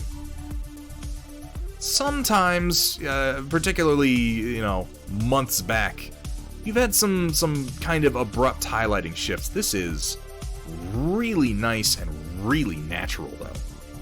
Damn. Really particularly like the highlighting across the hair and then down across the knuckles. This is a subtle one, but across the knuckles and the side of the hand and then the inside of the elbow. Very natural. Very, very natural. Wonderful work. Bought a third starter set and painted them up in a Gilnean World of Warcraft scheme. Oh, Avash, you're out of control. And then painted up for Spoopy Month. I didn't have a chance to see the large version of this one. I just saw the profile picture. You got like the Papa Emeritus skull face going on here. It's either got to be Papa or it's got to be Johnny Lawrence. Historically, the only 2 men who've been able to pull off. The only 2 of anybody who've been able to pull off the skull face. Hell yeah, orange hair. Yeah, I like that. I like that altered detail. Really, really sells with the fall colors. Papa Emeritus was the main inspiration. Nice. Very, very nice work, Project Dark Fox. That work is paying off. Here we have from Amateur Paint Hour. Before and after photos. Bottom was me. Bottom was the first finished. Was not satisfied with the tan and green contrast or how bright the silver was. Went in and essentially dunked it in Nuln Oil, resulting in the top photo. Did a solid job of balancing the tan green and dimming the silver. Added in some terrible lensing on the barrels, Shrek life, and now it's not half bad. Ready to play at the Fortress Alpha Strike tournament. Damn, that actually... First of all, the fact that you put before on bottom and after on top got so close to giving me an aneurysm just now. Like, I willed myself out of throwing a clot in my brain. That's essentially what just happened. But just looking at them, first of all, that lensing is not bad at all. For how small I know this is, that's some pretty good... You have to remember that a lot of people learned how to do lensing on, like, big old Warhammer figures. And in many cases, their opportunities to do it are significantly larger. Not always, not if you're doing like Space Marine eyes or stuff like that. But if you're painting like Eldar, where a lot of people got started lensing, their gems are the size of this whole tank turret rather than the size of this tiny little PPC barrel. But yeah, you could use, Games Workshop should use this as an advertisement for what Nuln Oil can do for your paint job. For what really, this is just for what contrast can do for your paint job. That's what you're doing when you black wash, when you blackline a mini, is you're adding that contrast between colors. So much of painting is just visual trickery. It's tricking the human brain, and you see colors better when they're next to contrast, be that value or temperature. You're able to differentiate these things a lot easier, and these things are so small, you need so much more contrast than you would need on anything full size. And damn, that mill oil makes such a huge difference. It helps your paint job and your hard work come through even better.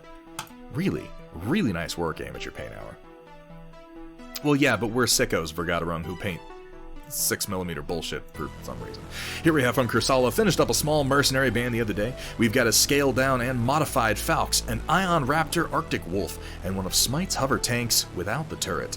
Based with some spackle, clay-painted molding paste. Clay-painted molding paste? Clay-colored molding paste? Clay-painted? What does that mean? The phrase is confounding me. And tufts of RRD ice crystal flock. Oh, we're doing flocking now. Molding paste that has been painted to look like clay. Okay. I was like, painted with clay? What, huh? Painted to look like clay. I gotcha. I'm always a fan of seeing anything Ion Raptor has done. And yeah, his little Arctic Wolf. What's the other name for this one?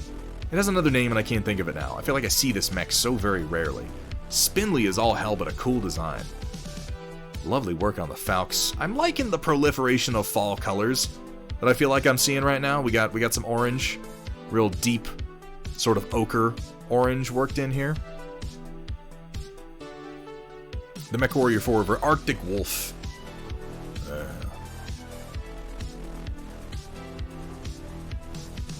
That's not orange, it's rust. Do we have to have this conversation, Kursala? Do we have to have the conversation about browns and oranges and yellows? I mean, let's just move on. Either way, really nice work, and I like what you did with the basing on here. It's really helpful on 6mm basing to create like a couple of regions. Again, it sort of helps to sell the scale. Like, you kind of know when there's a big patch of sand or a patch of rock, some part of your brain can recognize, oh, that's larger than just like one of my feet. So this isn't the size of a person. Scaling's very tricky. Lovely work, Kursala. Here we have from Vergaderung, finished up my Stalker. The Eagle came out probably the best on this one, along with the numbers. The sculpt is really good, I think. So I maintain that this Stalker borrows a lot from the Japanese version of the Stalker. Specifically, it borrows the details. I'm not saying this is a bad thing. I'm just saying it totally does. Not as much the legs. The legs are obviously much longer. It drops off the arms entirely, but like this whole shape? I think, and I mean this as a compliment. Yeah, exactly, Vergaderung. It benefits from it. This Stalker looks so much better than the uncomfortable walking dildo that was the original Stalker. What's the Japanese version of the... does anybody have that link handy? I don't have it ready. If there's anybody in chat who has handy the link to the Japanese Battletech designs, you could go ahead and post that up in chat. Because, yeah, take a look at the Stalker and tell me that this design is not inspired by it. It absolutely is. I think it was an excellent choice, too. No, again, I mean that entirely as a compliment. Like, good job taking inspiration from the right places. I like how... Now, are the missile tips... Vergaderung, are the missile tips over here red and the missile tips over here blue? Is that what I'm seeing?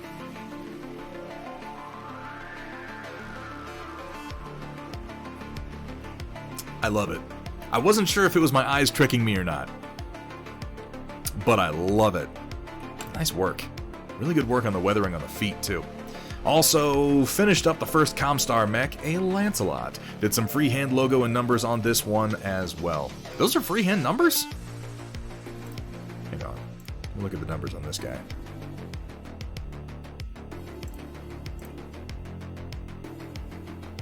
On this one, I would have guessed. That was a decal.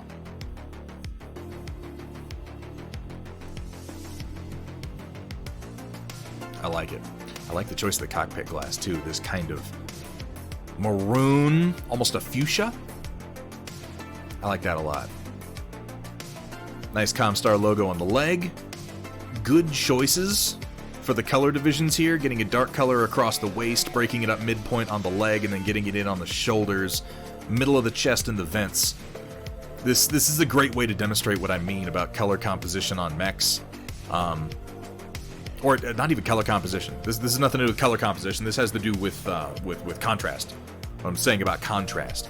You can see the white much more clearly. You can take the cool blue tones out of it, and you're more easily able to discern what part is what. This is a leg, this is an arm, this is a head. Because what would otherwise be an unending sea of white is broken up into these nice digestible chunks. Really, really, a crippling fear of Forgotten, they're so fucking easy. Why do you think so many people use them? They're so much easier than what you actually did. Like, you did a fantastic job here for Godarung. I'm just saying, putting a decal for a 33 is objectively much, much easier by an order of magnitude than what you actually ended up doing. So don't let that stand in your way. How you doing, Eads? It's good to see you, man. Alright, here we have from Chaotic Harmony. Seems like a Roland thing. Here, enjoy this. We'll update when I try it. Imperial Stout brewed with graham crackers, chocolate, and marshmallow.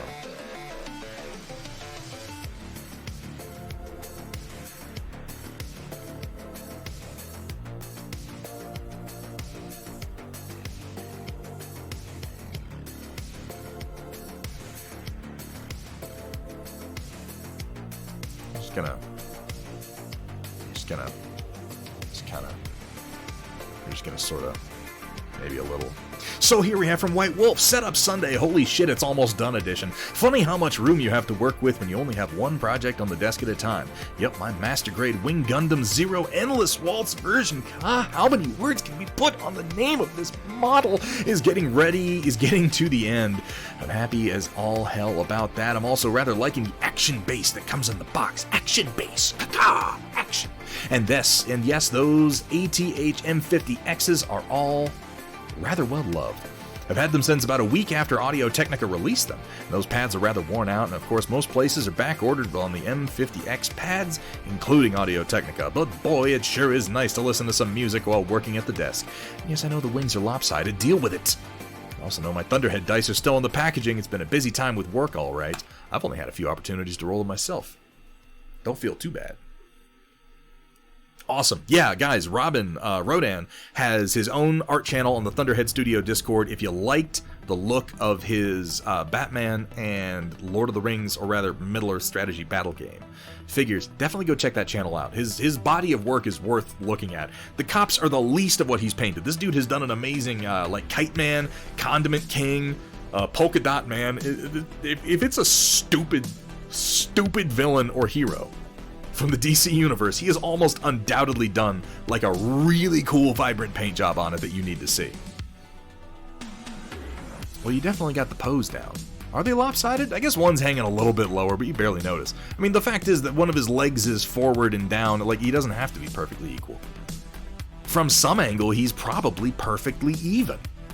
Nice build on this one, though. Yeah, I got some little snap-together fighter kits that started coming with these little... They have like 2 points of rotation on the base, so you can do a bunch of different little action poses. I think they're pretty good. They're a good addition to a lot of these kits. I spy 100 Kingdoms household night coming together down here. You thought I wouldn't see it, but I see all the bits. Nice work, White Wolf. The dice are a collector's item. Yeah, hold on to them for 50 years and then they'll be completely worthless. Rise of Mages, have a fantastic night, dude. Thanks for being here. I saw your message, by the way. I will get back to you in the near future. No.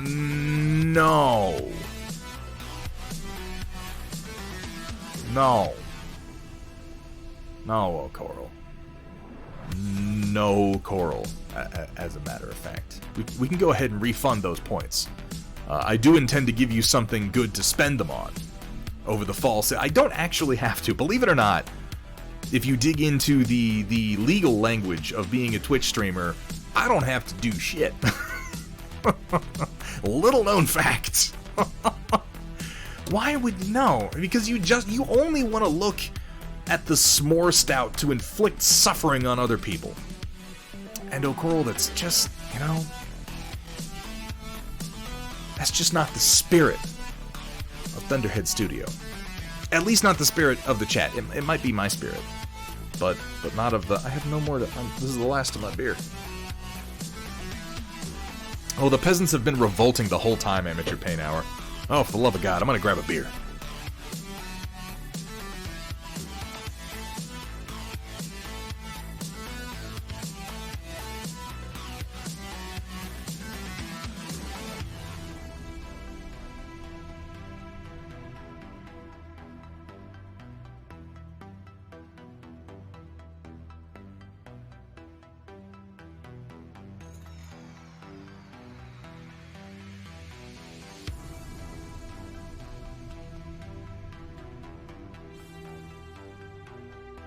Almost lost your bag. Oh, they did lose it. For some reason, I thought it said almost lost your bag. I was like, how is that possible? How would you even know? Well, hopefully there wasn't anything too terribly vital in an Amateur Pain Hour. That always sucks. I hate flying. I really hate flying anymore. I used to like it more, but it's just... it's gotten shitty in the last 15 years. I realize that's an incredibly broad time frame to refer to, but it's true. Just most of your painted... No! What? What? Seriously? Fuck, dude. Okay, well, chat, everyone take your combined psychic potential in this moment and just hope real fucking hard that they find Amateur Pain Hour's luggage. Because he needs those mechs, man. Hopefully, yeah. Hopefully they'll find them very, very soon, Amateur Pain Hour, and this will just be a little blip, a funny little moment on the saga of the trip, because that sucks, man. No, not F. No, don't F in chat. No, guys, F is to pay respects. F indicates that the battle is already lost, that they're not coming back. We can't give up that easy. We have to fight. We have to believe. And of course, then Coral. Yeah, well, that was bound to happen anyway. Exactly. Jacques knows what I'm talking about. Do not go quietly into the good night. Rage against the dying of the light. Also, let's look at what Data Nerd painted here. The other night, I was in such a chemo-induced brain fog I couldn't work on anything school-related, so I actually sat down and painted a Galaxy-inspired mech. Still work in progress since I need to finish at least all the weapons. Maybe do an accent on the inner arms and then finish the base. Oh yeah, with the brush flicking method. I like the deep green as the base for it. That's a nice touch. Oh, this worked out pretty decently. This is the kind of technique, by the way, Data Nerd, like, I would do more. Do more of this. Like, try to make yourself do like a full lance to accompany trying the galaxy scheme, because it's one of those things where I can't look at it and go, here's an easy way to get better. There's a couple of techniques, but for the most part, it's just by feel. It's a really, really tricky one. So, like, by the time you get to the 12th one, you'll look at the first one and be like, oh my god, what was I doing? It's so powerful in limited bursts. But I mean, you see already how it gives you this just awesome randomized pattern. Just awesome.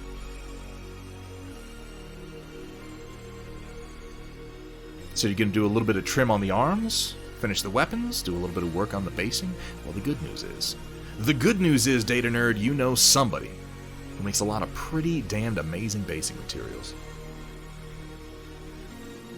Going to be paired up with the Nebula Summoner, and they'll cause havoc against tiny hands. Well, as long as you're collectively using your artistic and intellectual efforts as parents to brutalize and demoralize your child, I'm totally in favor of it.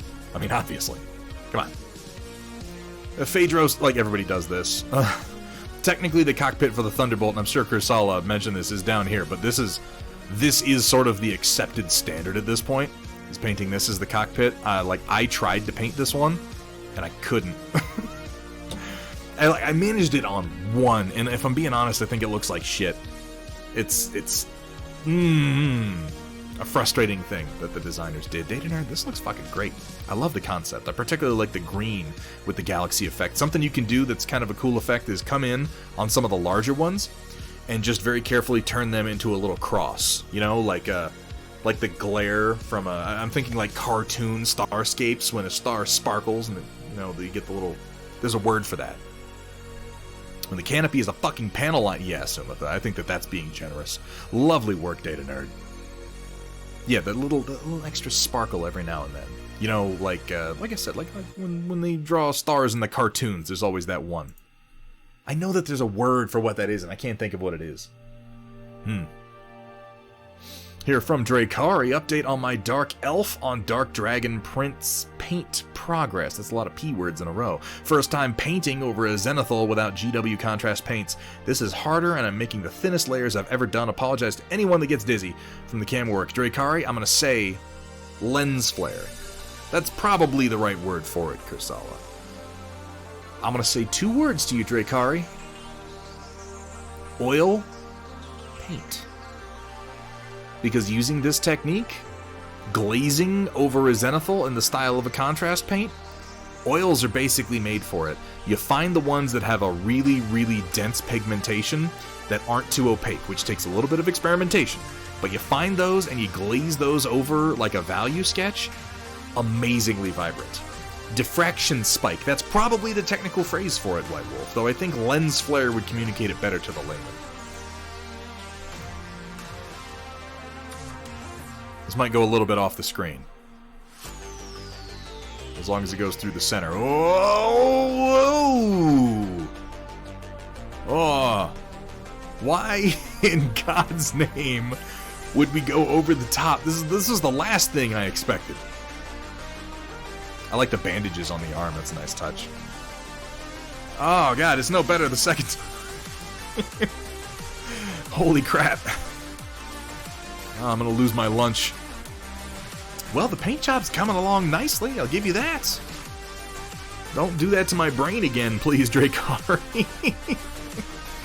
That's where you were sitting and you had to do it in one shot. All right, well, you made do with what you had. I'm telling you, maybe just grab, go to your local, Michael's and get yourself, one small tube of a color that you want to try glazing.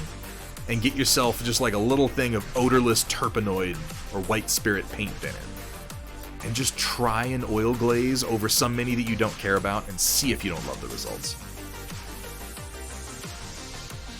It's something I'm going to be doing more of over the winter season and leading into my attempt at 365 next year.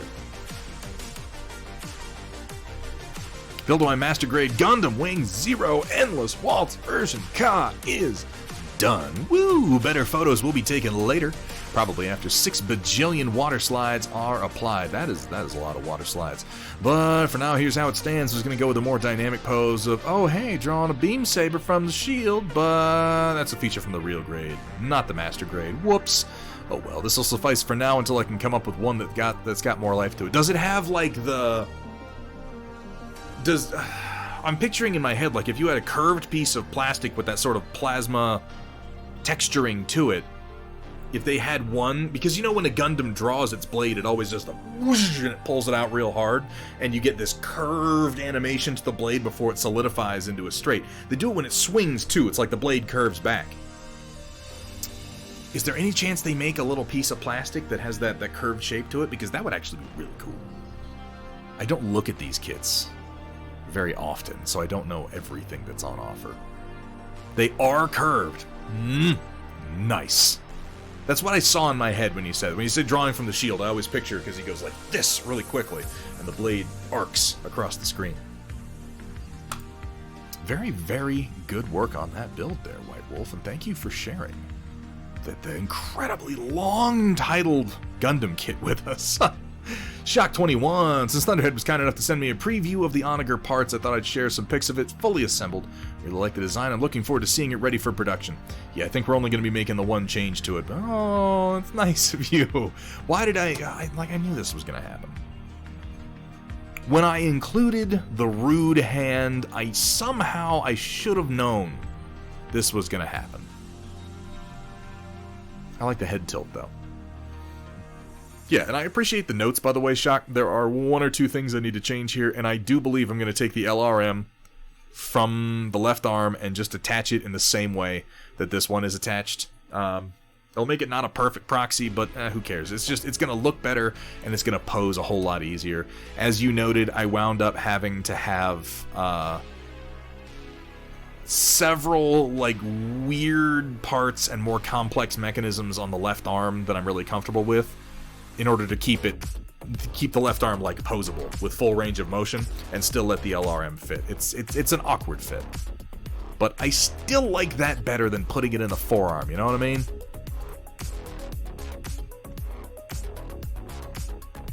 There's a third picture. Is it down here? Where is it? There's a third picture in the thread. Oh, it's in the thread. Oh, that's right, we have threads. Here we go. There's our back view. So you can see, yeah, one of the LRMs is attached to this little back fin that's worked onto the onager, and then the other one is attached to the back of the left arm. Now, as you see, if you raise the left arm, you have to extend the connection point for the LRM really, really far back so that it can still point up. Otherwise, when you raise the left arm, it's just going to point backwards. So I'm thinking we're going to make the sacrifice of having this one attached right here in the same fashion as the other one, because that just gives the whole model so much more posability. So much more posability. Is there a reason I made the left launcher slightly smaller? Did I? It shouldn't be. It should be almost exactly the same. Oh, I do see the ears are slightly smaller. Either I put the wrong one in your bag, or maybe I enlarged a file without realizing it. Shouldn't be. Shoulders and elbows look thin. They are to a degree. There's a challenge with that Vergata rung where if I put the shoulders in too close to the body, it can't reach across its chest, like at all. It has to be somewhat removed. As for this, I believe that the pin actually will fit deeper into here. I've had a tighter assembly of the elbow than this, but I might come in and deepen the slot in the forearm a little bit to make sure that it's easier to seat. Either way, thank you very, very much for the review, for the sort of stress test on that model Shock, because I've been holding on to it until I can get it into a few people's hands and get some thoughts on it. It's the first multi-pose model I've done, and I just want to make sure that we're doing it the best way we can, so that when we get around to doing some more with Project Dark Fox, they'll all be just as flexible. You could do that, Somatha. You could move the LRM to the outside of the shoulder and then just have it rotate kind of up and down as if it were on a turret. That wouldn't be terrible. I'll tell you what I'll do is I'll discuss some options with Project Dark Fox, because it's PDF's baby. Maybe we'll come up with something that looks good, because just modifying the arm at this point is not hard. Here we have from Sumatha, fingers crossed, took a huge step for me today. We'll find out sometime next year if it accomplishes anything. Oh, hey. Sent that off to Shrapnel, dude. I mean, there's some good stuff that makes it into Shrapnel. You are easily the caliber of author that would be among the better fan authors featured in Shrapnel. I have no doubt that they're gonna jump all over this, frankly. That's fucking exciting, man. Yeah, good luck with that, and please keep us posted. Because, response time average 267 days. Jesus, okay. Well, I guess they're getting a lot of them. Either way, please keep us posted on that Sumatha. I don't even pick up Shrapnel, but if you make it into an issue, I'm going to have that one. Here we have, also from Sumatha, may not mean much to most. Those who are in the know, it just might be a hint as to the subject matter of the story.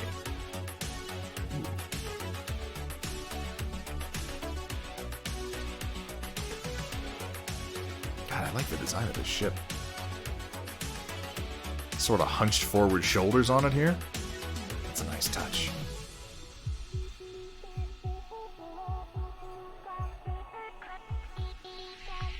I like these little fins back here too. Is this more art by Matt Plug? Did he do this? Doesn't seem like his usual style. Who did this one? Okay, this is official art. I was like, no, this doesn't seem like... Almost everything we get from Sumitha is usually Matt Plug. But this is not him. I've never seen the design of this ship before. I guess there are a lot of warships in Battletech at home. Yeah. Looks too nice for... No, I didn't want to say that, forgot it wrong. I was literally just sitting there thinking, like, don't insult the official art. Don't insult the official art. Be more positive, Thunderhead. But that exact thought went through my mind. Well, I'm very excited either way, Sumitha. Here we have from Magnatorius Maximus, our very own Metalcore Collectibles Thunderhead exclusive for the last of the first set of Oxen trailers. What a confusing phrase. The salvage trailer. Still a bit of work in progress when it comes to the trailer itself, but the crane is good. Pending test prints and the like, of course, as always. Fingers crossed for the claw and the cables. Yeah, the cables, that's the only part on here that would worry me. This trailer will also come with the ramp from the original... flat deck trailer. Okay, the one on the back. Just in case. There'll also be a stowed boom arm and claw set. Once I know the existing details, we'll print. The first thought that I have on this, I see that, I mean, you've obviously gone with very, very thick cables in order to reinforce this and make it viable. My first thought that I have is if you wanted to make this super duper stable, like if this didn't work, I would go right to adding a third cable and just kind of working it into the design somehow, because 1, 2, 3 is going to be a whole lot stronger than 2 in a row. That's another good one for Got-A-Wrong, is make the cables close enough that they can just touch physically, so that you can paint them so they're obviously separate, but what you have is really just the one piece. I like the big, like, claw game grabby fingers, though. Those are nice. And the outriggers.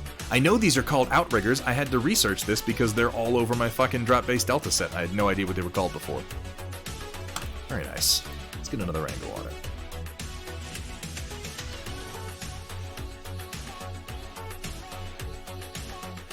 This whole thing is such a cool design, and I love all the options that you've considered and worked into this. I like that option for Got-A-Wrong. The more I think about it, just bringing the cables in closer so that they touch is going to increase the overall strength by a significant amount. I'm trying to think if there's anything else you could easily do without making it look funny. I guess those are the two big ideas. Make the cables touch, or add a third one somehow, and then add, like, an extra rail up here. I'm not really sure what visual cues need to be added to make sense of 3 cables. But it would be much stronger. Crane came together in like a day. Yeah, when he gets that inspiration. Here we have from Kursala. So here we have Tiny Hand's newly formed mercenary unit, Thunder Cheese Incorporated, consisting of 1 brand new Cyclops missile carrier, 2 more that were rescued from the scrap heap and put back into service, and a transport version for ferrying some of their infantry. Their first deployment is expected tomorrow, hunting down a local pirate that's been harassing an outpost. Thunder Cheese Incorporated.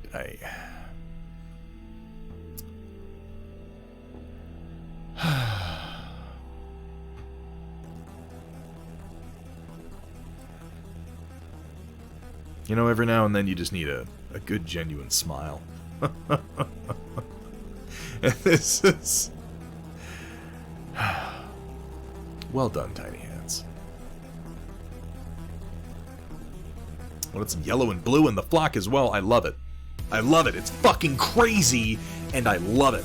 I wish that I had the guts to try nonsense color combinations like that.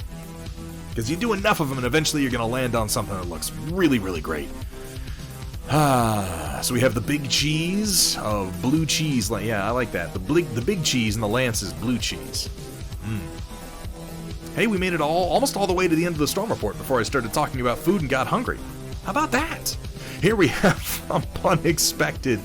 She is... You should do some more nonsense paints. Oh my god. Maybe I should. Maybe it would be good for me. I don't know. Break me out of some of my funk.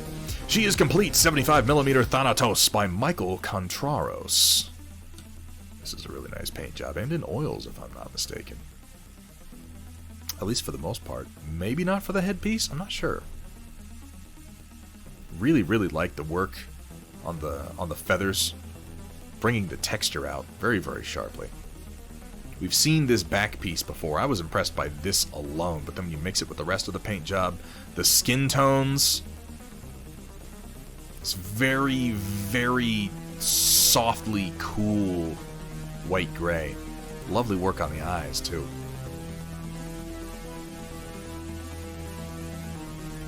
I love all the clashing colors we have, like the magenta and the cyan. Really, really heavily contrasting, repeated here, and then some purples. Oof. Oof. Unexpected, fantastic work. Here we have from Nanotanks. Hope you like yellow. I mean, I do like yellow. I just don't like painting yellow because it never seems to come out as vibrant or as clean as it has here. Your Aeronautica Imperialis work lately has been fucking fantastic. The red really pops too. This is one of the cases where you could really push that red into the orange territory and it would be, oh, just perfect. Just perfect. But man, these are getting painted in huge batches and getting painted damn fast. You mean vibrant yellow, White Wolf? Yeah, that undercoating yellow with pink is surprisingly effective. Brent from Goobertown Hobbies did a great video on undercoating yellow with pink. I suggest you all watch it. If that sounds interesting to any of you, if you're like, wait, putting pink under yellow, that's crazy, go to Goobertown Hobbies, type those words into the search bar and watch the video. He does a great job on it. I love the use of the gray. Just, you know, our dark gray to break up our technicals and our weapons, and then we got this very soft blue job on the cockpit, which still stands out because the whole thing is so warm with the yellows and the reds that even a nice dark but still slightly cool color just boom, it jumps right out at the viewer, doesn't it? Lovely. Lovely work, Nanotanks. As it happens, I do like yellow. I also like orca planes. So thank you very much for sharing, but that will bring us to the end of tonight's Storm Report, and thus, concordantly vis-a-vis other words that I learned from watching the third Matrix movie. The end of tonight's stream. Why did I bring that up? I knew it was going to upset me.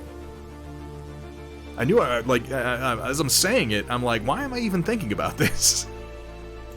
How horrible. Plankwalker, it's always a pleasure to have you in chat, man. Thank you so much for hanging out tonight. Let me find out who we're rating. Because I know we're rating somebody. The question is just who.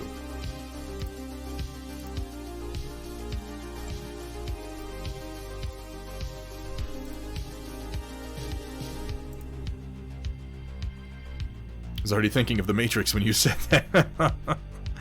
Great minds, great minds. Wapelius is going. Teal Security just got started. Wombat Combat Prime. Ooh. I'm not going to raid Wapelius. I'm not going to raid Wapelius. Guys, if you don't know who Wapelius is and you're interested in oil painting, just go over to his stream. Honestly, it's very, very specific. One of the most welcoming and amazing high-quality painters on all Twitch. Like, this guy is he's been painting for like 30 years solid, and it shows, but he's always willing to explain techniques and has a fantastic chat. But I think we are going to go ahead and get a raid going on over to Teal Security. It just got going a little bit ago, it looks like. So folks, I know a lot of you are probably ready to turn in for the night, and who would blame you? It's been a long night, but if you feel like doing me a favor, hang out for just a minute, and really doing yourself a favor, hang out for just a minute, go with the raid, say hi to Teal Security for me, check out his stream for a few minutes. If you're not going to stick around, still drop him a follow, because this might be just the sort of place you want to be. Great streamer, great painter, been doing a lot of really great focus on busts and skin tones lately that I find very inspirational. He's always doing his monthly All Storm Report stream, where you're going to get to see some more art then. And who doesn't love that? We are going to be back Tuesday the 5th. We'll be working on some Conquest. I'm really trying to I should be done with these Men-at-Arms, if not by the next stream, then on the next stream. And then we're going to be rolling into these Mercenary Crossbowmen for the 100 Kingdoms that I built right here on the stream. After that, we'll be able to get started on my Household Knights, which I think is going to be a much more interesting paint job. Either way, we're getting better at oils, one stream at a time, you guys. And thank you for sharing that journey with me, and what a journey it has been. We're going to be doing that Tuesday and Thursday. Next Sunday, back to single figure focus. If Sanguinius is done by then, we're going to be diving into a Darth Vader in oils. That's my plan. and no one can prove otherwise. A huge thank you as always to everybody who came out, everybody who posted in the Storm Report, and a massive thank you to my mods. I've got to go get something to eat, so you guys have fun, and until next time, keep on painting.